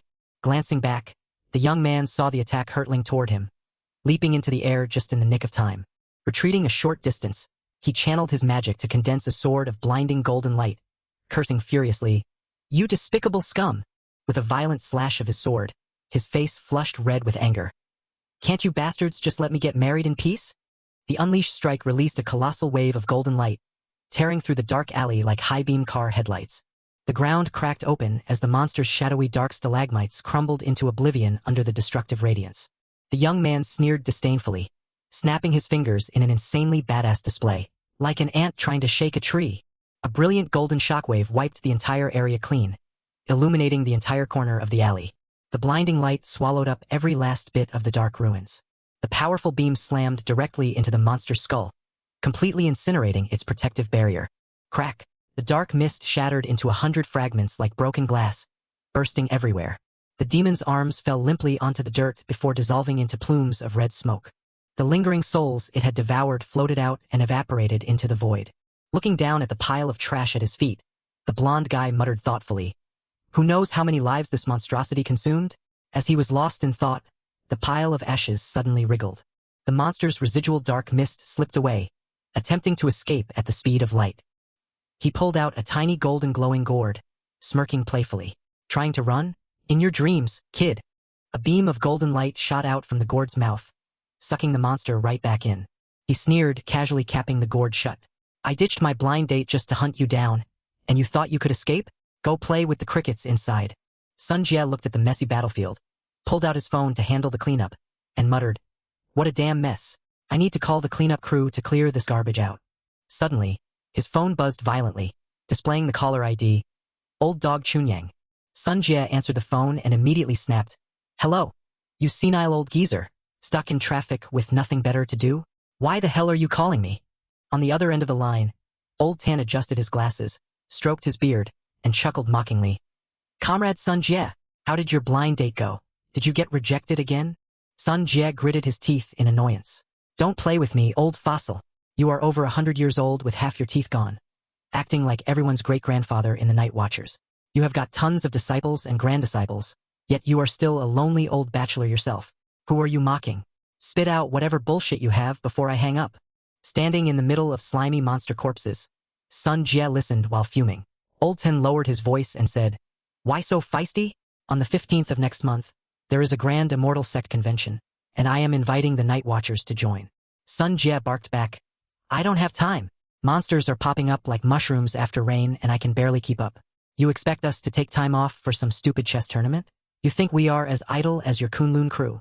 Old Tan's face suddenly went rigid, his tone turning dead serious. The seal has rotted away, brat. Sun Jie's eyes widened in horror, cold sweat instantly drenching his forehead. Are you kidding me? We just patched that damn seal up 3 cycles ago. Sun Jie did an instant 180-degree turn. Alright, got it.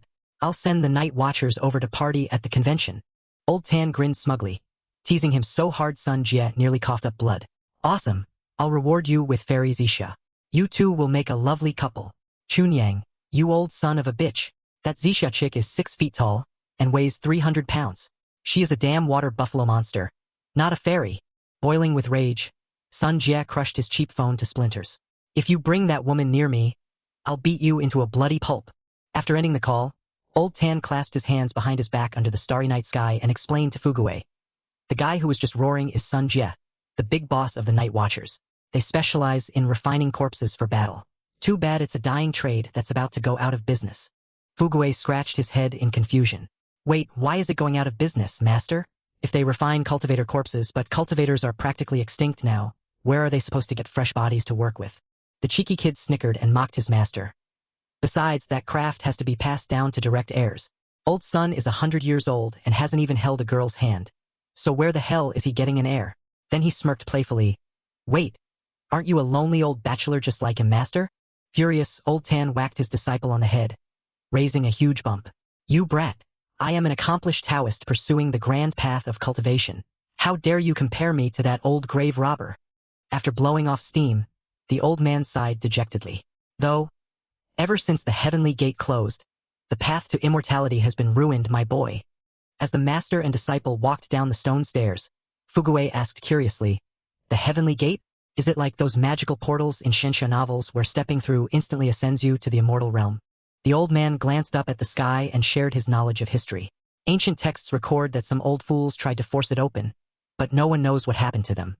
All we know is that damn gate started sucking up all the spiritual energy in the mortal world. The disciple stared in astonishment. Huh? Holy shit, I thought it was a portal to rank up into immortality. Why did it turn into a spiritual vacuum cleaner for the mortal world? Old Tan pointed at the sky, imagining ancient cultivators flying into a writhing black shadow. Nobody knows, but it devoured all the spiritual energy, causing almost all mortal cultivators to wither away and die. Old Tan adopted a grave expression as he recounted the legend. To halt the catastrophe of drained spiritual energy, every single Xiantian realm expert sacrificed their life to seal the heavenly gate. They bought peace for the mortal world, but the price was turning the path of cultivation into an impossible nightmare. Fuguei listened with wide eyes, bombarding him with questions. Why go to such extreme lengths, master? What kind of terrifying final boss is hiding behind the heavenly gate? Tan Chunyang gazed at the starry night sky and spoke solemnly. It's not time for you to pry into that yet, kid. When you're strong enough, I'll tell you. For now, worry about surviving this month. Hopefully, someone at the upcoming Immortal Sect convention will have a brilliant plan. The scene shifted smoothly to a luxurious, high-end cafe located right in the heart of the bustling city center. Dai Mayer and Zhang Jin stepped into the cafe. Smiling radiantly, Dai Mayer said to the waitress, Hi, we have a table reserved. In a dark corner, the wealthy playboy Cal waved his arms frantically like a fan blade. Hey, over here, ladies. Zhang Jin sat down and looked around curiously. Why didn't you bring your demonized husky along? Cal scratched his head sheepishly. That hyper-idiot destroys everything in sight. I chained him up at home. Kyle kept his eyes glued to Dai Mayer as if hypnotized, thinking to himself, damn, she is even hotter in person than online. She has got that captivating aura, too. A total masterpiece. Completely ignoring his gaze, the goddess cut straight to the chase. Tell me, brother, how did your dog turn into a demon beast? And where on earth did you get that elixir pill? Cal began recalling his story. Well, it went like this. Back then, I was lounging around scrolling through stupid short videos on my phone. Hearing the price, Zhang Jin and Dai Mayer screamed in unison, their voices filled with utter shock. What the hell? You bought genuine immortal elixir for just 100 yuan.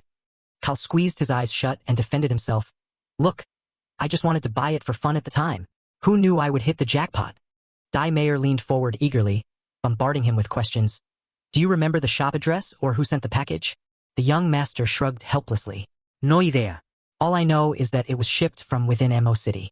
The specific address was completely blurred out due to strict privacy protection. Deflated like a popped balloon, she groaned. This is infuriating. I spent over 100 million just sweeping up elixirs online, and all I bought was absolute trash. Zhang Jin had a sudden stroke of genius and proposed a game-changing idea. Hey, what if we host a massive mega event to gather all the cultivation content creators? If we make enough noise, maybe we can lure that hidden grandmaster out into the light. Dai Mayer clapped enthusiastically in approval, and Kyle nodded in agreement. Brilliant idea. Kyle thumped his chest proudly like a domineering CEO. Leave the venue and logistics to me. Let me handle it all. As for the event name, let's call it the Immortal Sect Convention, to make it sound legendary. Zhang Jin bossed them around, assigning roles like a team leader. Approved. I'll handle the event script and schedule. You take care of the venue, and Dai Mayer will use her gorgeous looks to recruit all 500 of our content creator colleagues to join. The three of them stacked their hands together and shouted, "Let's do this!" with resolute determination, looking like a gang planning a bank heist, officially finalizing their plan to unmask the hidden grandmaster. Cut to the quiet, dilapidated wooden cabin on Mount Yuqing. Rumble. Golden Tru Chi roared around the meditating Lu Mo. He was currently gaining enlightenment. Every cloud has a dark... Wait, no. Misfortune and blessing are intertwined. Opportunity always comes with risk. Lu Mo's mind drifted into the cosmos as he realized a blinding truth. When the ordinary is pushed to its limit, it becomes extraordinary. When kindness is pushed too far, it turns into evil. His eyes shone with firm determination. The golden rule of grinding is balance.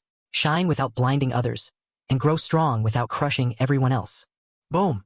A massive pillar of golden light blasted through the cabin roof and shot into the sky, scaring the birds so badly their feathers flew off. Looking at his hands overflowing with spiritual energy, Lu Mo chuckled aloud. Awesome! I've reached the 4th level of the Xintian realm. Now I'm tanky enough to stir up some real trouble. Right in the middle of his celebration, his phone on the table rang repeatedly. The screen displayed the name Fairy Vu and Hung. He blinked in confusion. Huh? Why is my idol calling me? Hurriedly answering the call, he squeaked out timidly, hello. On the other end, Dai Mayer was sitting in the backseat of a car. Her crisp voice came through. Hey kiddo, I'm hosting an Immortal Sect convention in 7 days at the MO International Hotel. She shyly probed, are you free to come hang out and join the fun? Lu Mo's face went pale in shock. An Immortal Sect convention? That sounds like a top-tier VIP event. Am I, a nobody rogue cultivator, actually getting a VIP invite from my idol? Hearing silence on the line, Dai Mayer broke out into a cold sweat, afraid he was flaking. Oh no, he's quiet. Is he still holding a grudge over me standing him up last time? She hurriedly scrambled to explain. Hey, Lu Mo, I'm really sorry about last time. Something urgent came up and I got stuck. A flashback showed Dai Mayer sprinting like crazy under the setting sun. I ran as fast as I could to our meeting spot. But when I got there, the shop owner said you had already vanished. She explained with deep regret. Dai Mayer switched to a pouting, sweet tone. Forgive me please, come party with us this time, okay? It won't be any fun without you. Hearing her words warmed Lu Mo's heart, and he grinned secretly. Awesome, my goddess actually cares about me. In 2 lifetimes, aside from my mom, she's the first girl to pay this much attention to me. Excitedly locking in the deal, he agreed immediately. Thank you for the favor, senior. This junior will definitely be there on time. Cross my heart.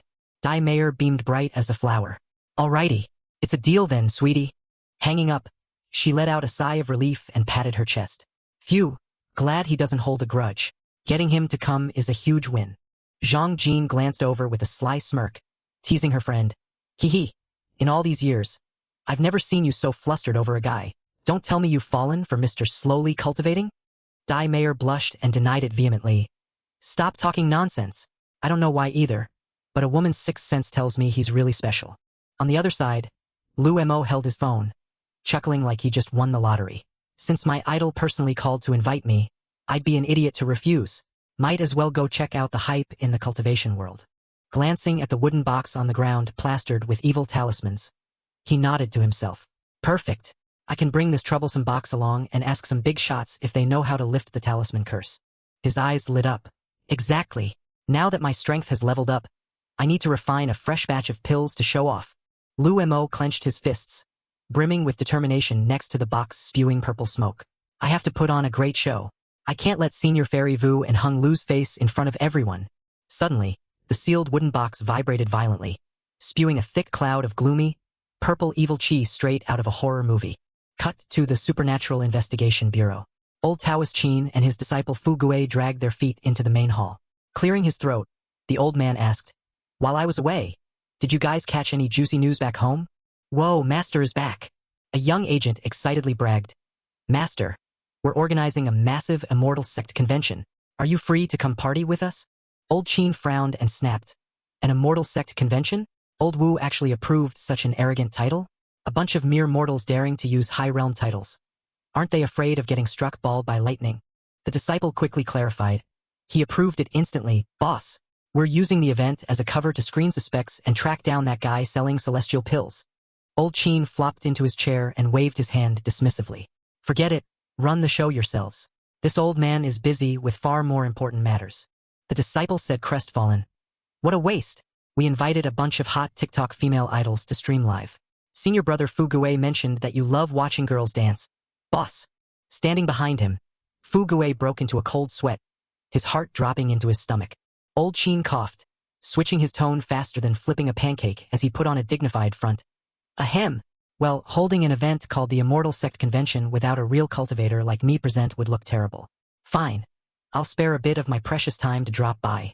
Behind him, Fu Gui whimpered, clutching a giant lump on his head. The agents in the bureau cheered with delight. Awesome. Boss is coming to show off a few basic moves and blow everyone's minds. Old Chin gestured for the young agent to come closer, whispering curiously, Hey, those hot TikToker girls you mentioned, who are they, exactly? Kyle excitedly babbled. All the top internet stars are gathering, boss. Oh, and the main host of the show is Fairy Vu and Hung. She's trending like crazy right now, so you probably know her, right? Old Chin flushed bright red, grinning secretly with joy. Heh. Getting to see Fairy Vu and Hung's beauty in the flesh makes any flight ticket worth every penny.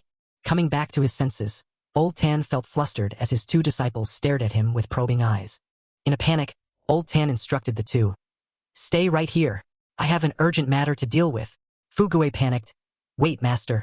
Where are you going? Senior Wu is about to arrive. Old Tan reassured him. Stay calm. I will just pop out for a moment and come right back. The scene shifted to cloud-shrouded Jade Mount, where howling winds whipped through the dense foliage. Lu Mo was pushing his limits, hands forming hand seals as he yelled, Condense! A burst of brilliant golden true chi exploded, illuminating the entire thatched hut. The bronze cauldron rattled furiously, unleashing a dazzling golden light alongside a rich, fragrant medicinal aroma that hit his nostrils. Holding the freshly crafted, shimmering golden pill between two fingers, the young man examined every single millimeter with extreme care. Awesome! This marrow-cleansing pill is 10,000 times better than the garbage batch from before. Bringing this premium item to the conference as a gift is absolute perfection. It will definitely impress Senior Fairy and Hung. Just as he was reveling in joy, he heard Old Tan's extremely polite voice calling out from outside. Junior Tan Chunyang respectfully requests an audience with Senior Lu Mo. Standing obediently with cupped hands outside the abandoned shack, the old Taoist strained his voice. Junior has encountered a tough problem and humbly begs Senior to enlighten me. Inside, Lu Mo broke into a cold sweat, feeling instantly terrified. This old geezer dragged himself here again. I am just blindly winging it based on my master's pirated books. If I give him bad advice and he suffers chi deviation, I am screwed. Better feign isolation and dodge him quickly, so I can practice peacefully until the conference. The young man channeled his chi to project a deep, imposing voice. This seat is currently in closed-door cultivation pushing my limits. Return in 3 days. Hearing this, Old Tan felt deep regret, but comforted himself. Thankfully, Senior has a gentle temperament. If I disturbed some ancient monster during seclusion, they would have pounded me into dust. The old Taoist hurriedly cupped his hands in apology. Forgive this junior for rashly disturbing your peace. In 3 days, I shall return to pay my respects. He then scampered off without a trace. Walking down the mountain, Old Tan calculated the timeline. Anyway, that big grand conference isn't until next month. Since I have time to kill, I might as well drop by Kyle's party to check things out. Inside the hut, Lu Mo let out an anxious sigh. The security here is complete garbage. If even that weakling Taoist could track me down, the whole world will come knocking tomorrow. After wrapping up the conference, I need to pack up and move ASAP. Sitting cross-legged in front of the bronze cauldron, Lu Mo felt his body, sensing spiritual energy surging like a tsunami after days of inhaling alchemy fumes. He boasted with confidence. My energy is maxed out and my stamina is peaking. I have more than enough power to overclock and break through to a new level. He began circulating his internal chi, causing brilliant blue and golden lights to explode like a super scion, swirling wildly around his body. The spiritual pressure unleashed was insanely powerful, forcing the talisman-sealed wooden box on the shelf to rattle violently, as if struck by an earthquake. The yellow talismans affixed to the box suddenly flickered with a blood-red glow, as though an evil demon inside was struggling to tear through and break free. The protagonist's eyes widened in sheer shock as his spiritual sense caught a disgusting surge of malevolent energy rioting right inside his house. Lu Mo's pupils contracted sharply, a cold shiver running down his spine. This horrifying killing intent. Holy crap. It is identical to the time I snuck into Master's forbidden room. Glancing nervously around the room, he felt a bad omen loom over him. Don't tell me it is coming from that cursed box. Turning his head to look, the talisman-sealed box was flashing red light like a ticking time bomb. Lu Mo cursed. It really is. Boom. The box released a writhing surge of sinister purple energy, shredding and blasting away the furniture in the room. The terrifying pressure sent medicinal herbs flying into the air, spinning violently like a whirlwind. The dark purple malevolent energy acted like a vacuum cyclone, sucking everything into its pitch-black core. Lu Mo planted his feet firmly on the ground like a boulder, scattering dried leaves as he resisted the gravitational pull. Standing tall amidst the floating debris, he stared stunned at the wild, chaotic dark energy. The 80-pound bronze cauldron was knocked flying by the wind, carving a deep groove into the ground with a harsh screech. Panic-stricken, the young man lunged forward and flexed all his muscles to hold down the cauldron before it flipped. Holy crap! My house is gonna get destroyed. Shielding the table, Lu Mo stood face to face with the blinding red-purple evil energy gushing relentlessly from the box. Weaving hand seals in a rapid blur, his body enveloped in brilliant golden true chi like a suit of armor, Lu Mo channeled his power to unleash a sealing technique. The talisman-bound box rattled aggressively under the dazzling force of the protagonist's strike. However, the red light from the box flared up furiously, bursting forth to pierce right through Lu Mo's protective barrier. His face turned pale as sweat drenched his shirt, struggling against the horrific backlash of the malevolent energy. His heart pounded like a jackhammer against his chest, making it nearly impossible to breathe under the brutal, invisible pressure. His mind reeled in chaos, jumbling memories from his two lives. He screamed in panic. What in the actual hell is this? Clutching his head in agony, Lu Mo gritted his teeth to endure the agonizing mental torment. God! My head hurts so bad. My emotions and desires are doing a cha-cha in my brain. He bit his lip to maintain his willpower, glaring fiercely at the deep purple evil energy. This box is freaking insane. I need to pump my spiritual energy to the max and slap double, triple layers of seals on this thing.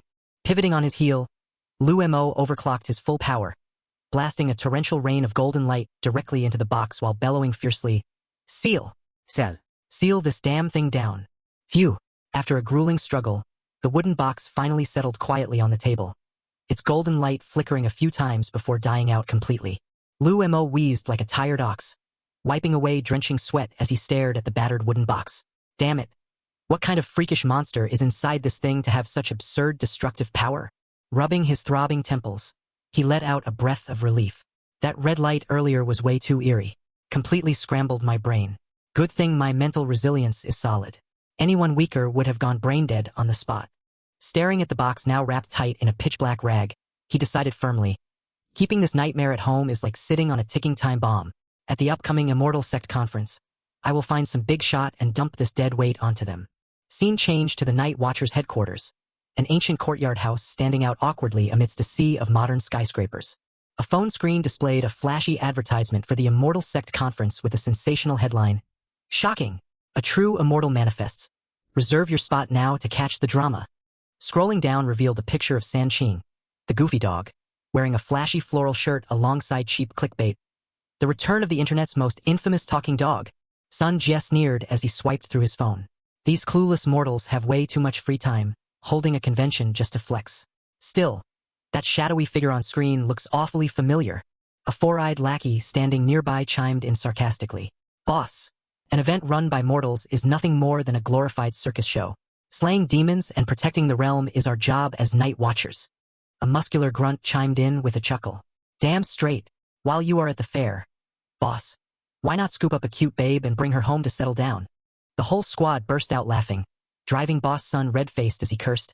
Get the hell out of here. Being single is a lifestyle choice, so keep your nosy mouth shut. Regaining his composure, he explained gravely.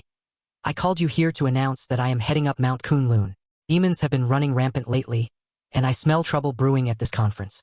You lot are coming along to keep your eyes peeled. The muscular grunt scratched his head in confusion. Wait, boss. Why waste our time showing up to some tacky mortal sideshow? Sun Jie glared and roared. Direct orders from above. No arguments. You idiots. Our night watchers are not the only power in this world. There are countless hidden sects out there packing serious heat. From orthodox Taoist priests and Xiangxi corpse drivers to reclusive mountain herbalists. They rarely show their faces, but I guarantee every last one of them is a powerhouse. And the evil cultists and rogue spirits hiding in the shadows are just as numerous. Our ancestors passed down the duty. The night watchers exist to shield society from these wicked fiends. Got it? The subordinates snapped their heels together in unison.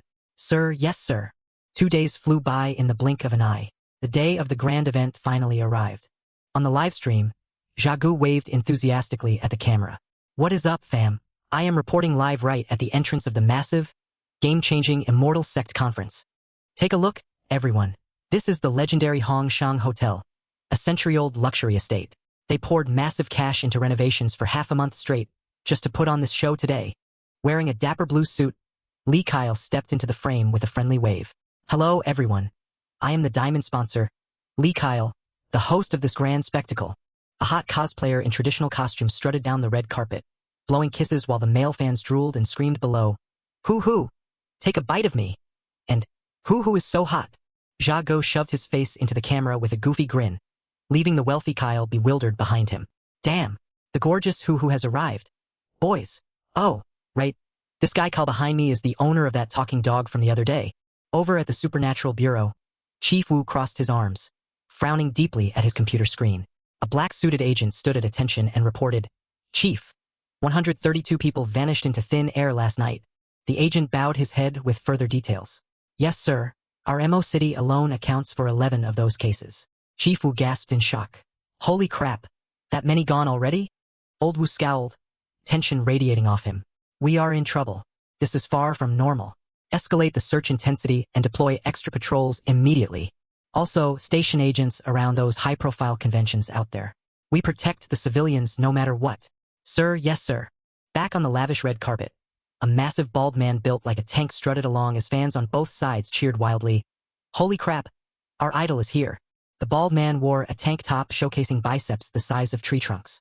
Fans screamed in ecstasy. Oh man! Look at that tribulation transcending immortal. Absolute legend. Next, a middle-aged man clad in a dazzling yellow suit shuffled out with a wave, driving the crowd wild as they shouted for cash. Whoa! The god of wealth has descended. Throw us some cash. Big bro. Make it rain. 2 guys dressed in cheap Taoist robes walked side by side, chatting animatedly. Damn. The young master of Hong Shang really went all out. He rented the entire luxury hotel just so TikTokers can clout chase together. The other agreed. Hell yeah. Rooms here cost thousands of yuan a night minimum, yet he covered everything for free. Dirt poor chumps like me with just a few thousand followers got a VIP suite. They kept gossiping. Word on the street is he even built a massive ascension platform for everyone to put on a show. Holy crap.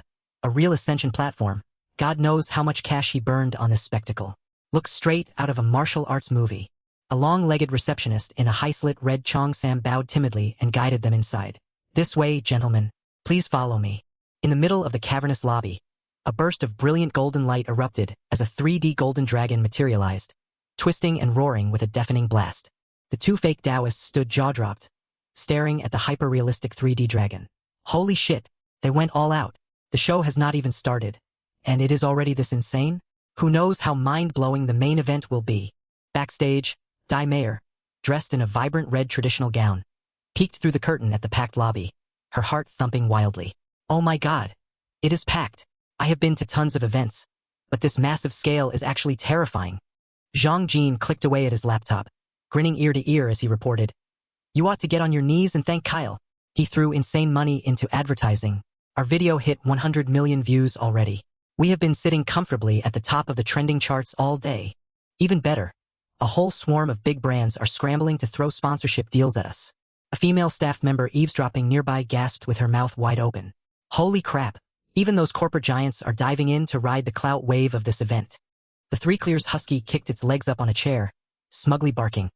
Trash those pathetic dance clips. Once I jump on the live stream later, I'm gonna break the damn internet. Hey brat, where's that senile old bastard hiding today? Fugue replied to the dog. Master is saving his ultimate moves for the grand opening at 8 o'clock, boss dog. A rough hand traced the palm lines of a curvy girl while making up utter nonsense. Your lifeline is incredibly long, and your wealth line is overflowing. You are about to hit the motherlode, baby. It turned out to be old Tan Chuanyong wearing fortune teller sunglasses, swarmed by a horde of eager girls whining, "Oh master, read my palm too. Do I have the luck to marry a billionaire?" Old man Tan's face flushed with pure delight as his mind drifted straight into the gutter. "Holy crap, this is absolute babe heaven," he cackled with a perverted grin. Inside the lobby, girls crowded tightly around him, whining, "Master this, master that," leaving the old Taoist grinning so wide his mouth could not even close. Behind the stage curtain, Dai Mayer, looking gorgeous in her fairy velvet cosplay, peeked outside anxiously. "Damn it, has Lu Mo dragged his butt over here yet?" Thump. A heavy landing sounded right in front of the bustling entrance gate. Lu Mo made a badass entrance wearing an elegant white Taoist robe trimmed with gold. Looking around nervously, he muttered, "Is Hongsheng Hotel this joint right here? Damn it, I had no cash for new clothes, so I pinched my master's robe. Hopefully his spirit in heaven will not choke me out for this." Pulling out his phone to check the messages, streamer star Dai Mayer had specifically instructed, "When you get here, call me, so I can send someone to fetch you through the VIP back door." The main character sighed self-pityingly at his screen. "I guess my cultivation status is too low and trashy to walk through the front entrance like a boss." He quietly slipped past the bustling crowd of mortals screaming outside the lobby, heading straight for the back entrance. A staff member poked his head out the back door and asked, "Pardon me, which mighty figure might you be?" Lu Mo politely cupped his hands. "Ah, I am Lu Mo, the top disciple. A guest invited by Senior Fairy Velvet." The staffer grinned brightly. "Ah, right, big bro, slow-paced cultivator. Boss Dai Mayer is waiting eagerly backstage. Follow me, big bro." Trotting along the high-end red-carpeted hallway, Lu Mo stared in awe. "Holy crap, this is insane. Only the top-ranking guilds on the server could throw around money like this for a sect convention." He looked around nervously, whispering, "Strange. This whole circus is full of ordinary mortals. There are only a few sparse cultivators, and their spiritual energy is as weak as a sickly junkie." Lu Mo glanced at the staff member's back and judged, "Damn, even the errand guy Senior Fairy Velvet sent to pick me up is just a weakling mortal." The main character's brain worked overtime. "Damn it, I get it now. Modern society is the mortal's playground. The big shots must have a secret pact forbidding open displays of cultivation power. If anyone flexes too hard, they might accidentally crush a mortal or blow up the hotel from clashing energy." Lu Mo hurriedly circulated his power, retracting his blue spiritual aura and suppressing it completely. "Oh crap, I need to stay low-key and hide my cards. If I flex too much and piss off some hidden master, I will get ambushed and die a foolish death." In a pitch-black corner of the hallway, two ominous dark shadows stealthily watched Tan Xiao guiding Lu Mo inside. A bald guy with a murderous face whispered to the woman beside him, "Hey, is this den where that Dai Mayer chick and that stupid dog are staying?" The ash-gray-haired woman flashed a sinister, wicked grin. "Bingo, I can smell their unique aura wafting around here. There is no mistaking it." The bald guy smacked his lips greedily. "Once we devour those two corpses, our life force will skyrocket, and we will instantly rank up and fully recover." The two evil shadows dissolved into pitch-black smoke, creeping along both walls of the corridor with eerie giggles as they hunted for their prey. Knock, knock, knock. Rapid pounding echoed against the living room door. Zhang Jin peeked out through a crack in the door, looking around cautiously. "Who is it? What is going on?" Her eyes widened instantly, her face flushing bright red with embarrassment the moment she caught sight of the insanely handsome young man standing outside. Tan Xiao offered a polite, toothy grin. "Hello, Mom. I brought the Taoist that Boss Fairy Velvet requested." Dressed in a vibrant red outfit, Dai Mayer excitedly shoved Zhang Jin aside to get a closer look. "Move out of the way. Has Mr. Slow-Paced Cultivator finally arrived?" The door swung wide open.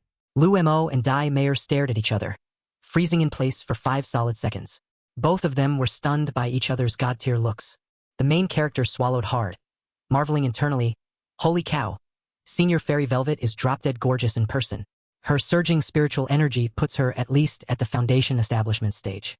As expected of a major sect's eldest sister, her aura is blinding. The female lead's heart fluttered as she screamed internally, "Oh my god, is he really Slow-Paced Cultivator? He is a billion times hotter than on TikTok. Nowadays everyone uses beauty filters to catfish, but his unedited raw face crushes every filter out there. Who is that guy? Who knows? Probably a VIP guest." The underlings whispered among themselves. Lu Mo's eyes flashed with a golden light as his divine sense instantly locked onto the chaotic waves of spiritual energy pulsing inside the room. Holy crap. Damn. That young kid over there is old Tan Chuanyang's disciple from the other day. He actually has spiritual cultivation. What the hell? Even this stupid dog has a cultivation base. The main character patted his chest in relief. Thank goodness I reacted fast and completely suppressed my spiritual energy. This place is packed with undercover grandmasters flexing their skills. I mean, since when can a damn barking dog practice immortality? Talk about hidden dragons and dangerous crouched tigers. Seeing Lu Mo walk in, the Three Clears husky, who was puffing away on a cigarette in total bliss, gasped in shock, letting the cigarette drop straight to the floor. The stupid dog startled, barking in panic, while Fugue whirled around and yelled, "What the hell happened? That falling cigar almost burnt the fur off my balls." San Qing the husky's eyes went wide with alertness as he frantically scanned the area. Holy crap. My butt is on fire.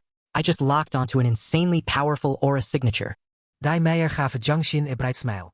I'll go escort him to the VIP seating. You stay here and finish preparing. I'll be back in a jiffy. Zhang Jin stood there in dumbfounded silence, watching her best friend excitedly run off after a guy. Her face went blank. Huh. Bam. Zhang Jin slammed the door shut in frustration and grumbled, "Humph. Forget sisters. Simp for guys." Ditching her sworn bestie the second a handsome guy shows up.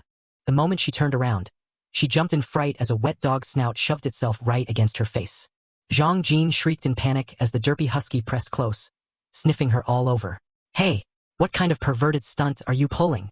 Sniffing at the crack of the door, the dog barked arrogantly. "What does a clueless rookie like you know? I just picked up a ridiculously massive wave of spiritual energy. An ultra VIP high expert definitely just arrived." Furious, Zhang Jin punched the brazen husky right on the head, raising a knot. "Who are you calling a rookie? You crazy dog?" Fu Gue asked blankly. "Are you talking about my master?" San Qing curled his lips in disdain. "Not a chance. I'd recognize that old fart's sour sweat from a mile away. It definitely wasn't him." In the middle of bragging, the dog suddenly went dead silent, pressing a fluffy ear against the door frame to listen. "Wait. Quiet." San Qing broke out in a cold sweat, his face turning pale. Freaking bizarre. That terrifying pressure vanished into thin air without leaving a single trace. Pow! Zhang Jin reeled back her leg and delivered a legendary kick that sent the dog flying straight into the wall. "Stop acting so dramatic. Spare me the over-the-top performance." In another corner of the empty hallway, Lu Mo scratched his head in confusion and softly began, Senior." Dai Meijer startled, curiously glancing back over her shoulder at him. "HM? What is it?" The two of them stood frozen in the dimly lit hallway, hands tightly intertwined without letting go. The atmosphere was so awkwardly embarrassing that both wanted to sink into the ground. "Ah!" Dai Meijer blushed bright red like a ripe cherry, let out a squeal, and yanked her hand back in flustered panic. Cold sweat poured down Lu Mo's face as his brain spun frantically. "Oh crap, was I too rude? Did I just offend a fairy?" With a flushed face, his heart hammered like a war drum. Holy cow, across 2 lifetimes.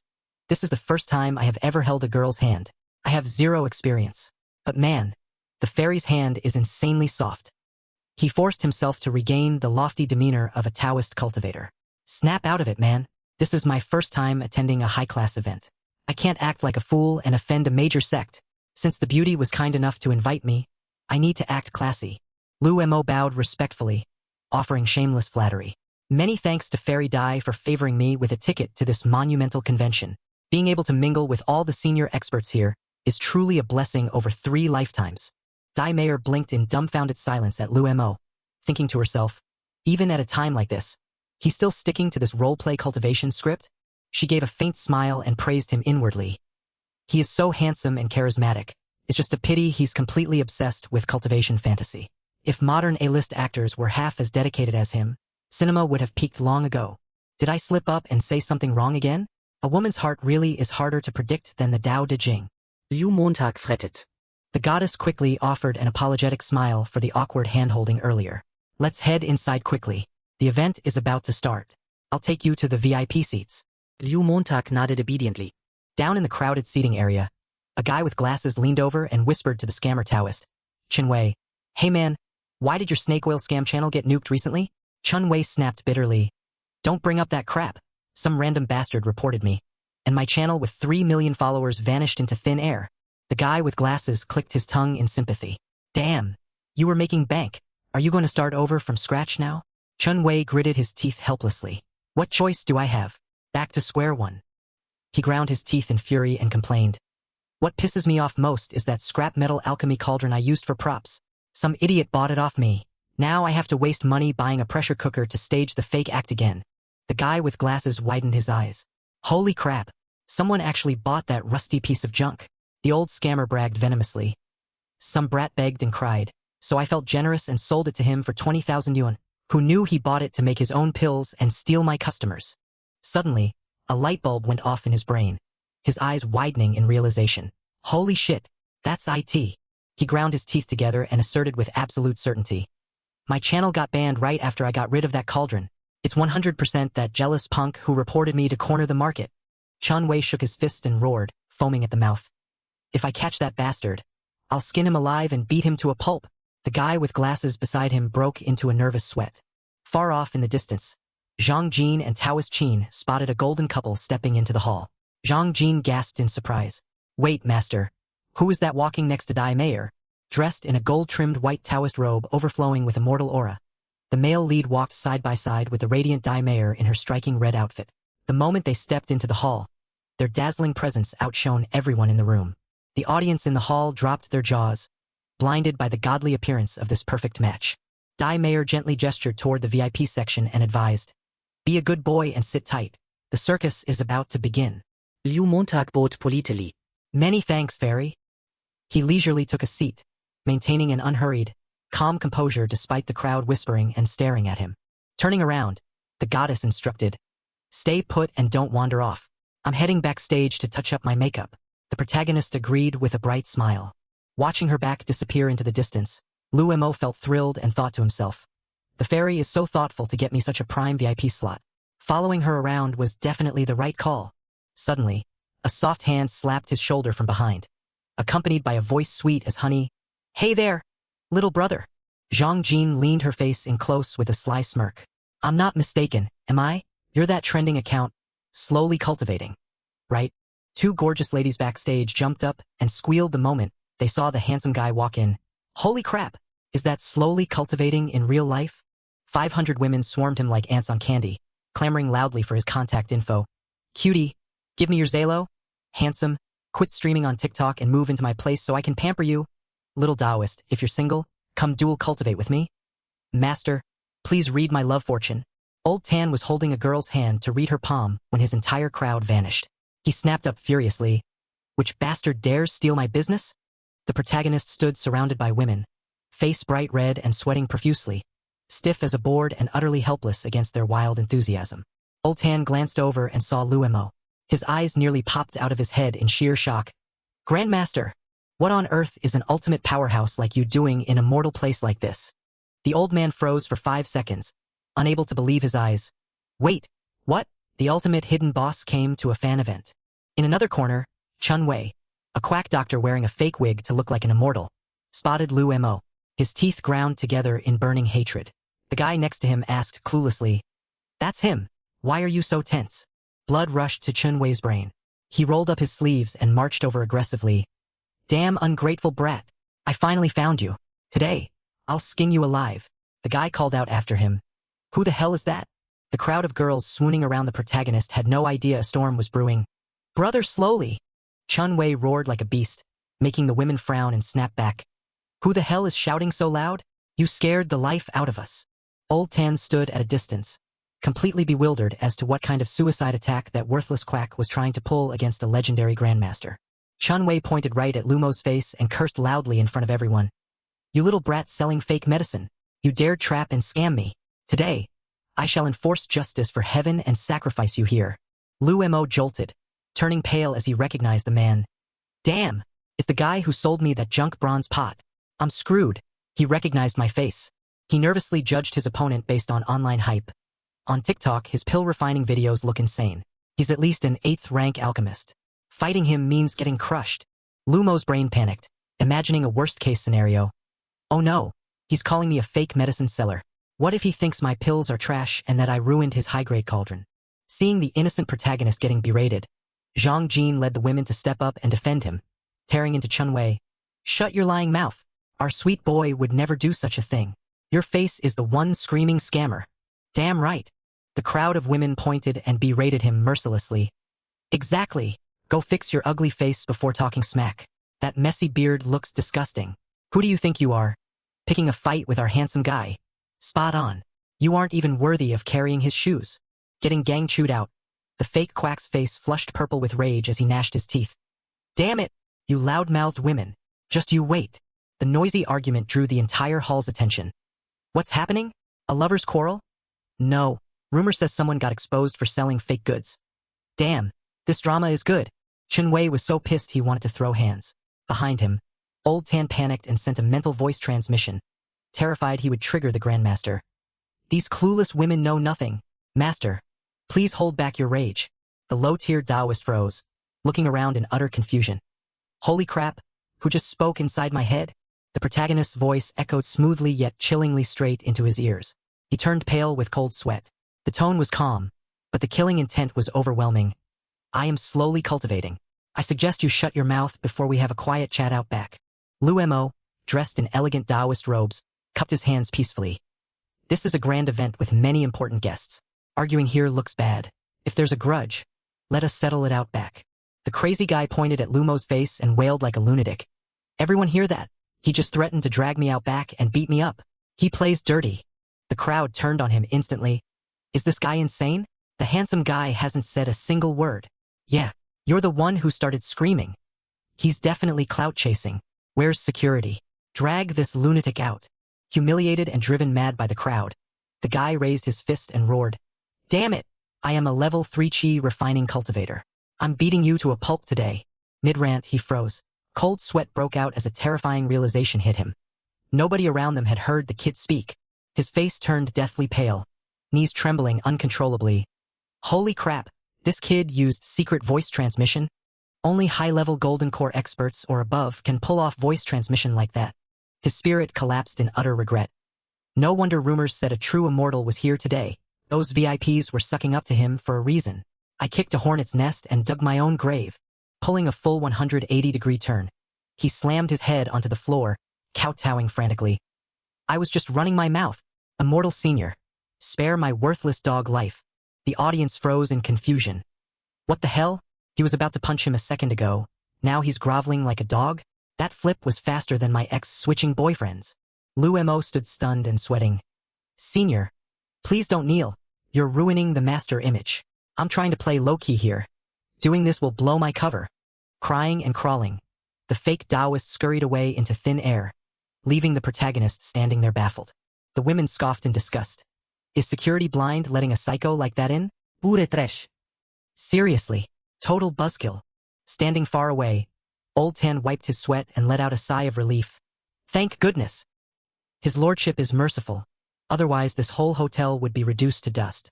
Just as the fake Taoist dragged his feet into the hallway, he slammed right into a tall, imposing figure ahead. Kyle, dressed in a sharp suit, brushed off his sleeve and sneered, recognizing the scammer instantly, scaring the man out of his wits. Damn you! Do you know how much money I wasted on your fake youth-restoring pills? This time, I'm skinning you alive. The fake Taoist shivered like a leaf, forcing a fake smile as he begged for mercy. Boss Kyle, please calm down. Have mercy on a poor scammer's life. Kyle grabbed the old man by his collar. I heard you yelling about immortality pills earlier. Do you know the big shot who sold them? Old Chin looked bewildered. I think so. Did you take his pill? Kyle swore at the top of his lungs. Hell no. My damn dog ate it. Do you have any idea what that foolish dog did? Kyle clutched his head and cried uncontrollably while the old man stood speechless. After swallowing it, the damn dog started talking like a human. I didn't even get a single lick. On top of that, the immortal blocked my number. I'm losing my mind here. Old Chin froze, his brain completely short-circuiting. Holy crap, he really is a true immortal. Those pills he was selling for $100 a pop were actual immortal elixir pills? The old man stood there utterly stunned, shocked to his very core. This script is way too absurd. Selling immortal pills at junk prices. Inside the lavish hall, the host loudly announced over the speakers. Ladies and gentlemen, in 5 minutes, the immortal assembly will officially begin. Lu Mo let out a sigh of relief. Thank goodness the crowd dispersed. Suddenly, a voice shouted, Senior Lu Mo.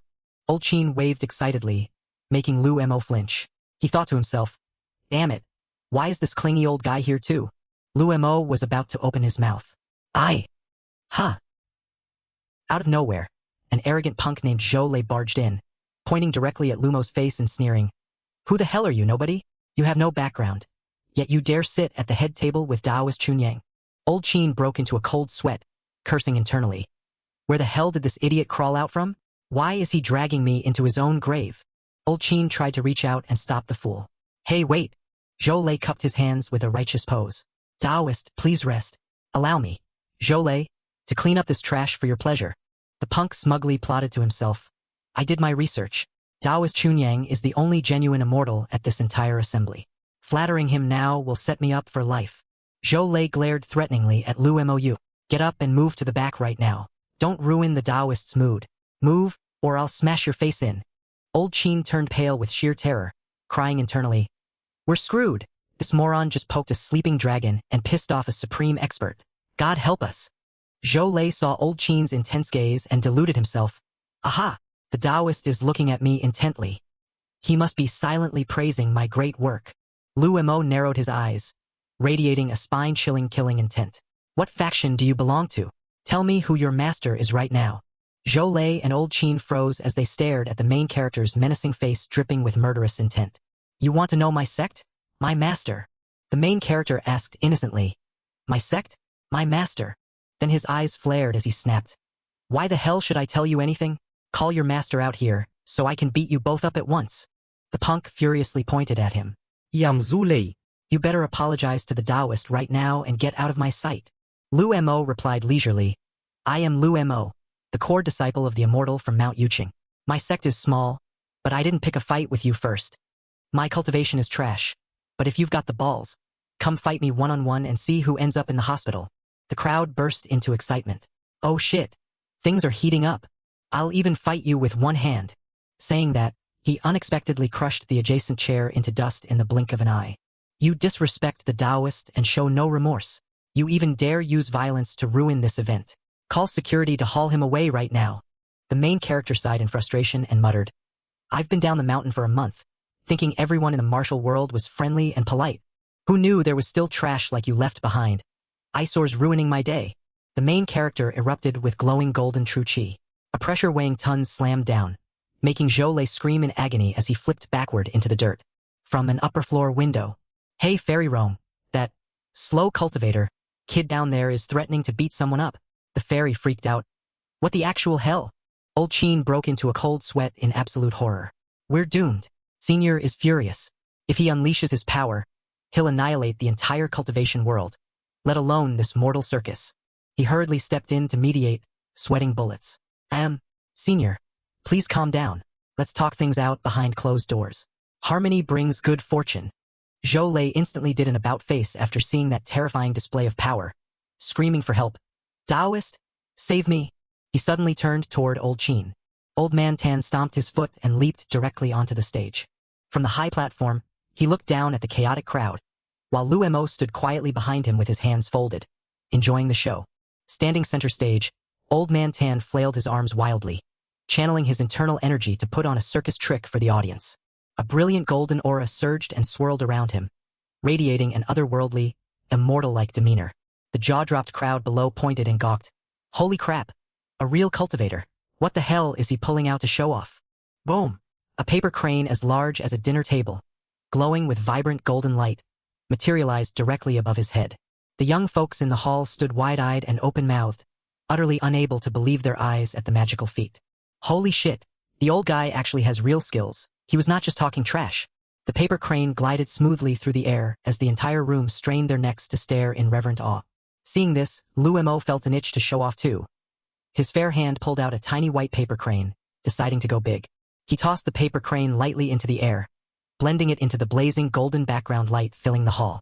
Through sheer mystical power, the tiny paper crane flapped its wings and literally transformed into a real, living crane made of flesh and bone, soaring badassly through the light. Oblivious, Old Man Tan kept waving his wide sleeves, releasing a dozen more tiny paper cranes to circle around and flex. The massive living crane took the lead, guiding the flock of paper cranes around the hotel ceiling in a scene as beautiful as a celestial painting. The audience cheered wildly, turning paper into a real bird. What kind of sorcery is this? It looks so vivid. A living immortal has appeared. Guys, it is so breathtakingly beautiful. This clip is definitely going #1 on trending. Wait, Master Lu Mo did that. He kept denying it all this time. But he turns out to be a real deity descended to Earth. Old Man 10 also looked up at the real Crane, his face freezing in place as cold sweat trickled down, terrified by his opponent's power. Boom!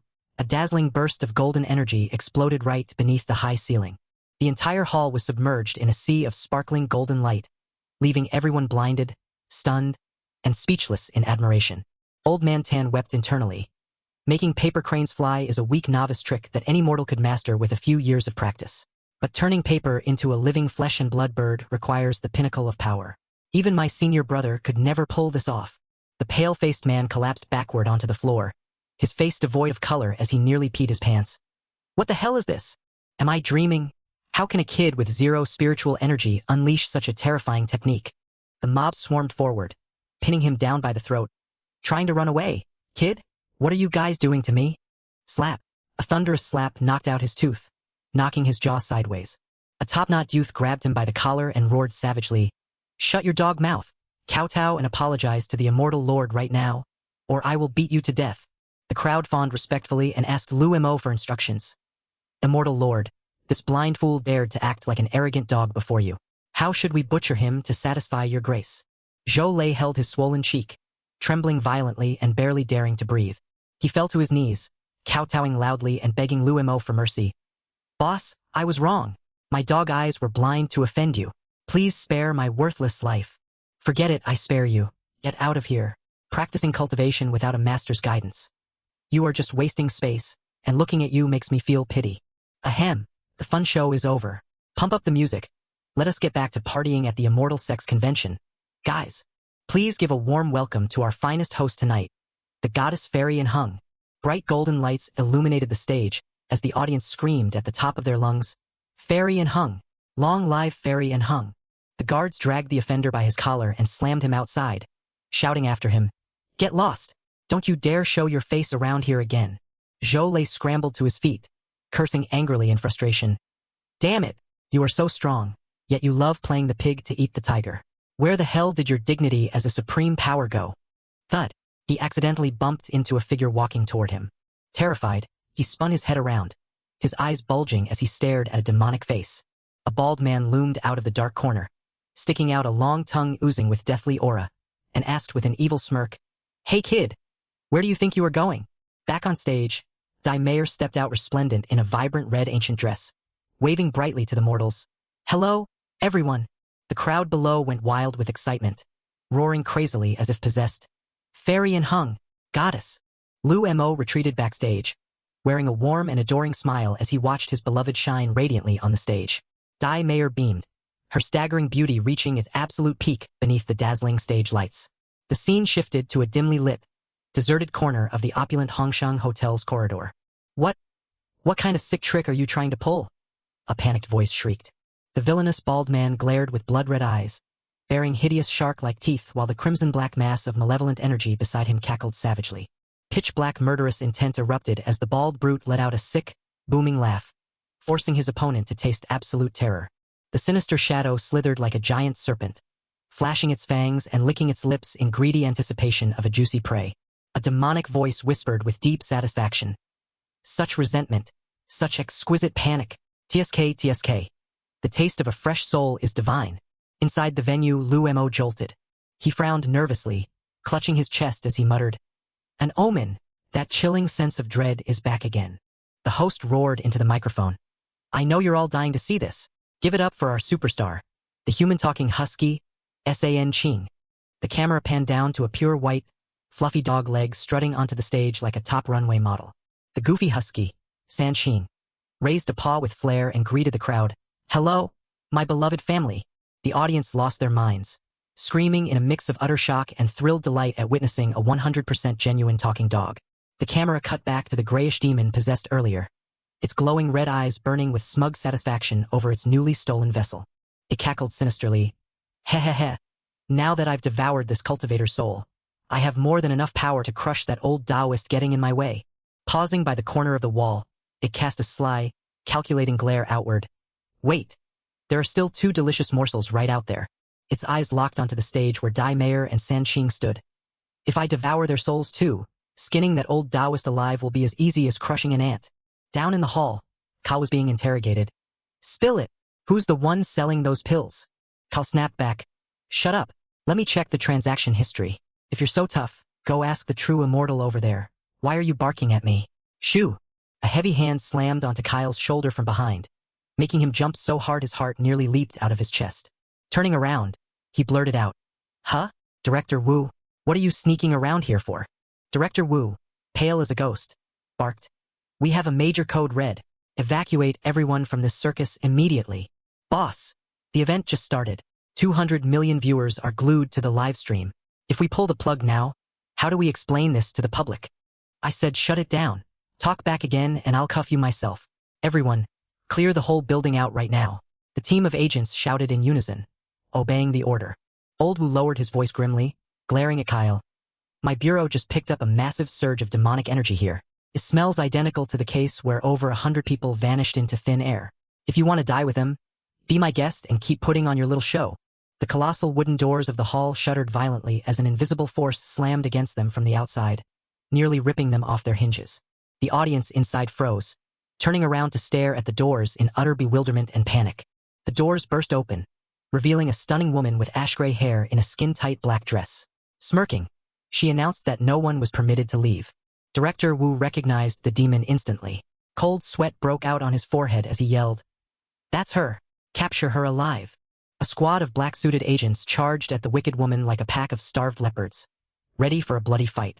The demoness sneered, her red eyes burning with disdain. My, looks like a few fools are in a hurry to meet the king of hell.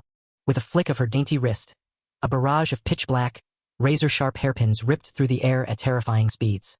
An agent wearing sunglasses jerked back to dodge, but his reflexes were no match for the incoming projectiles. A black hairpin plunged deep into his back. Blood sprayed everywhere, and the agent collapsed instantly. The flurry of hidden weapons impaled the other agents, sending them crashing face-first to the floor, groaning in agony. Swaying her hips, the demoness sauntered past the fallen agents, her long, slender legs strutting forward as if walking a gruesome runway. The souls of the fallen bodies were ripped free by an eerie, sinister suction force. Dozens of glowing green souls floated into the air, swirling directly into her gaping mouth. She swallowed the souls whole, inhaling deeply with satisfaction before licking her lips. Exquisite! Having drained their vitality, dark malevolent aura exploded around her like a towering column of black smoke. Seeing a massacre unfold, the audience panicked like a disturbed beehive, trampling over one another while screaming, Murder! Run for your lives! Hidden in the shadows, Lu Mo furrowed his brows, his fingers tightening around the hem of his Taoist robe. Cold sweat broke out across Lu Mo's brow as he clutched his chest, thinking, This chest tightness is just like getting wrecked in my past life. This murderous aura. We are so screwed. I need to stay calm. San Qing the husky whimpered, his fur standing on end as he stared behind them. Shivers ran down Dai Meier's spine as she asked, This energy is terrifying. Did something go wrong behind us, guys? Sensing the stench of death, San Qing bolted at top speed, abandoning the other two in total confusion as if saying, This looks terrible. I'm out of here. A clump of deep purple fiendish aura condensed into a massive demonic hand, tearing through the air like a ballistic missile. Before San Qing could escape, the demonic hand snatched him out of the air, squeezing tightly as the dog rolled his eyes and yelped in agony. Shocked by the terrifying sight, Dai Meier and old Qin Chunyang froze on the spot, the color completely draining from their faces. Zhou Lei, currently possessed by the fiend, grinned wickedly. This dog smells incredible. He must be stuffed full of immortal elixir pills. His female accomplice urged him, Eat the dog quickly. Take out that old man and bring that little girl back alive. I'm not your servant, you nagging BTCH. Shut your mouth. Enraged, he thrust his giant fiendish palm directly toward Dai Meier. I'll devour whoever I want first. Swift as lightning, a brilliant golden silk ribbon surged forward like a coiling dragon, wrapping tightly around the demonic hand. Old Qin braced himself, brandishing his horsetail whisk to intercept the blow. Evil monsters, don't you dare act so brazenly. The golden ribbon constricted around the purple fiendish arm, plunging both sides into a fierce tug of war. Old Qin's eyes widened in sheer shock as the recoil slammed into him. Its strength is sickening. The possessed Zhou Lei sneered and yanked the ribbon hard, reeling his opponent in like a hooked fish. Losing his footing, old Qin was dragged violently into the air, flying helplessly like a ragdoll. Teetering on the edge of death, the old man pulled out a glowing yellow talisman, channeled his inner energy, and roared, "5 Thunder Punishment Talisman." Closing in on Zhou Lei's face, he slapped the lightning talisman right onto the fiend's forehead. "Get lost!" The talisman exploded into bright golden lightning across the fiend's face, blasting the demonic aura outward. Before he could celebrate, a massive fist of fiendish energy surged upward from below, sending old Qin flying into the distance. Old Qin crashed headfirst into the dirt, leaving Dai Mayer trembling in sheer panic behind him. She rushed over to support the old Taoist priest. "Oh my God, Taoist master, are you all right?" The talisman in his hand was still smoking faintly. The possessed Zhou Lei shrieked madly, "You crafty old fool, today is the day you die." Old Qin stared at the demonic aura, mouth agape in shock. "Damn it, they are chaos-born fiends. They've slept for centuries, so why are they suddenly crawling out now?" The ash-gray-haired woman crossed her arms, mocking her partner. "Look at your pathetic state. Finish off that old man already." Dai Mayer and old Qin noticed the two monsters squabbling. "There's an opening." Moving with lightning speed, old Qin summoned his magical treasure to strike. Swinging his whisk through the air, he unleashed a brilliant beam of golden light toward the fiends. Carrying earth-shattering power, the golden beam swept through the air, locked straight onto its target. Magical cords whipped around the two fiends, binding them tightly so they couldn't budge an inch. Even with her neck bound, the woman sneered contemptuously. "You think these pathetic little tricks can stop me? In your dreams, old man." Old Qin pulled a tiny golden bell from his pouch and bellowed, "I'm not done yet." He tossed the bell into the air and shouted an incantation, "Rise!"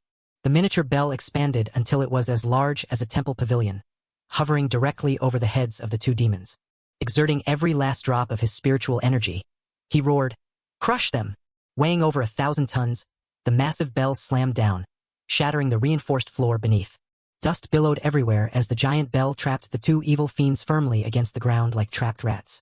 Completely exhausted from activating the ancient relic, old Qin coughed up a mouthful of bright red blood, making Dai Mayer scream in panic.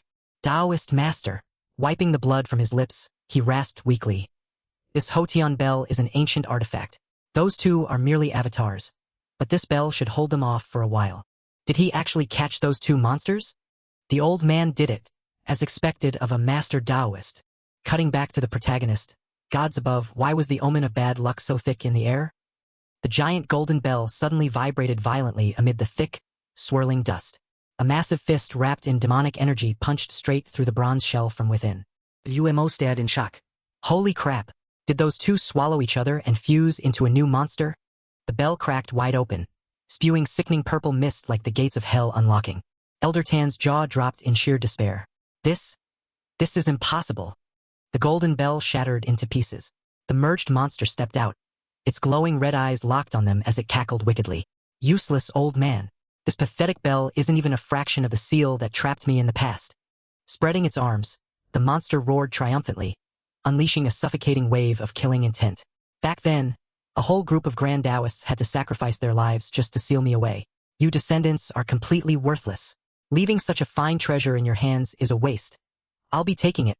A cold chill ran down Elder Tan's spine as sweat poured down his face like a waterfall. Such terrifying pressure. "It's on par with my senior brother." His face contorted as he shrieked in horror. The Golden Core Realm. It devoured its partner and absorbed its power to reach the Golden Core Realm. He looked around frantically. "Senior? Where did that senior go?" Lu Mo stood rooted among the crowd of mortals, staring downward in deep thought. Elder Tan wept internally.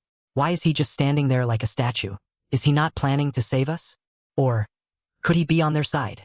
Elder Tan's mind spun into wild, terrifying theories. A spear bearing a brilliant red banner sliced through the air with a whistle, flying straight toward the monster. The demon's pitch-black hand caught the flagpole effortlessly mid-air. Glancing at the banner, the monster's expression darkened, and it growled furiously, "The Night Watchers!" It whipped its head around, glaring viciously at the looming figure that had just appeared at the end of the hall. "Hey, old man Chunyang, getting your ass handed to you so humiliatingly today? Have you gotten too old and weak? Only you night watchmen are suited to deal with these wild demons." The newcomer snapped his fingers. The monster's hand exploded. Its eyes burned blood red with intense hatred as it snarled, "You just brought back some damn terrible memories." Realizing the extreme danger, Elder Tan shouted at the top of his lungs, Retreat! Fast! It has reached the golden core stage. Fighting it will get our skulls crushed. The old Taoist's face turned deathly pale, sweat pouring like a stream as he realized the overwhelming disparity in power. The monster vanished into a blur, unleashing a devastating punch that sent the old man flying before he could even blink. The old Taoist's eyes rolled back as he vomited a mouthful of crimson blood, his internal organs shattered by the strike. His body slammed violently into the wall, causing massive cracks to ripple outward with a heavy tremor. He crumpled limply onto the ground, his arms hanging lifelessly, completely stripped of any ability to fight. Scared out of his wits, Cal collapsed onto his butt and cried out in terror. "We're dead! We're all gonna die this time!" Old Wu stood frozen, cold sweat pouring down his face. Despair consumed him. If even a real immortal got beaten to a pulp, how could mere mortals hope to survive? Baring its shark-like teeth, the monster growled triumphantly. "Dealt with that nuisance. Time to clear the table and devour the rest of you." Gritting his teeth, Elder Tan forced himself up and pulled out a bright red talisman, intending to commit a suicidal attack. Dai Mei held her breath, watching from behind. He glared resolutely at the monster. Once this annihilation talisman is activated, everything within 300 meters will turn to ash. He lamented with final instructions. If it devours all the living souls here, it will become invincible under heaven. I must sacrifice all of you to kill it. I am truly sorry, everyone. I'll go on ahead. Weeping openly as he looked up into the air, he cried out desperately, "Senior, this junior doesn't dare command you. But I only beg you to shield these innocent people so they can escape. I willingly offer up my old life." But when he raised his head, the Grand Master's figure was nowhere to be seen, having completely vanished. Terror and despair seized him. The monster glanced around and sneered disdainfully. "Another idiot looking for a death wish?" Emerging from the shadows, Lu Mo stepped forward, his cold gaze locking onto the evil entity. Infuriated by his calm composure, the demon roared crazily and lunged forward, intending to tear that arrogant face to shreds. The torrent of pitch-black evil energy slammed violently into Lu Mo's shield of light, leaving the monster wide-eyed in utter shock at how effortlessly it was blocked. How could my attack be stopped so easily? Lu Mo's eyes remained cold and emotionless, silently watching his opponent as if staring down at a mere insect. The fiend let out a painful roar and jerked backward in sheer panic. Cold sweat poured down its face as it shuddered, wondering what kind of invisible terror it had just experienced. Enraged by the humiliation, it roared and charged forward to go all in once more. Stamping hard enough to shatter the ground, it sprinted forward while bellowing threats to devour the arrogant brat's soul. The beast poured every ounce of its sinister power into a desperate rush to crush the obstacle in its path. Elder Tan cried out in horror upon seeing the demon completely lose control, while Dai Mayer trembled behind him, praying fervently. Elder Tan frantically wove hand signs and released a flurry of yellow talismans to form a protective barrier over the surrounding civilians. The crowd covered their heads and hit the ground to dodge the shockwave, protective talismans flickering brightly above them. The talismans transformed into sturdy golden spheres of light, fully shielding the lives of the spectators below. The massive demon, dripping with overwhelming malevolence, closed in on Lu Mo to deliver a final deadly strike. Lu Mo merely tilted his head to dodge effortlessly, a radiant golden aura bursting around him in an awe-inspiring display. The monster's punch missed completely, gouging a massive crater into the ground and scattering debris amid a thick cloud of dust. The demon froze in utter bewilderment as it realized its full power attack had hit nothing but thin air.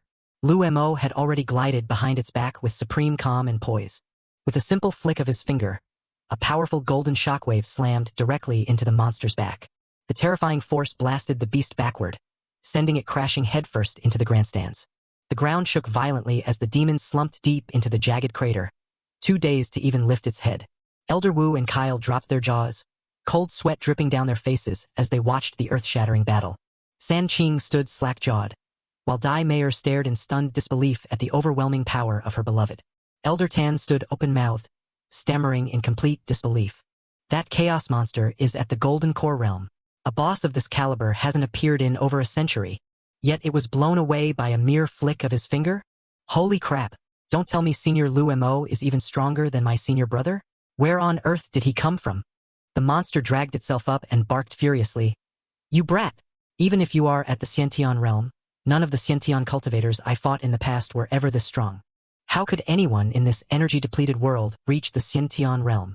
How can you possibly be this powerful? Lu Mo didn't even bother to answer, his face remaining icy as golden true aura flared around him, exuding a deadly pressure. The monster panicked completely, His spiritual energy easily surpasses the Xiantian level. How is that even possible? It roared madly, snapping its jagged teeth as it lunged forward to devour everything in its path. Then, it pulled a sudden complete reversal. It turned tail and bolted at top speed. Senior, don't let it escape. Elder Tans shouted. Lu Mo raised both hands toward the sky, a brilliant golden light enveloping his body like a divine god, descending to cleanse the realm. He gestured, shooting out hundreds of golden beams that wove together into a colossal net. The golden net tore through the air with a whistle, tightly ensnaring the space around the demon. The net clamped tightly around the monster's neck, making it writhe and howl in pain. Damn it! It hurts! Let me go! The golden spiritual energy tightened, searing the evil fiend as dark purple malice vaporized into acrid smoke. The overwhelming force shattered the creature into a million fragments before vaporizing it entirely into nothingness. Bound tightly, the demon went pale with horror. Holy shit! This spiritual energy is so pure it's slicing right through my flesh. It hurts like hell. Driven to the brink of death, the beast gnashed its teeth in desperation. Brat, you're backing me into a corner. I'll burn my life force to go all out against you. Once I chew up your bones, I'll be ruler of the universe. Burning its remaining strength, it surged forward, illuminating the sky. All or nothing. I'll sacrifice this soul fragment to drag you down to hell with me. The massive mass of evil aura launched like a ballistic missile straight toward Lu Mo below. Unfazed, the young man tilted his chin up and casually raised a single palm toward the sky to catch the strike. The beast opened its maw, roaring arrogantly. Fool! Even ancient immortals couldn't kill me. If we both die today, I still win. Go to hell. It slammed directly into Lu Mo's palm, triggering a blinding golden explosion that scorched the air. Lu Mo's face remained ice cold, completely unbothered. He raised an eyebrow and asked disdainfully, "Done barking yet?" With a snap of his fingers, he gathered all his golden true chi, molding it into a blazing sword of light right in his hand. He swung his arm in a heaven-rending strike, shouting out as he unleashed a decapitating supreme technique. The clean slice cleaved straight down the monster's body, splitting it in half as brilliant golden light erupted outward. A storm of crisscrossing golden sword chi shredded the demon into mincemeat amidst the falling rubble. Elder Tan watched the bloody clash, breaking into a cold sweat. So damn strong, but that chaos demon is ridiculously durable. A slash like that won't kill it for good, boss. Sure enough, the purple shreds of flesh coalesced into a swarm of shrieking fiends, surrounding Lu Mo. Ha ha ha. Is that all you've got, idiot? I overestimated you. Die, you arrogant show-off. Lu Mo took a leisurely stroll. With every step, a golden halo expanded, purifying the evil aura. Didn't you pay attention in class? Lightning is the ultimate bane of filthy abominations like you. Standing in the middle of the purple toxic mist, he smirked. So, how about we take a stroll through the clouds and enjoy a little lightning bath, babe? Lu Mo powered up to full capacity, shooting out a brilliant golden net that bound the evil aura tight like a hogtied beast. His eyes gleamed with absolute authority, locking onto his target so the monster couldn't find any loophole to escape. A pillar of golden light surged upward, piercing right through the hotel roof and soaring into the high heavens. Below, the onlookers stood slack-jawed, watching a rain of concrete debris fall around them, transforming into a golden streak that split the wind. Lu Mo dragged the evil demon skyward, summoning wind and cloud to unleash divine thunder and blast it to hell. The golden energy stream blasted a massive hole straight through the hotel's reinforced concrete ceiling. Piercing the roof, the beam shot straight into the high sky right over the bustling city center. Dragging the beast behind him, Lu Mo soared straight into the heavens. The bright sky suddenly turned pitch black as blue lightning cracked violently, tearing through dark clouds like a disaster movie. The demon shrieked in panic. Fuck! Stop! Are you crazy? Are you really calling down heavenly tribulation lightning to shock me to death? With an unyielding, rock-solid gaze, Lu Mo roared decisively, "Move!" A storm of golden swords shot forth, slicing the sky into brilliant luminous gashes. A blinding explosion flashed within the swirling vortex of dark clouds. Lu Mo rocketed upward, carrying a radiant vortex of energy trailed by roaring thunder and lightning. His face remained stoic and unshakable, showing not a single trace of fear before the massive mass of tribulation lightning hovering overhead. The demon shrieked with a cackle. "Fool! Your power just amplified the lightning tribulation several times over. One strike will turn you to ash. You won't even have a soul left to reincarnate." He didn't even bother listening to its babbling. A bolt of lightning as thick as a skyscraper crashed down from the ninth heaven, pulverizing everything in its path. Clad in majestic golden armor, Lu Mo stood proud, pointing one hand directly to the sky as he thrust his chest forward to meet the lightning head-on. Trapped inside the cage, the demon blood patriarch screamed at the top of his lungs as the electrical currents roasted his evil flesh to a crisp. The mortal cultivators scrambled in terror to escape the hotel, fleeing the thunderous storm that shook the building to its foundation. Elder Tan broke into a heavy sweat, pointing up at the sky. Holy shit, that's a genuine lightning tribulation. With a tribulation this intense, I wonder what realm Lu Mo has ascended to now. Lu Mo's eyes blazed with electric arcs as he opened his mouth and roared across the heavens. Break! A colossal shockwave detonated, sweeping away the dense pitch-black clouds and restoring brilliant light to the sky. Lu Mo smirked, his razor-sharp gaze locking onto the monster as he threw out a mocking taunt. Is that all your skills can do? The demon roared insanely, barking back a fierce threat. The lightning punishment has 5 full strikes. Each one is stronger than the last. You are playing with fire. Kid, even if I die, it is just a scrap of my soul. But if you slip up for a single second, I will possess you and snatch your body. Amidst the pitch-black stormy sky, a massive bolt of blue-white lightning ripped through the night, blasting down with unmatched power. Lu Mo narrowed his eyes, focusing every ounce of his mental power to track every ripple within the impending lightning strike. A web of crackling lightning struck directly against the golden cage of light, trapping the demon inside. You talk way too much. Pinned inside the cage and blasted by thunderous strikes, the demon writhed and shrieked in agony, cursing the blind heavens for hitting the wrong target. The sky shook violently as rapid streaks of lightning flashed continuously through the dense black clouds. Out of nowhere, 3 colossal pillars of heavenly lightning crashed down from above. Lu Mo decisively waved his hand and roared, "Sword, come!" Moving at astonishing speed, he spun his blade through the air to form an impenetrable barrier.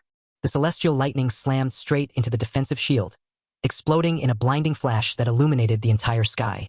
High above Linhai City, Lu Mo weathered the apocalyptic strikes with complete ease. Watching the earth-shattering phenomenon from afar, Old Wu broke into a cold sweat and panicked to Tan Chunyang. Holy crap! Is someone actually undergoing legendary immortal ascension? Boss? On the ground, Dai Mayer's stomach churned with anxiety. Realizing Lu Mo's true identity, she knew his posted videos were 100% real without a single fake performance. Clasping her hands, she prayed for her crush to survive the ordeal. High in the heavens, the spinning sword shield continuously absorbed wave after wave of incoming lightning strikes. By now, Lu Mo was thoroughly exhilarated. He pointed a finger skyward, condensing his golden true chi into a colossal blade of pure light. Delivering a slash of catastrophic power, he cleaved the sky in two, completely sweeping away all surrounding evil energy. Old Tan stared in absolute disbelief. Impossible! He took 3 strikes of heavenly tribulation purely using spiritual energy. Ancient texts clearly state you must endure it with both body and soul. Countless geniuses died trying that. Just how massive is his spiritual reserve? What a complete monster. He hasn't even maxed out the Xiantian realm yet, but he survived 3 whole strikes. If he lives through this, he will jump straight into the tribulation stage. The demon growled furiously from behind the light shield, glaring at Lu Mo with malice. Brat, if you know what is good for you, let me go right now. Seeing Lu Mo completely ignore it, the evil creature barked on. You don't want to cross me. I am one of the 4 perils from ancient times. As long as chaos exists in this world, I can never die. Arrogantly boasting its immortality, it sneered. Even if you chop me into pieces 100 times, I will still revive. Human malice and negativity are my infinite power battery. Even if you kill me here today, I will crawl back tomorrow to take revenge. Release me before I put you on my hit list. A cold, confident smile curled on Lu Mo's lips as he casually replied, In that case, allow me to send you straight to hell.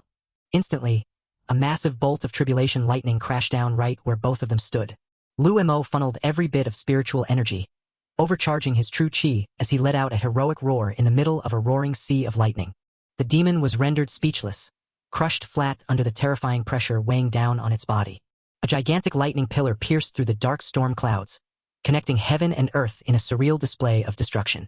On the streets below, people panicked and scattered, covering their ears and screaming frantically at the terrifying shockwaves reverberating from above.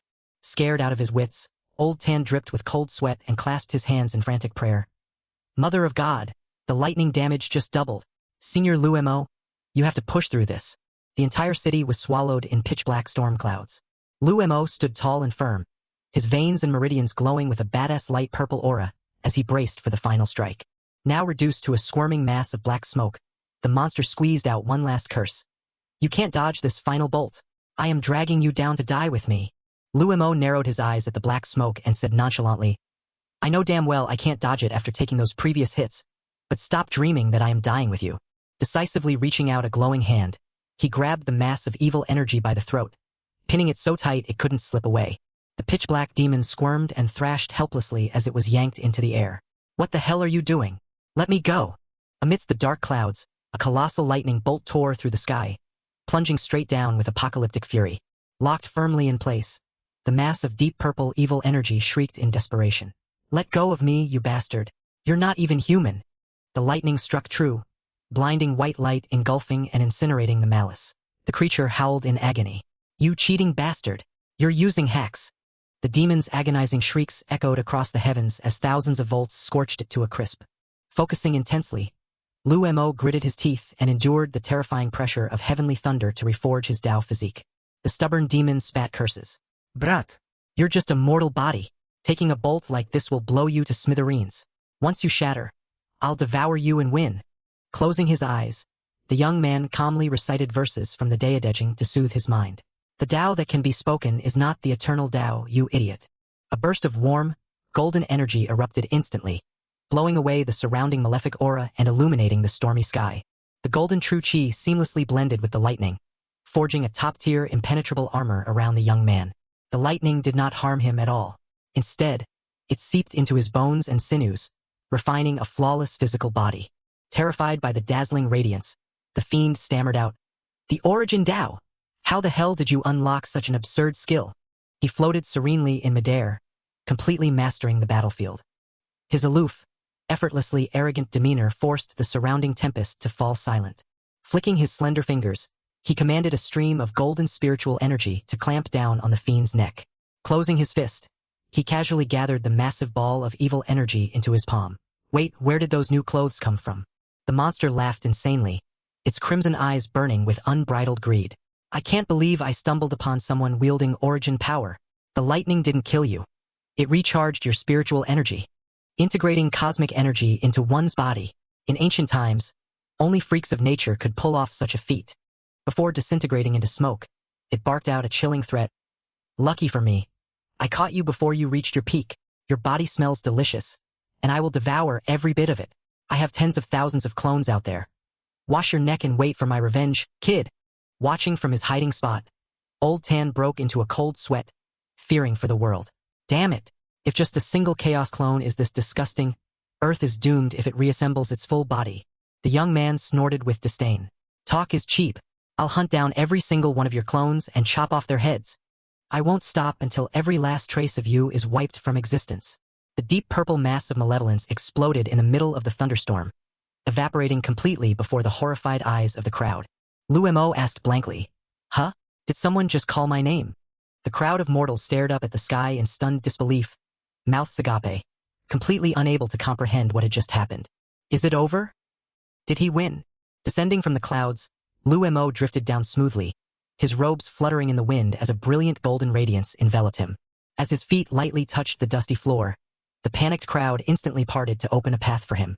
The people kowtowed and shouted frantically, Immortal! Boss! You are a bodhisattva descended from heaven to save our lives. Luo blinked in confusion. Wait. Why are you all kneeling and bowing to me like that? People scrambled to yell out, Boss, please take me as your errand boy. And Big Bro saved my life. My family is filthy rich. Just name whatever you want and it's yours. The young man recoiled in horror as the wailing crowd of mortals swarmed toward him like zombies trying to repay a debt. Get back. Don't bite. Old Tan and Boss Wu quickly swooped in to intervene, spreading their arms to hold back the wild crowd and rescue the young man. Old Tan bellowed to clear the area. The crisis is over, folks. Disperse. Everyone head home and go to sleep. Disappointed, the crowd scattered and shuffled off with their shoes in hand, leaving behind a ruined hall. Luo stood there watching thoughtfully. Old Tan cupped his hands in gratitude. Thank you for saving my life, boss. I will carve this favor into my bones. Luo scratched his head in confusion, pointing around as he asked Old Tan about the noisy crowd that had just left. Senior, you've got it all wrong. This entire circus is filled with rich, spoiled mortals. There isn't a single cultivator here.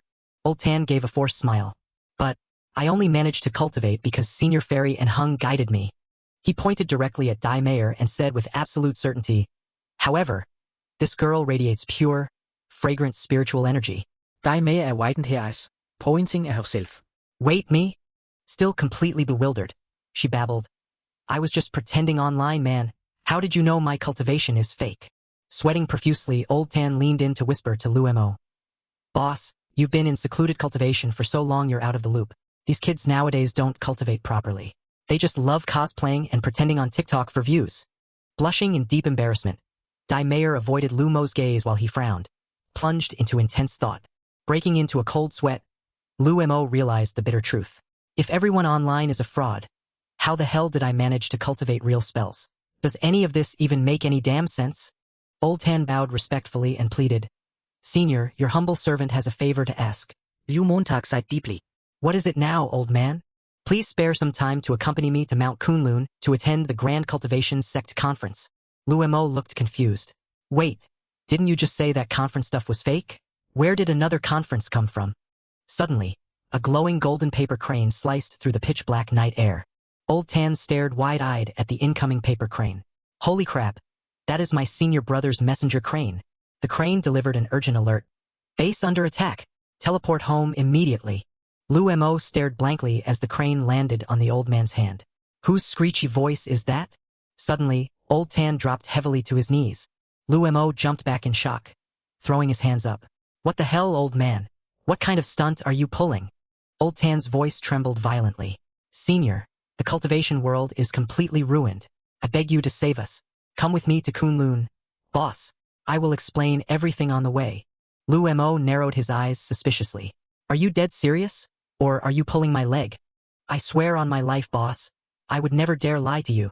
Flashing back to ancient times with rolling golden clouds and cultivators soaring on flying swords like birds, Old Tan continued, 1,000 years ago, the Taoist sects flourished, hidden dragons and crouching tigers roamed everywhere. I swear to you, back then, powerhouses who transcended tribulations to reach the god transformation realm like you were as common as stray dogs." Lu Mo's eyes widened. "You mean this world still has a whole bunch of ancient grandmasters who just refuse to die?" Old Tan looked somber as a funeral director. "Hell no. Back then, the ancestors slaved away for one single goal: stepping through the heavenly gate. Legend had it that leaping through that gate meant ascending to the immortal realm and becoming a true deity. Is the heavenly gate at Kunlun? And how do you even pass through it?" The old Taoist let out a long, discouraged sigh. Brilliant light burst from the gate, revealing a chillingly mysterious black hole behind it.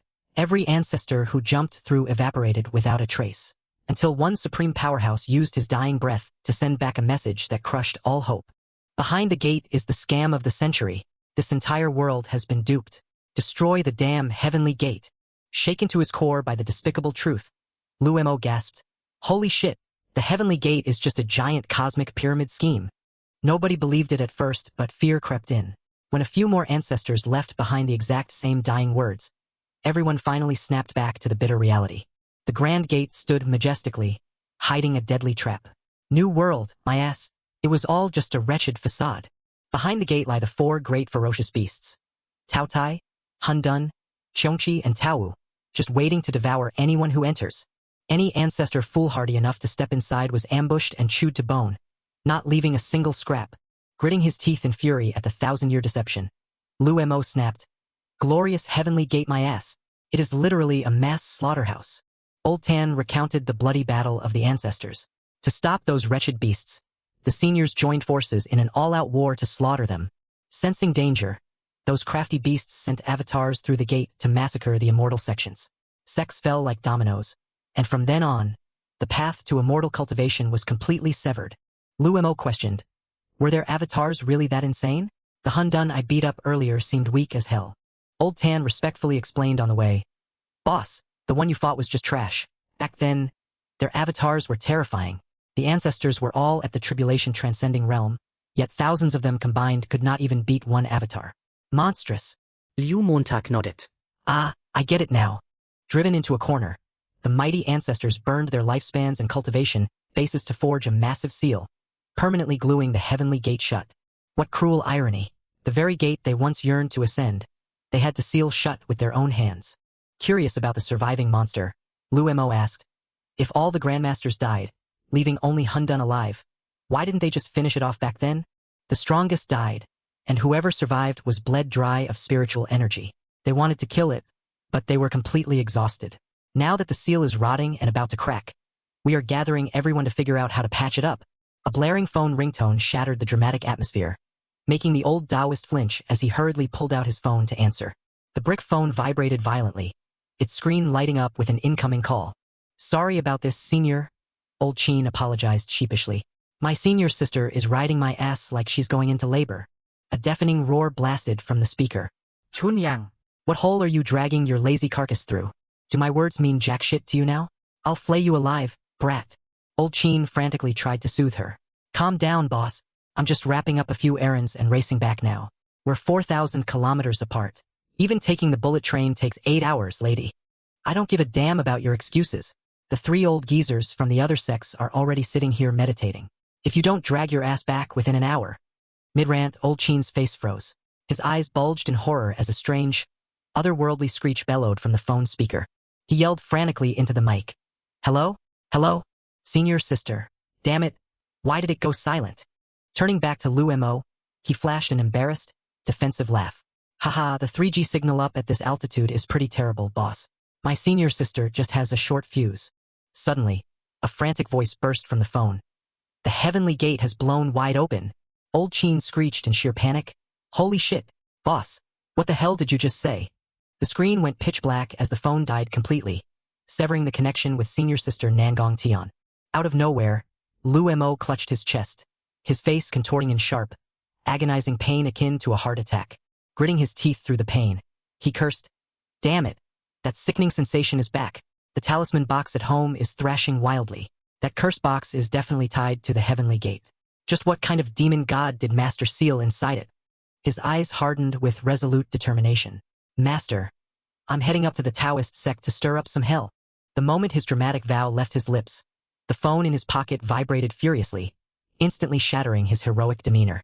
Scene changed to a luxurious room. Dai Mayer, dressed in a breathtaking red gown, flinched as her phone lit up on the desk. She shyly picked it up, a sweet, bashful smile gracing her lips when she saw the caller ID. Split screen. The male and female leads gazed at each other through the camera, exchanging smiles dripping with sweet affection. Cut back to the pitch-black sky crackling with thunder. The razor-sharp peaks of the Kunlun Mountains pierced through the heavy fog, exuding a menacing, ominous aura. Beneath the main sect temple, crowds of Taoist cultivators were sprinting frantically up the stone stairs under a raging storm of black clouds. A dazzling arc of sword light tore through the ink-black night. The lowly senior sister roared in desperate fury. "These demonic cult bastards are crawling everywhere like ants." A tiny hand reached down, picking up the cracked phone lying abandoned on the dirt. Lowly Nangong Tian gritted her teeth, calculating grimly. The phone smashed to pieces. Who knows if that idiot Chunyang heard me? Even with his trash realm, him crawling up here would only buy us a few extra pathetic minutes. The camera panned over to the giant portal. She muttered, "Damn it. The seal breached 5 years earlier than expected." Looking up, the lowly pondered. So this is the legendary heavenly gate. Why did it open so prematurely? The spiritual energy in this era is utterly garbage. And today's cultivators are far more pathetic than the ones 600 years ago. Even worse, the spiritual energy has completely dried up. Not a single spiritual herb needed to reinforce the seal can even grow anymore. Staring at the chaotic ruin around her, she whispered in despair, "Is Earth truly doomed?" The massive red gate creaked open, exposing a pitch-black vortex belching foul, vile evil energy. A hideous, monstrous laugh echoed out. "You Taoist trash, today marks your bloody memorial." Thousands of gruesome, bloody tentacles burst forth from the threshold. A colossal shadow beast materialized aggressively, its eyes glowing crimson and drool dripping from jagged, terrifying fangs. The fell beast bellowed madly, lunging forward to crunch the bones of the defending cultivators. 2 young Taoists froze in sheer terror as the razor fangs and foul, reeking breath of the beast closed in right before their faces.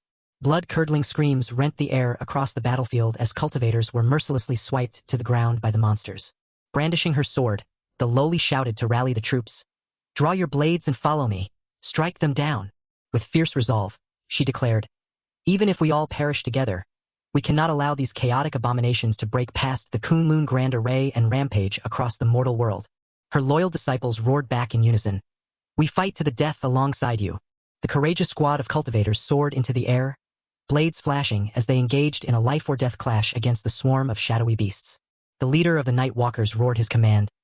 Night Walkers, stand shoulder to shoulder with the Taoist order and exterminate these bastards. His men bellowed back in unison, Yes, boss! A skeletal figure with glowing green eyes charged into battle, shouting, Brothers of the Corpse Refining Sect, get in here and support. Tank the chaos being now. A giant pitch-black bird opened its pincer-like sharp beak, diving straight to snap at the glowing, floating figure of young Nangong Qian. The young sect master slashed her sword fiercely, unleashing a radiant crescent-shaped arc. The devastating strike slammed directly into the monstrous bird before it could even dodge. Golden light incinerated the dark creature, burning it crisp as it screeched in agony. Nangong Qian flashed forward like lightning, unleashing a flurry of sword slashes directly into the faces of the enemies before her. With a clean slice, crimson blood sprayed across the air like splatter paint. From the dark shadows, a massive spectral ghost roared furiously, Damn monsters, go straight to hell together. A clueless young cultivator was shredded across the back by demonic claws, screaming in agony as blood gushed out. The battlefield was utter chaos, littered with the bloody corpses of fallen cultivators, while the survivors gritted their teeth and plunged into a bloody fight to the death. Watching his comrades fall in heaps, a young cultivator gnashed his teeth in fury, gripping his sword hilt tightly and refusing to back down an inch. Nangong Qian looked at the slaughter field with heart-wrenching anger. Damn it! Disciples are dropping like flies. Aside from a few who dragged themselves to the Foundation establishment realm, everyone else is dead. Us mortals are utterly useless. The young girl's eyes widened in horror as her spiritual sense picked up a terrifying hidden boss charging right toward them. A colossal shadow plummeted from the sky, blotting out the sun and crashing straight down toward the small girl. Sensing extreme danger, Nangong Qian screamed at the top of her lungs, Get out of the way! The ground quaked violently as rock and stone shattered in all directions under the 10,000-ton stomp of the giant stone boss. Pitch black with yellow eyes and jagged teeth, the boss let out a roar that shook the very heavens. Its colossal body resembled a moving mountain, completely overwhelming the puny cultivators struggling under its heels. The small sect master's face hardened with resolve, her sharp gaze ready for a final life-or-death gamble. She immediately shot into the air to dodge the incoming strike. Then she slashed down, though her strike barely scratched the giant beast. Nangong Qian swung her sword swiftly, unleashing sharp beams of sword chi that carved through the air toward the enemy. The giant stone beast roared frantically in response to her blitzing assault. Swinging its massive arm of black rock, the beast casually swatted away the green sword chi like flicking away a fly. Nangong Qian nimbly dodged the counterattack by a hair's breadth. The young sect master's eyes burned with fierce determination, swearing to fight to the death to protect her beloved sect. A blinding flash of white light erupted violently as their attacks collided midair. Pouring every drop of her remaining power, Nangong Qian drove her blade deep into the giant stone beast's throat. Taking a fatal blow, the creature's massive body of black stone collapsed onto the white snow like a crumbling mountain. Sect Master! The Tao sect disciples rushed over in panic as Nangong Qian collapsed onto the snow, completely exhausted, her hand still tightly gripping her sword hilt. A young disciple hurriedly supported her shoulder, asking nervously with a pale face, Sect Master, are you injured anywhere? She gasped weakly. That stone ape had reached the golden core realm. The power of these chaos beings will only grow stronger over time. Everyone, stay alert. Nangong Qian looked up at the dark, swirling clouds overhead, her face filled with despair at the impending apocalyptic nightmare. From the tear in the heavenly gate, countless slimy red tentacles burst forth again, wildly flailing at the surrounding Tao sect cultivators. Another massive shadow monster lunged out of nowhere, grabbing a fleeing cultivator in its razor-sharp claws.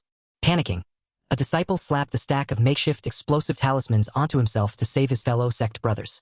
Before anyone could stop him, he detonated the talismans, dragging the shadow monster down to the grave with him. Damn it! Nangong Qian gritted her teeth in fury as she watched her loyal disciples drop like flies under the brutal claws of the demonic horde.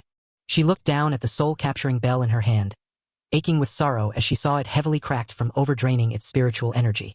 Sect Master, what are you planning to do with that soul-capturing bell? The disciples asked. She replied coldly. I will use my own soul as fuel to burn every single one of these chaos beings to ash. The Tao sect disciples knelt on the ground, weeping bitterly and begging her.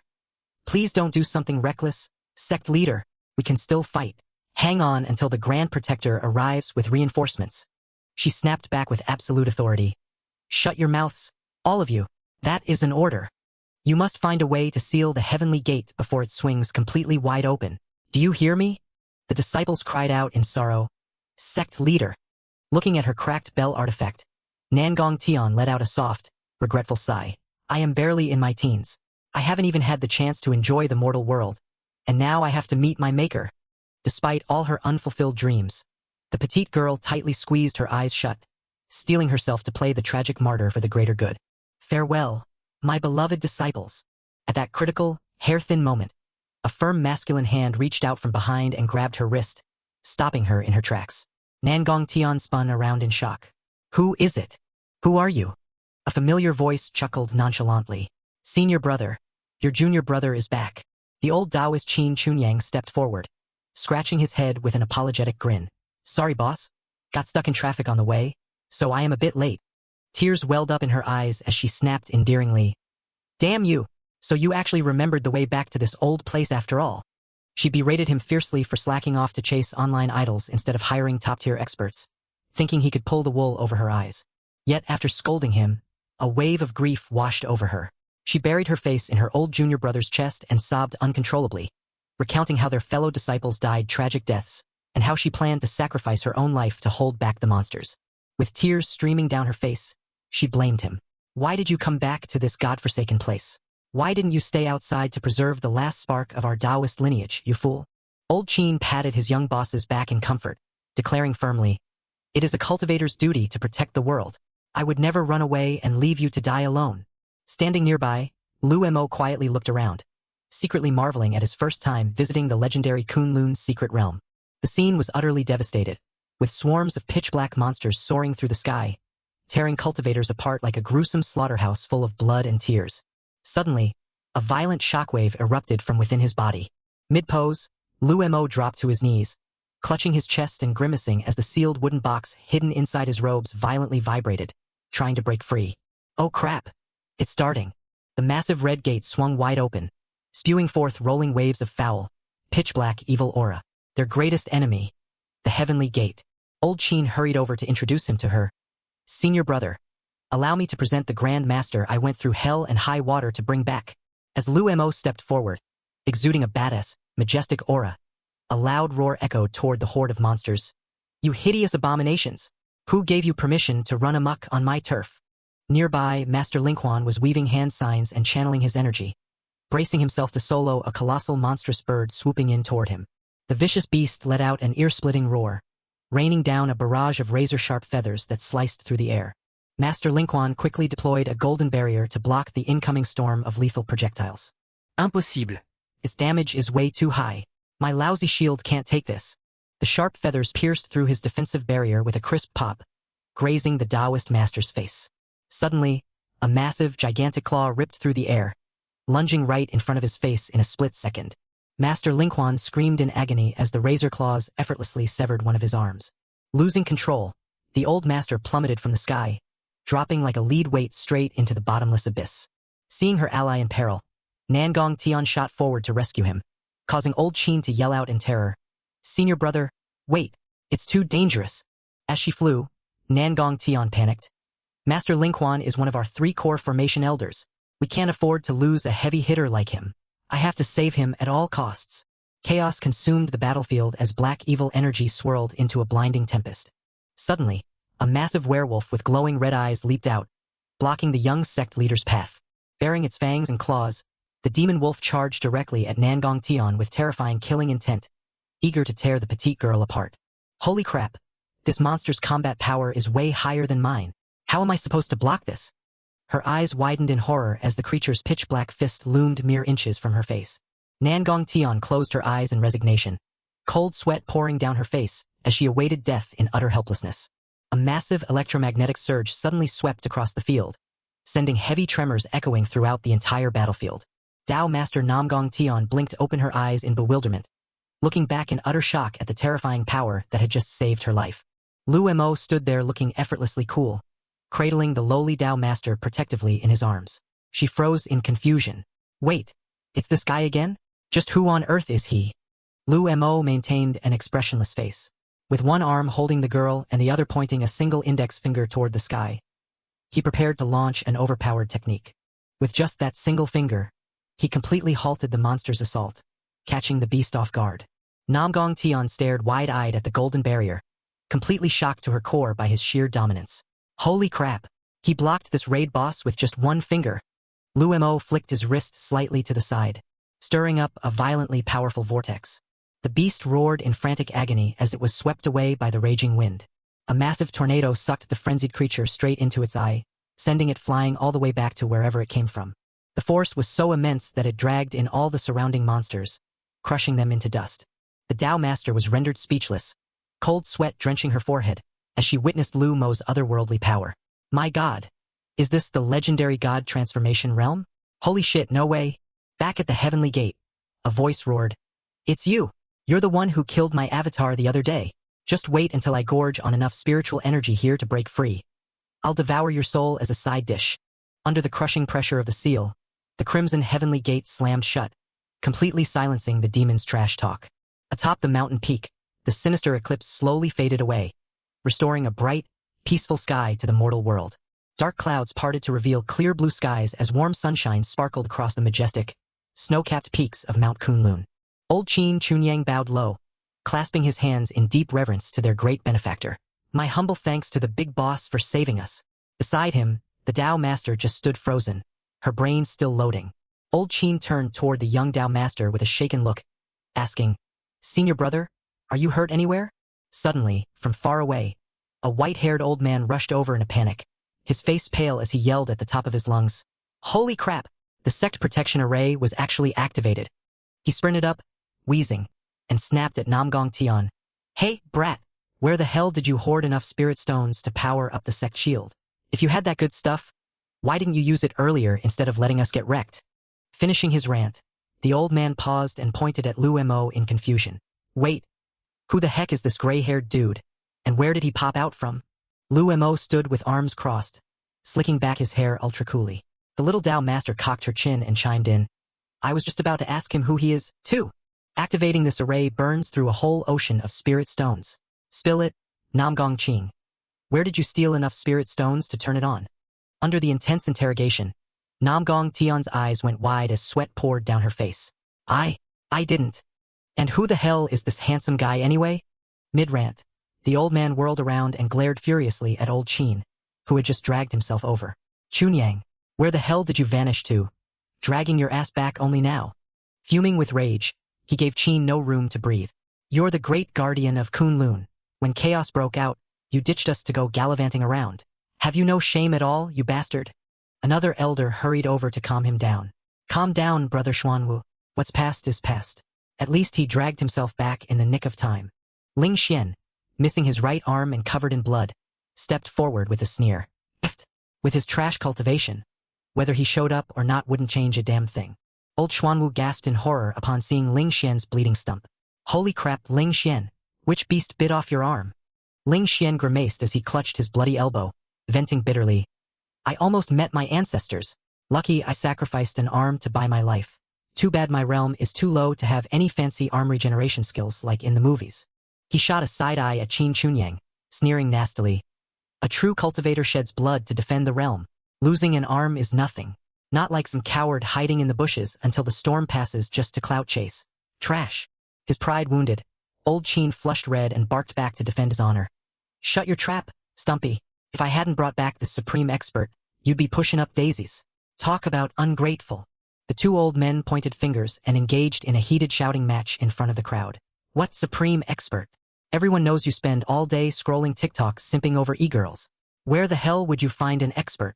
Ling Xian snapped. Old Qin warned. Watch your mouth. When the expert slaps you around later, begging on your knees won't save you. Ling Xian scoffed with disdain, waving his hand off. Begging my ass. Where is this expert of yours? Bring him out so I can see. Or do you mean yourself? Glancing around, he suddenly froze when his eyes landed on Lu Mo standing tall and poised like a deity. Wait, don't tell me it's this brat. The one-armed man narrowed his eyes at Lu Mo, trying to extend his divine sense to inspect the young man's cultivation base. Ling Xian limped closer, scrutinizing Lu Mo with skeptical contempt. Who are? Scanning him up and down without detecting a single drop of spiritual energy. The one-armed Ling Xian flew into a rage, pointing accusingly at Qin Chunyang. You traitor!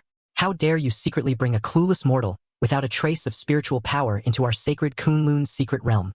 Ling Xian turned to the Tao Master, demanding judgment. Sect Master, under realm law, how should someone be executed for sneaking a mortal in here? Tell him. Nangong Tian broke into a cold sweat, her brow furrowing as she tried to handle the public relations disaster. Well, by sector rules, his cultivation should be crippled and he should be thrown into the manure pit for 6 months. But this situation is a bit awkward. Do you see this, Sect Master? Our sect is burning to the ground. Yet Chun Yang brings a spy right into our home. I demand you geld him to set an example for the entire martial world. Nangong Tian lowered her eyes in sheer exhaustion, weeping internally. Gods above, the house is burning down around us, and they're still fighting over seats of power. This Tao sect is rotten to the core. She stole a side glance at Lu Mo, who was watching the drama unfold like a comedy show. She knew all too well that this guy was an absolute powerhouse hiding his true strength, far stronger than all these lowlifes combined. Yet he stayed completely silent without offering a word of explanation, putting her in a hell of an awkward spot. Just as she was about to speak up on his behalf, the one-armed man refused to listen, his eyes glaring as he roared fiercely, cutting her off. If the sect master lacks the guts to act, I'll use my remaining hand to deal with this traitor myself and purge our sect. The moment the words left his mouth, the one-armed fool charged forward like an unleashed dog, raising his left hand to smash the protagonist's face in. A net of palm force radiated from his hand, channeling all his strength to capture both of them and take them away for castrating.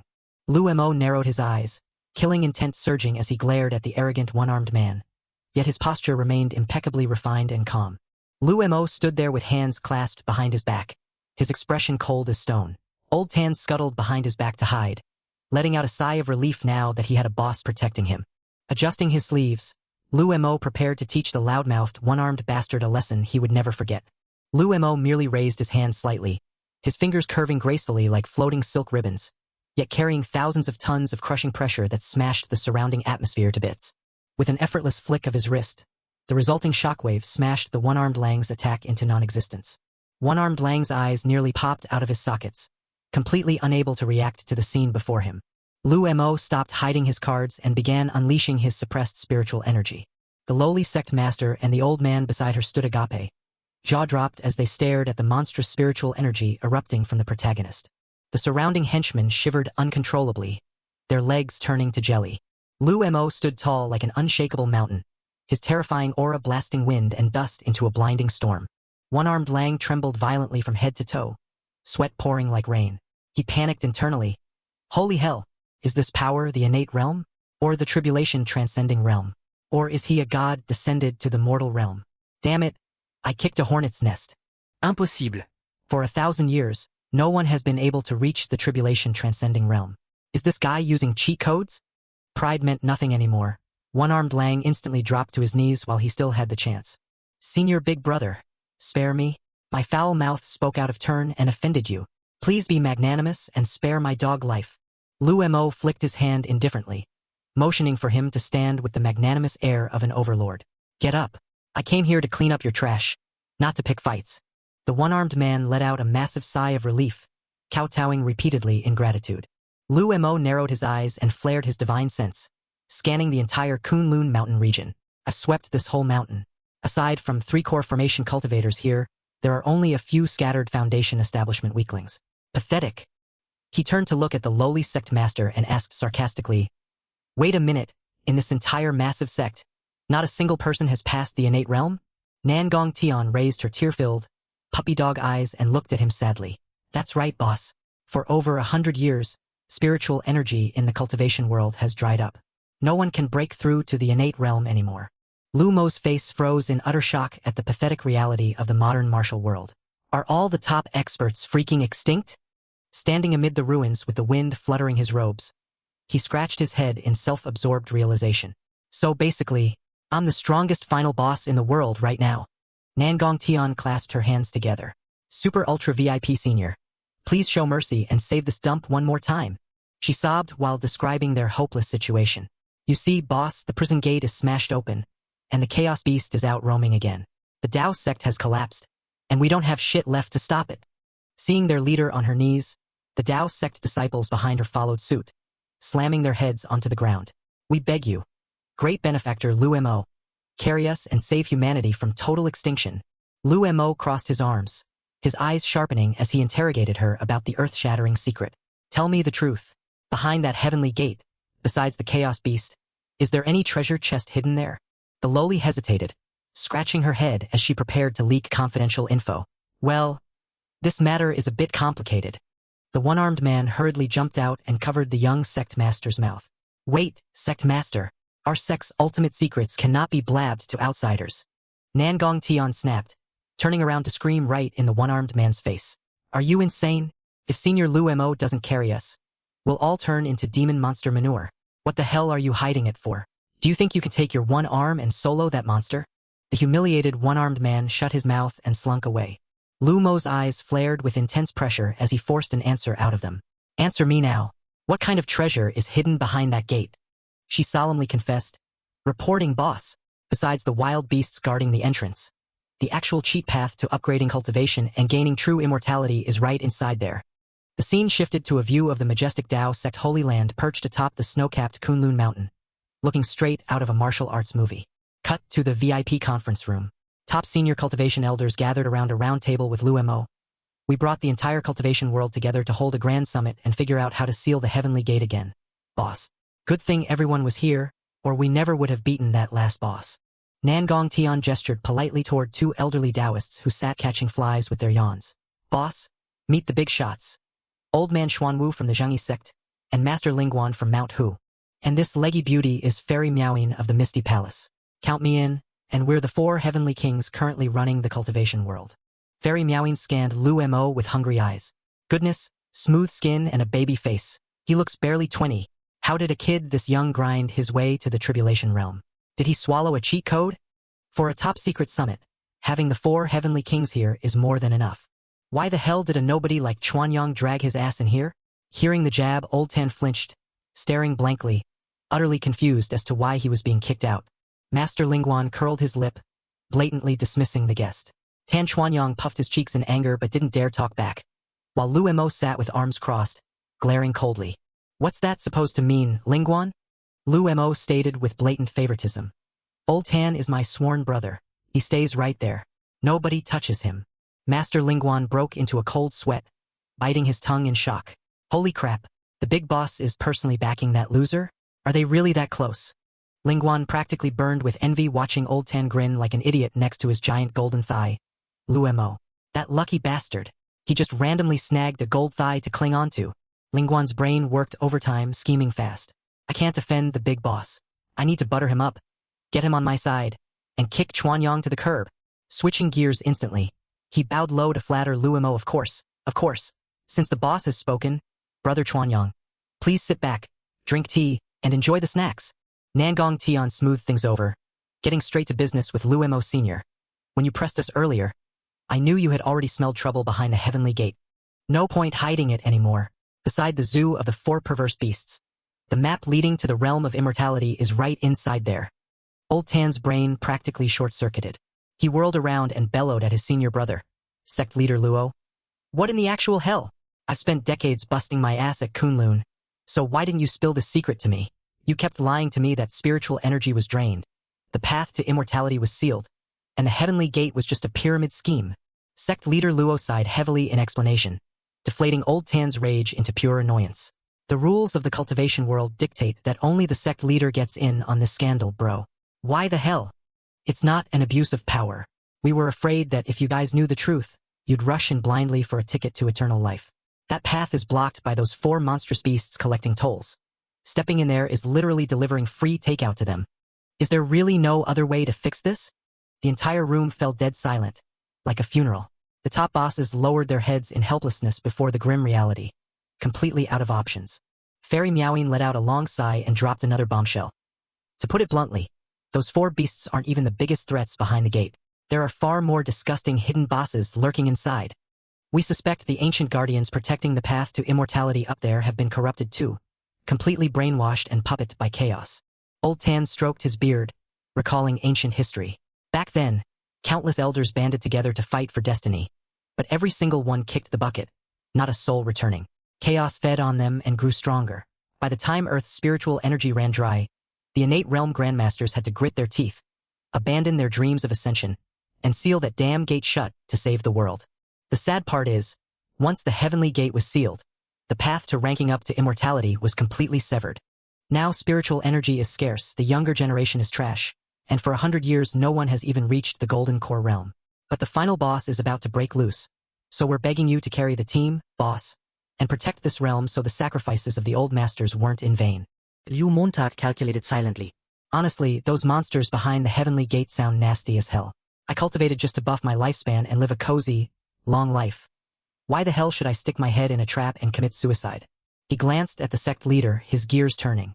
Then again, if that gate bursts open and a horde of monsters sweeps the world clean, I'll be screwed even if I hide in the heavens. This isn't good. The main character closed his eyes, accepting his miserable fate.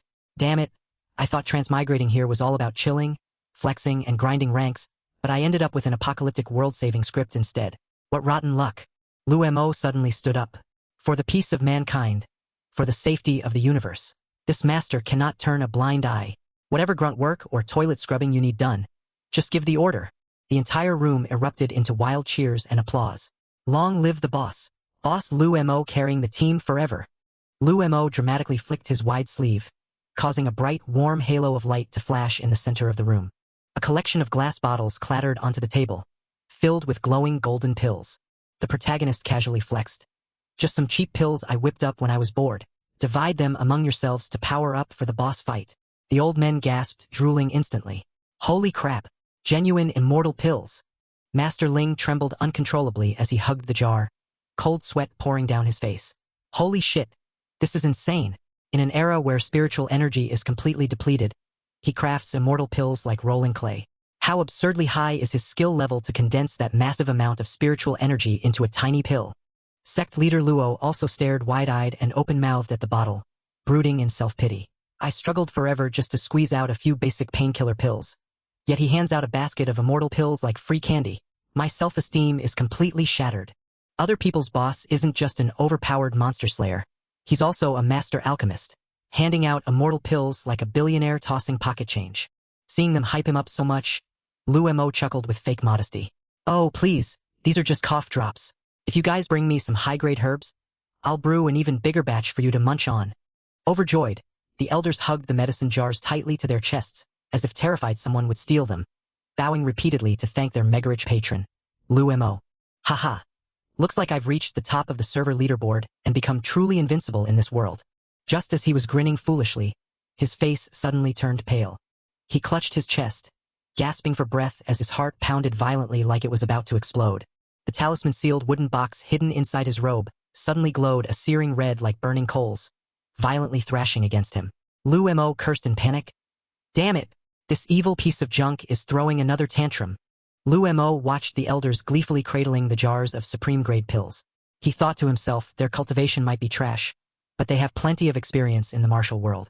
Might as well ask around to see if anyone recognizes the origins of this rebellious talisman box. He pulled out the wooden box plastered in talismans, currently spewing reddish-orange demonic smoke, set it on the table, and politely asked, "Do any of you elders recognize where this cursed thing comes from?" The instant they saw the box, the elders scrambled backward like they had stepped on hot coals, dropping into battle stances. The young girl, Nangong Tian, shrieked in horror. "Senior, where on earth did you pick up that cursed relic? Seal it right now." Lu Mo scratched his head, looking cluelessly at the frantic crowd. "Is this box contraband or something? Why are you guys making such a big deal out of it?" Her eyes widened in disbelief. "You are a top powerhouse and you do not even know what this is?" Liu Montag nodded honestly.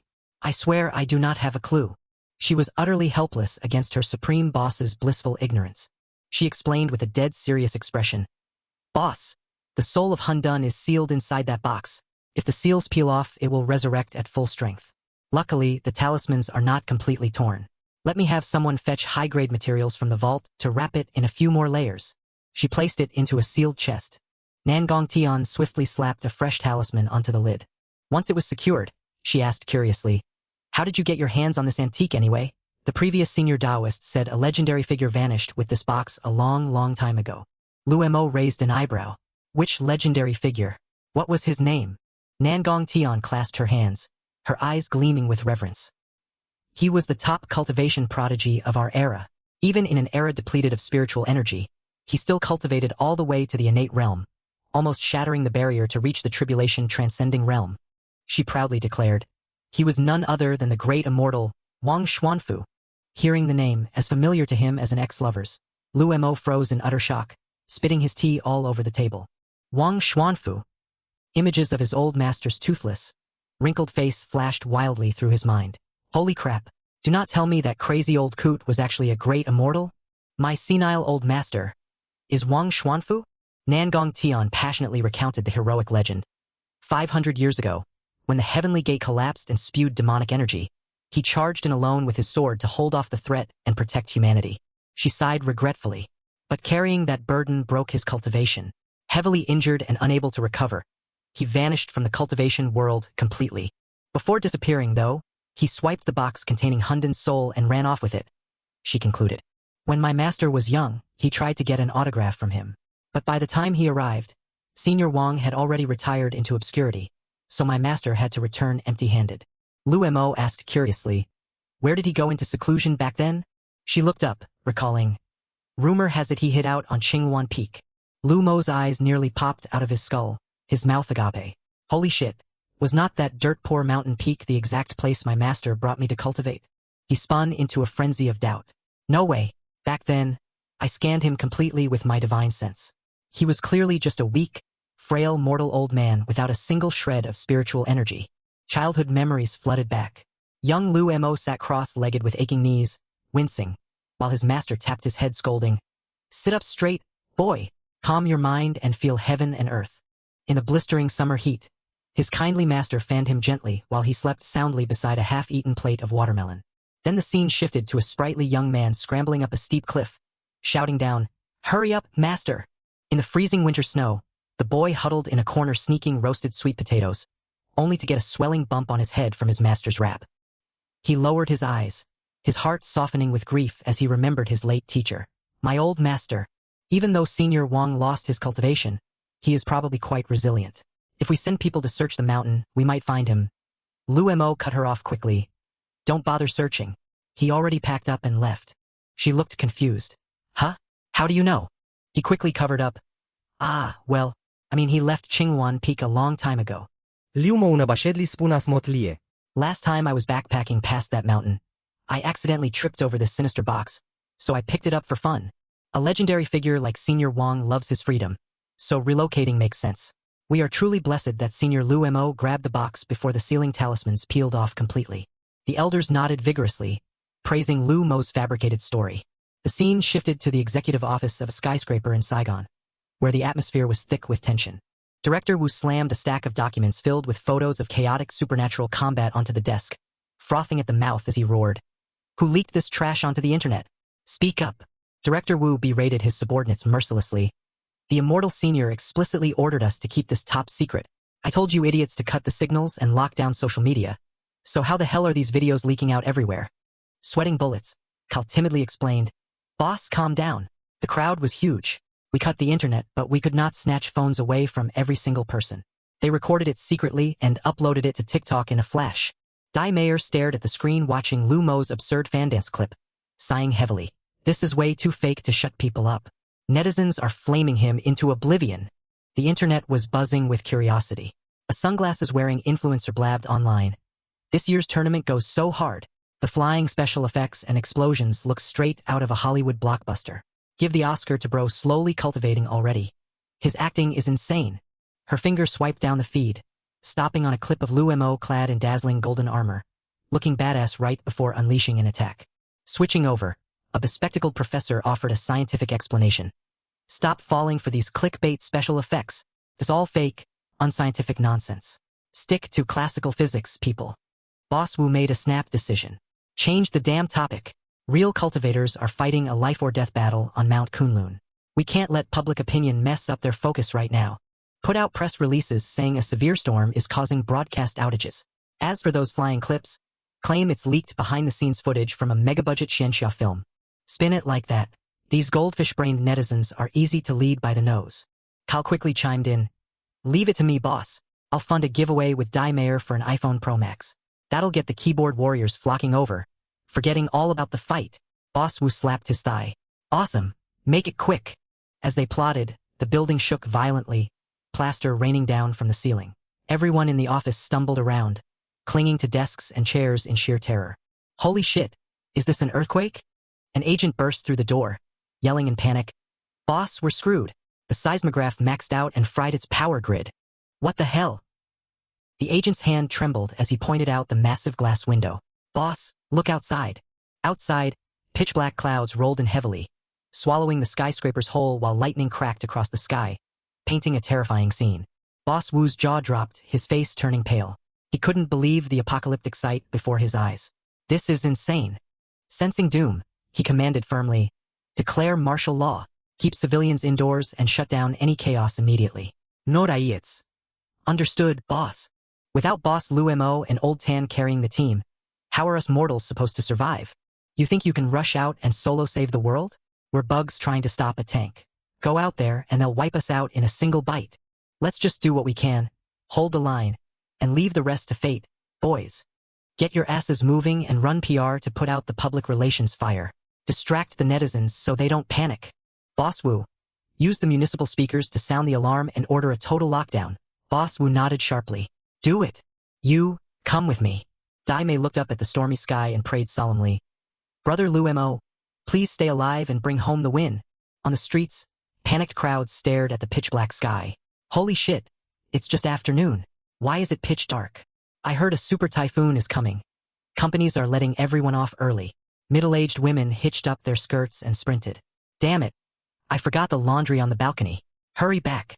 A colossal bolt of lightning converged over the peak of Mount Kunlun, followed by an earth-shattering explosion that reverberated through the atmosphere. Nangong Qian scrambled into the courtyard, his face ghastly pale with panic. It blew up. Has the invisibility barrier hiding Mount Kunlun been destroyed? Old Tan broke into a cold sweat, scared out of his mind. Holy shit, that barrier kept mortals from finding us. Nothing short of leveling Mount Kunlun should break it. How did it get shattered like this? Amidst the swirling black storm clouds, the crimson gates of the heavenly gate slowly emerged, spewing a suffocating wave of reddish-orange evil energy. As the gates cracked open, foul pitch-black smoke billowed out like a volcanic eruption, threatening to devour the entire sky. The heavenly gate has breached, so all our ceiling arrays were completely useless. If those gates swing fully open, isn't Earth completely doomed? Nangong Qian explained with a tense expression. Behind that gate lies a realm of ultra-dense, violent, and toxic spiritual energy. If it leaks down, mortals will explode from the sheer pressure. In the end, humanity gets a total server reset, and everyone marches straight into the grave. The storm battered the bustling city, horns blaring in gridlock traffic as horrifying winds howled through the streets. Stuck in his car amidst torrential rain, a driver turned pale as a ghost. This is unreal. Don't tell me the doomsday countdown starts today. Over on TalkTick, Dai Mayer was sweet-talking her viewers on a livestream to calm the public down. Hello everyone, it's just a bit of crazy weather. The Weather Bureau says stay home, cozy up under the blankets, and sleep until the storm passes. Watching the stream, the driver curled his lip in utter disdain. Bullshit. If it were just a normal storm, would companies be kicking everyone out early? Stop lying. Zhang Jin handed the streamer a glass of water, concerned. Girl, you've been talking nonsense for 2 hours straight until your mouth is foaming. Take a break and drink some water. Dai Mayer shook her head, determined to carry the team. No way. I have to gaslight them to cover up the chaotic mess outside. Beaded with sweat, the goddess glanced out the window, seeing black clouds sinking so low they looked ready to crush the building. Biting her lip to hold back tears, she muttered her crush's name in her heart. Boss Lu Mo, hurry up and carry the team back.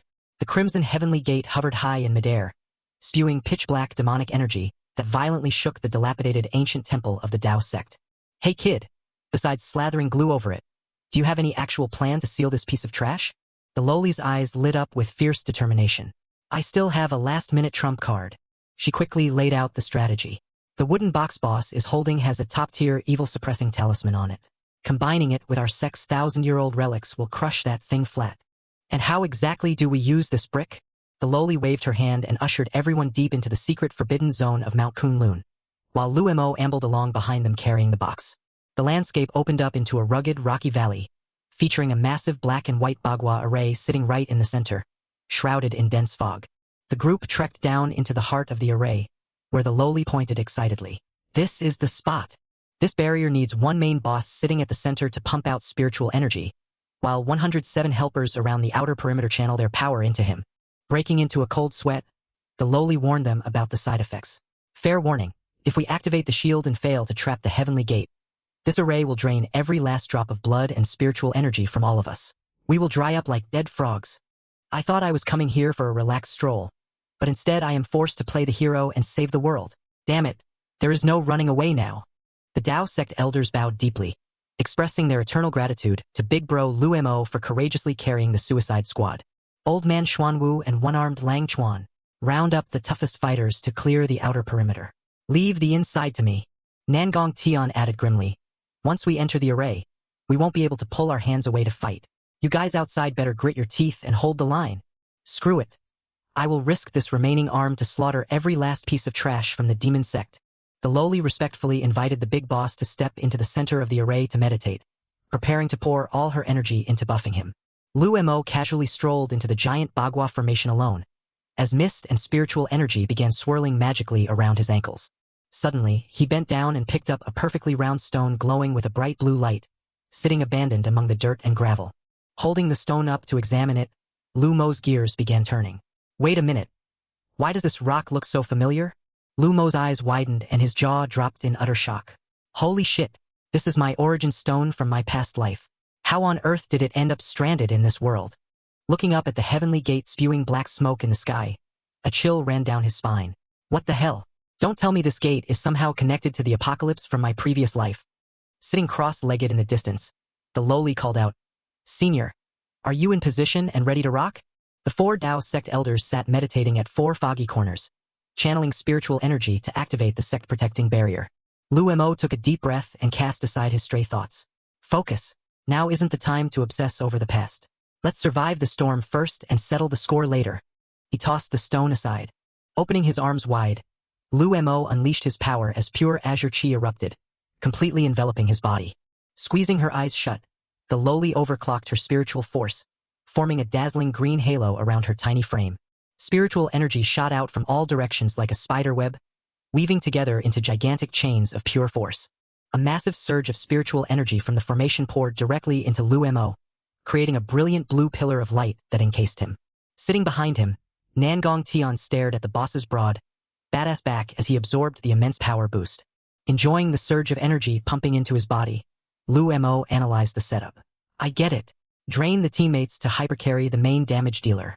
Too bad that aside from 4 Golden Core Elders, the rest are just trashy Foundation establishment rookies. If everyone here were at the Xiantian realm, this array could literally flip the world upside down. Reaching into his robes, he pulled out the ancestral wooden box holding the evil demon, getting ready to make his move. The lowly explained the battle plan. Senior, listen carefully. Once the array is up, rip the talisman off the box. I will use the soul-capturing bell to suppress it in place of the talisman. While I sever the demon's connection to the heavenly gate, you use that talisman to seal off the gate. After that, we can beat the crap out of the demon in the box. Lu Mo gave a firm nod. Got it. I am peeling the talisman off now. Pinching the edge of the dazzling golden talisman on the lid between his fingers, he summoned his strength to rip it away. His eyes bulged when it didn't budge at all. Breaking into a cold sweat, Lu Mo cursed. What the actual hell? This talisman is stuck to the box like superglue. It won't peel off. The lowly sighed in despair, dropping a fatal piece of news. I forgot to mention, to unseal that talisman you need a pure energy stream known as True Dao. Problem is, that supreme art went extinct centuries ago. Furious, Lu Mo's face contorted as he roared. Damn it all! Why didn't you tell me that critical detail sooner instead of waiting until the last second? You little brat. In the middle of this life or death crisis, a giant light bulb went off in his head. Wait, Pure Dao? Isn't that just the Dao De Jing stuff people talk about online? Immediately closing his eyes to calm his mind, he channeled the Dao of the origin. Brilliant golden light and ancient characters swirled rapidly around his head as he began chanting under his breath. The Dao that can be spoken is not the eternal Dao. Dressed in a dust-stained, pale yellow Taoist robe, Lu Mo stood motionlessly in the middle of a golden storm of true chi, holding an ancient wooden box tenderly with both hands. A close-up revealed the wooden box sealed with a shimmering golden talisman, exuding an insanely mysterious power.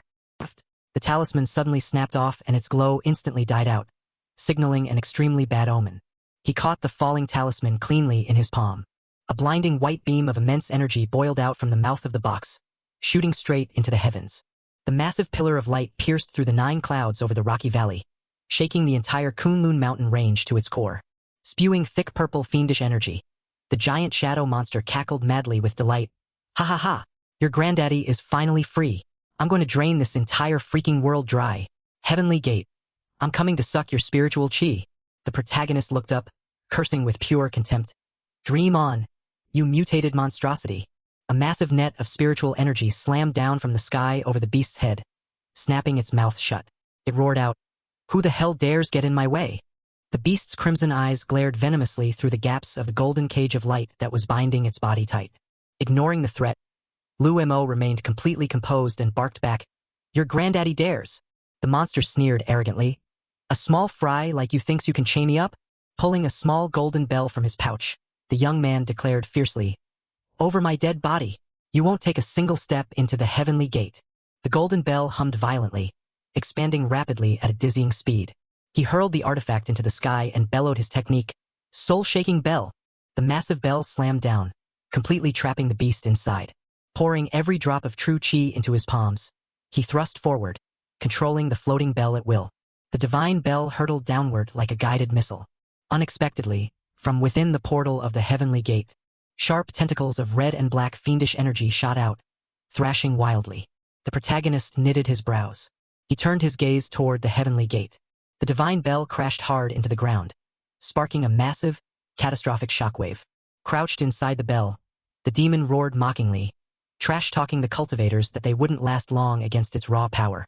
Dark purple evil energy leaked out frantically from under the unstable seal of the giant bell. It surged straight toward the lowly leader.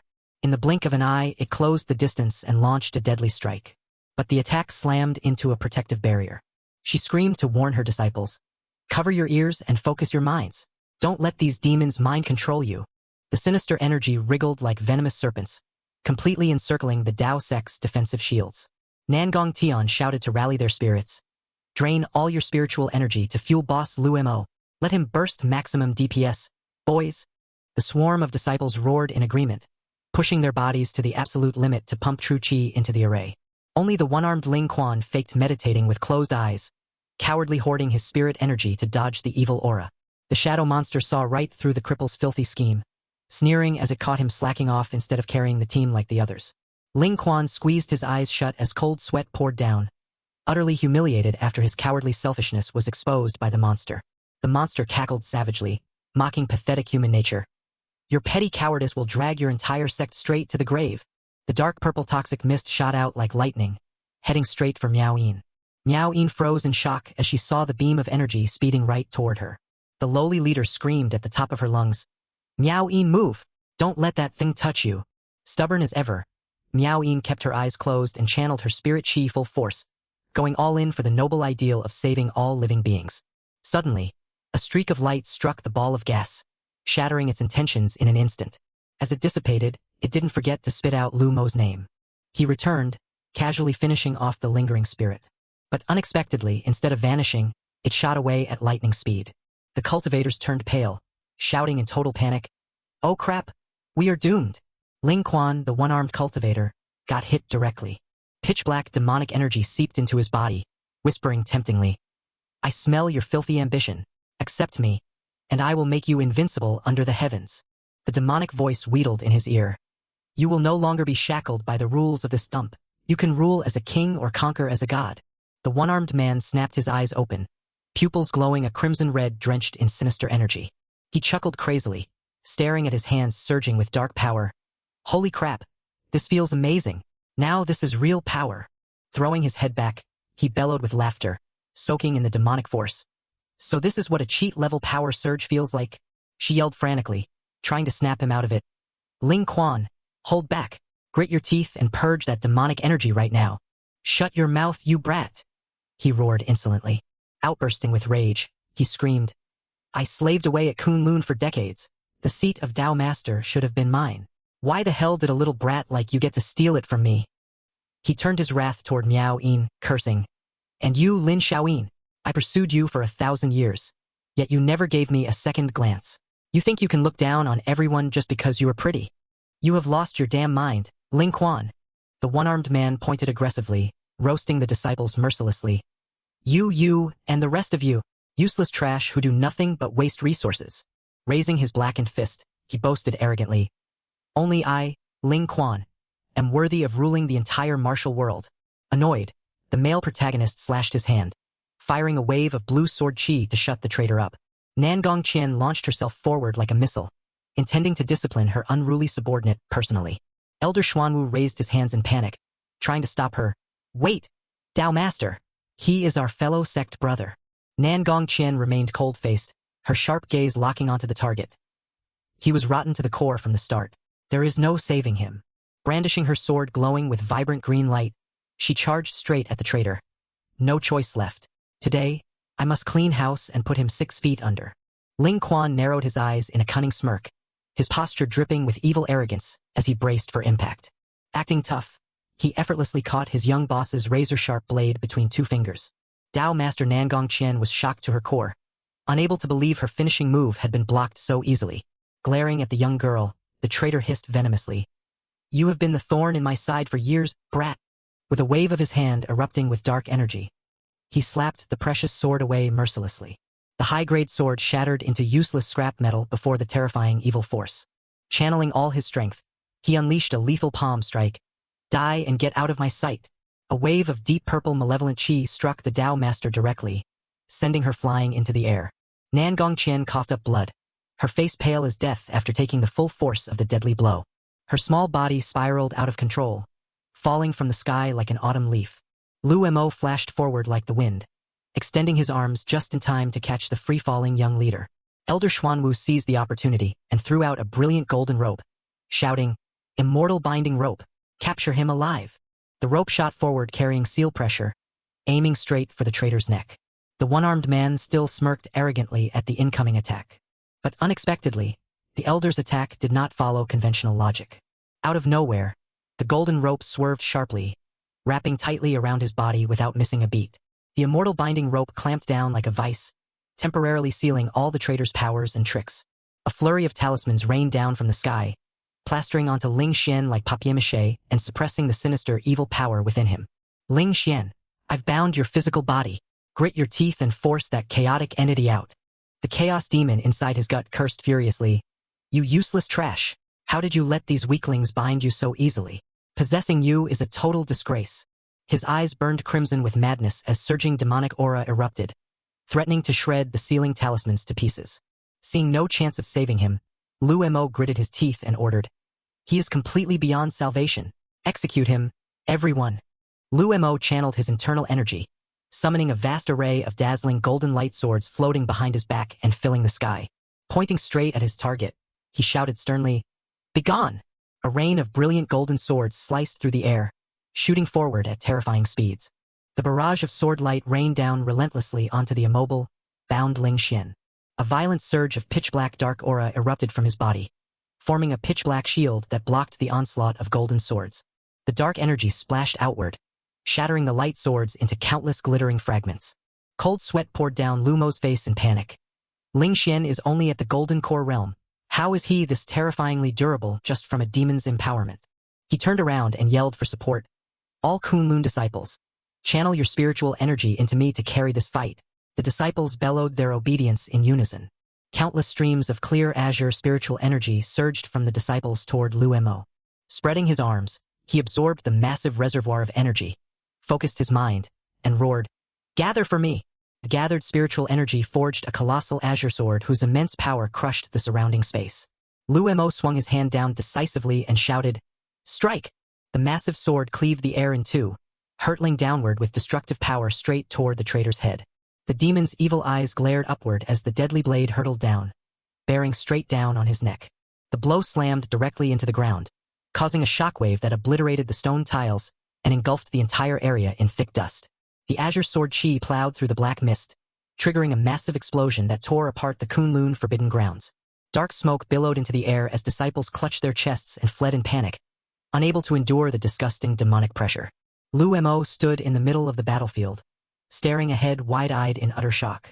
Heavy footsteps stomped into a pool of blood as shredded sealing talismans fluttered wildly in the wind. Ling Xian's back was shredded and bleeding, but pitch-black demonic aura erupted from his body like an exploding volcano. He dragged himself forward with heavy, agonizing steps, crushing the stone tiles beneath his feet into dust. Everyone was stunned by Ling Xian's next move. Suddenly, a bloody hand reached out from the abyss, grabbing Ling Xian's skull tightly from behind. The demonic hand snapped his severed head back into place. His bones cracked sickeningly as dark aura slithered inside, brutally mending his tendons and resetting his frame.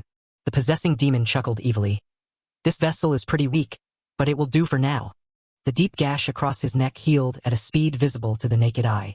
A sinister smirk crossed his face as his flesh magically reknitted, nourished by the dark evil energy. He glared with pitch-black, menacing eyes. Now, time to clean up, you annoying little pests. Your time has come to meet your maker. A massive pillar of dark energy erupted, piercing the high heavens and violently shaking the earth below. Lu Mo's eyes widened in horror, and he yelled at the entire force to dodge immediately.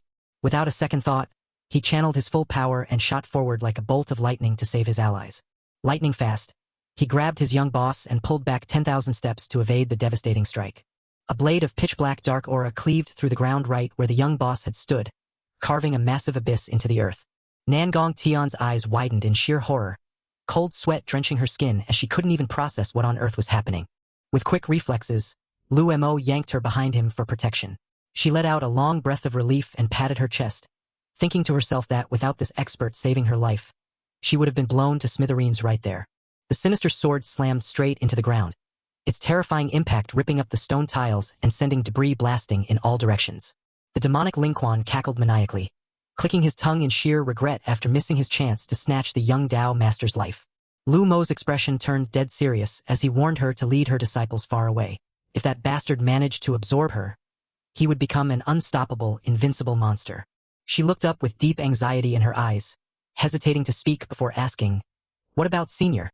She was consumed by dread, knowing that without a tactical array to boost his power, there was no way he could fight that thing alone. Too lazy to answer, our protagonist stomped the ground and rocketed into the sky, charging straight into the belly of the beast amidst the pitch-black vortex of demonic aura. The traitor scowled in irritation before letting out a freakish cackle, seeing his prey walking right into the lion's den. An earth-shattering collision erupted as blinding golden light flared up, obliterating a massive chunk of the demonic fog and pulverizing the surrounding terrain to dust. Lu Mo's face remained cold as ice, his razor-sharp gaze tracking every single movement of his opponent without missing a beat. He dashed forward with lightning-fast speed, instantly closing the gap and throwing the traitor completely off balance. Brilliant gold and pitch-black clashed violently across the Kunlun sky, slicing through the dense fog in a chaotic web of light trails. The traitor stepped back to dodge the strike, the demonic aura around his body swirling hideously, as if ready to devour all living things. Lu Mo leaped high into the air, facing his foe head-on without a shred of fear. Ling Quan laughed arrogantly. "The stench on you is just like those old geezers from back then. It makes me sick. I'll slaughter you and hijack your body to avenge the grudge of being sealed." Their two swords clashed in a shower of sparks, both fighters flexing their power in a mid-air deadlock where neither was willing to back down. The erupting energy blasted both of them back dozens of meters through blinding clouds of dust and light. Refusing to give him a second to breathe, Lu Mo swung his sword relentlessly, unleashing a barrage of golden sword chi that shredded the opponent's protective barrier. The demonic fiend gave a disdainful smirk, mocking the young man for putting up a decent fight, though it still wasn't even enough to scratch his itch. The traitor swung his sword in a brutal counterattack, effortlessly shattering our protagonist's barrage of sword chi. The pitch-black demonic fog from the chaos primordial spirit surged forward, enveloping Lu Mo completely in an attempt to possess his soul and hijack his body. Ling Xuan's eyes bulged with madness as he pointed his sword and roared, "It's over!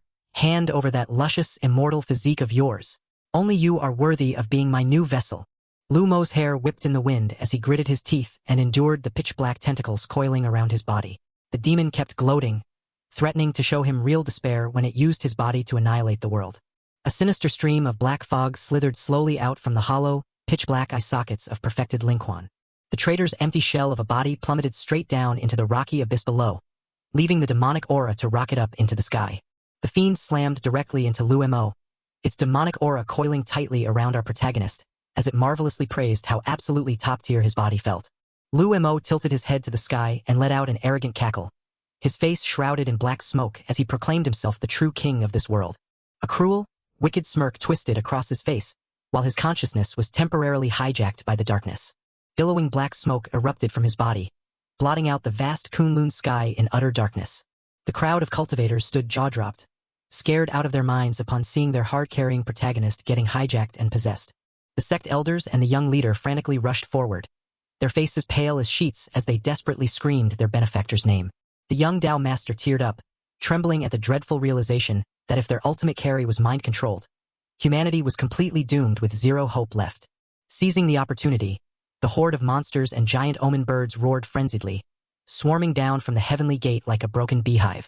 Gritting their teeth, the surviving cultivators drew their swords and charged into a bloody melee to hold back the savage demonic tide. Deep within the pitch-black void of his mind, Lu Mo stood like a mountain, reciting the verses of the Tao Te Ching to scrub his brain clean of mental trash. Heaven and earth are ruthless, treating all living things as straw dogs. His body automatically radiated a warm, golden halo that burned away the demonic smoke. He continued reciting, empty yet inexhaustible, guarding the inner stillness within is the ultimate truth. The demon inside his core panicked, shrieking in terror at the blinding holy radiance. What kind of trick are you pulling? Where the hell did this power come from? Lu Mo closed his eyes in pure tranquility, letting the golden true chi wash his mind and soul as he fluently chanted, Heaven and earth endure because they do not live for themselves. The sage is selfless, and thus fulfills his own ultimate self. A colossal pillar of golden light erupted skyward, completely obliterating the pitch-black darkness and shaking the entire holy land to its core. Lu Mo focused his mind as a brilliant golden sigil flashed across his forehead, chanting the final words of his mantra. And the Tao follows nature. A massive pillar of golden light shot straight into the heavens, piercing the gloomy dark clouds and tearing the sky wide open. Little Loli watched the scene unfold in utter shock. Old Tan leaped for joy, cheering loudly. Big bro Lu Mo turned the tables. He successfully fought off the possession. Sharp golden sword chi erupted in all directions, surging straight toward the heavenly gate. Rays of brilliant golden light fired relentlessly, completely piercing the chaotic darkness that threatened to consume everything. Even with demonic chi clinging to him, Lu Mo remained composed, while the demon cursed furiously. You escaped me, but once my true body steps through that gate, you're dead meat. The evil entity's blood-red eyes glared through the swirling smoke, desperately searching for the young man's weakness. Lu Mo's emerald green eyes turned ice-cold, his lips curling into a disdainful smirk as he spat out, You talk way too much. The creature howled in despair, unable to comprehend what was happening. The remnants of the evil spirit evaporated cleanly into thin air, putting an end to its treacherous existence. With the trash cleared, Lu Mo transformed into a beam of light and shot forward, his gold-trimmed white robe fluttering heroically. Old Tan and the two women stared blankly at his retreating back, wondering, what is he trying to do? The three panicked as they realized his trajectory, shouting in unison. Is he planning to use his own body to seal the heavenly gate? Standing before the portal bellowing evil energy, Lu Mo barked a sharp command, Go! He waved his hand, releasing tens of thousands of glowing yellow soul-suppressing talismans that rained down like a meteor shower to encase the gate. He gestured fluidly, guiding the swarm of talismans to firmly slap onto the surface of the portal. The giant eye inside the rift trembled in terror as it was completely covered by talismans, screaming in anger at how he had so many of them. Lu Mo joined his hands to form a supreme hand seal, channeling all his true chi to permanently lock down the evil gate, shouting, Activate! A massive golden halo erupted, sending shockwaves through the surrounding space around the portal. Lu Mo gritted his teeth and pushed his limits, squeezing out his last remaining strength to pump in true chi and hold the line. With tears welling in his eyes, he told himself, regardless of whether this heavenly gate is connected to the murder in my past life, I was reborn here, and I will protect it. I love this world, as long as I draw breath, even if I must burn through my vital essence blood. I will slam this heavenly gate shut. Tremendous golden energy surged from his body in a torrent, completely swallowing the malevolent portal. A blinding seismic wave of pure light unleashed ultimate power, cleansing every trace of dark, evil energy. The dazzling light gradually receded, restoring a serene and quiet expanse to the sky. Look, everyone, the dark clouds are completely dispersing. The crowd exchanged bewildered glances before letting out a collective sigh of relief as the city sky returned to a bright, worry-free blue. The room door burst open, and Dai Mayer rushed frantically into the hallway to search for the beloved figure. Mid-sprint, she slammed to a halt, her eyes widening as she spotted a familiar figure standing at the end of the corridor. Handsome Lu Mo, clad in a gold-trimmed white Taoist robe fluttering gently, leaned against the wall with a quiet smile. He spoke softly, I did it. Dai Mayer's eyes welled with tears, weeping out of sheer emotion and disbelief. She immediately bolted forward, sprinting straight toward her lover with complete abandon. Liu Montag. Welcome back home safe and sound. Her face beamed with unadulterated happiness as she buried her face in his chest, completely content. But wait, somewhere in a distant, forgotten corner, a colossal evil purple eye snapped open amidst the mist, signaling that this apocalyptic drama was far from over. That's it for this story, folks. Looks like it was dropped here. If you enjoyed this recap, please leave a like and subscribe. Bye-bye.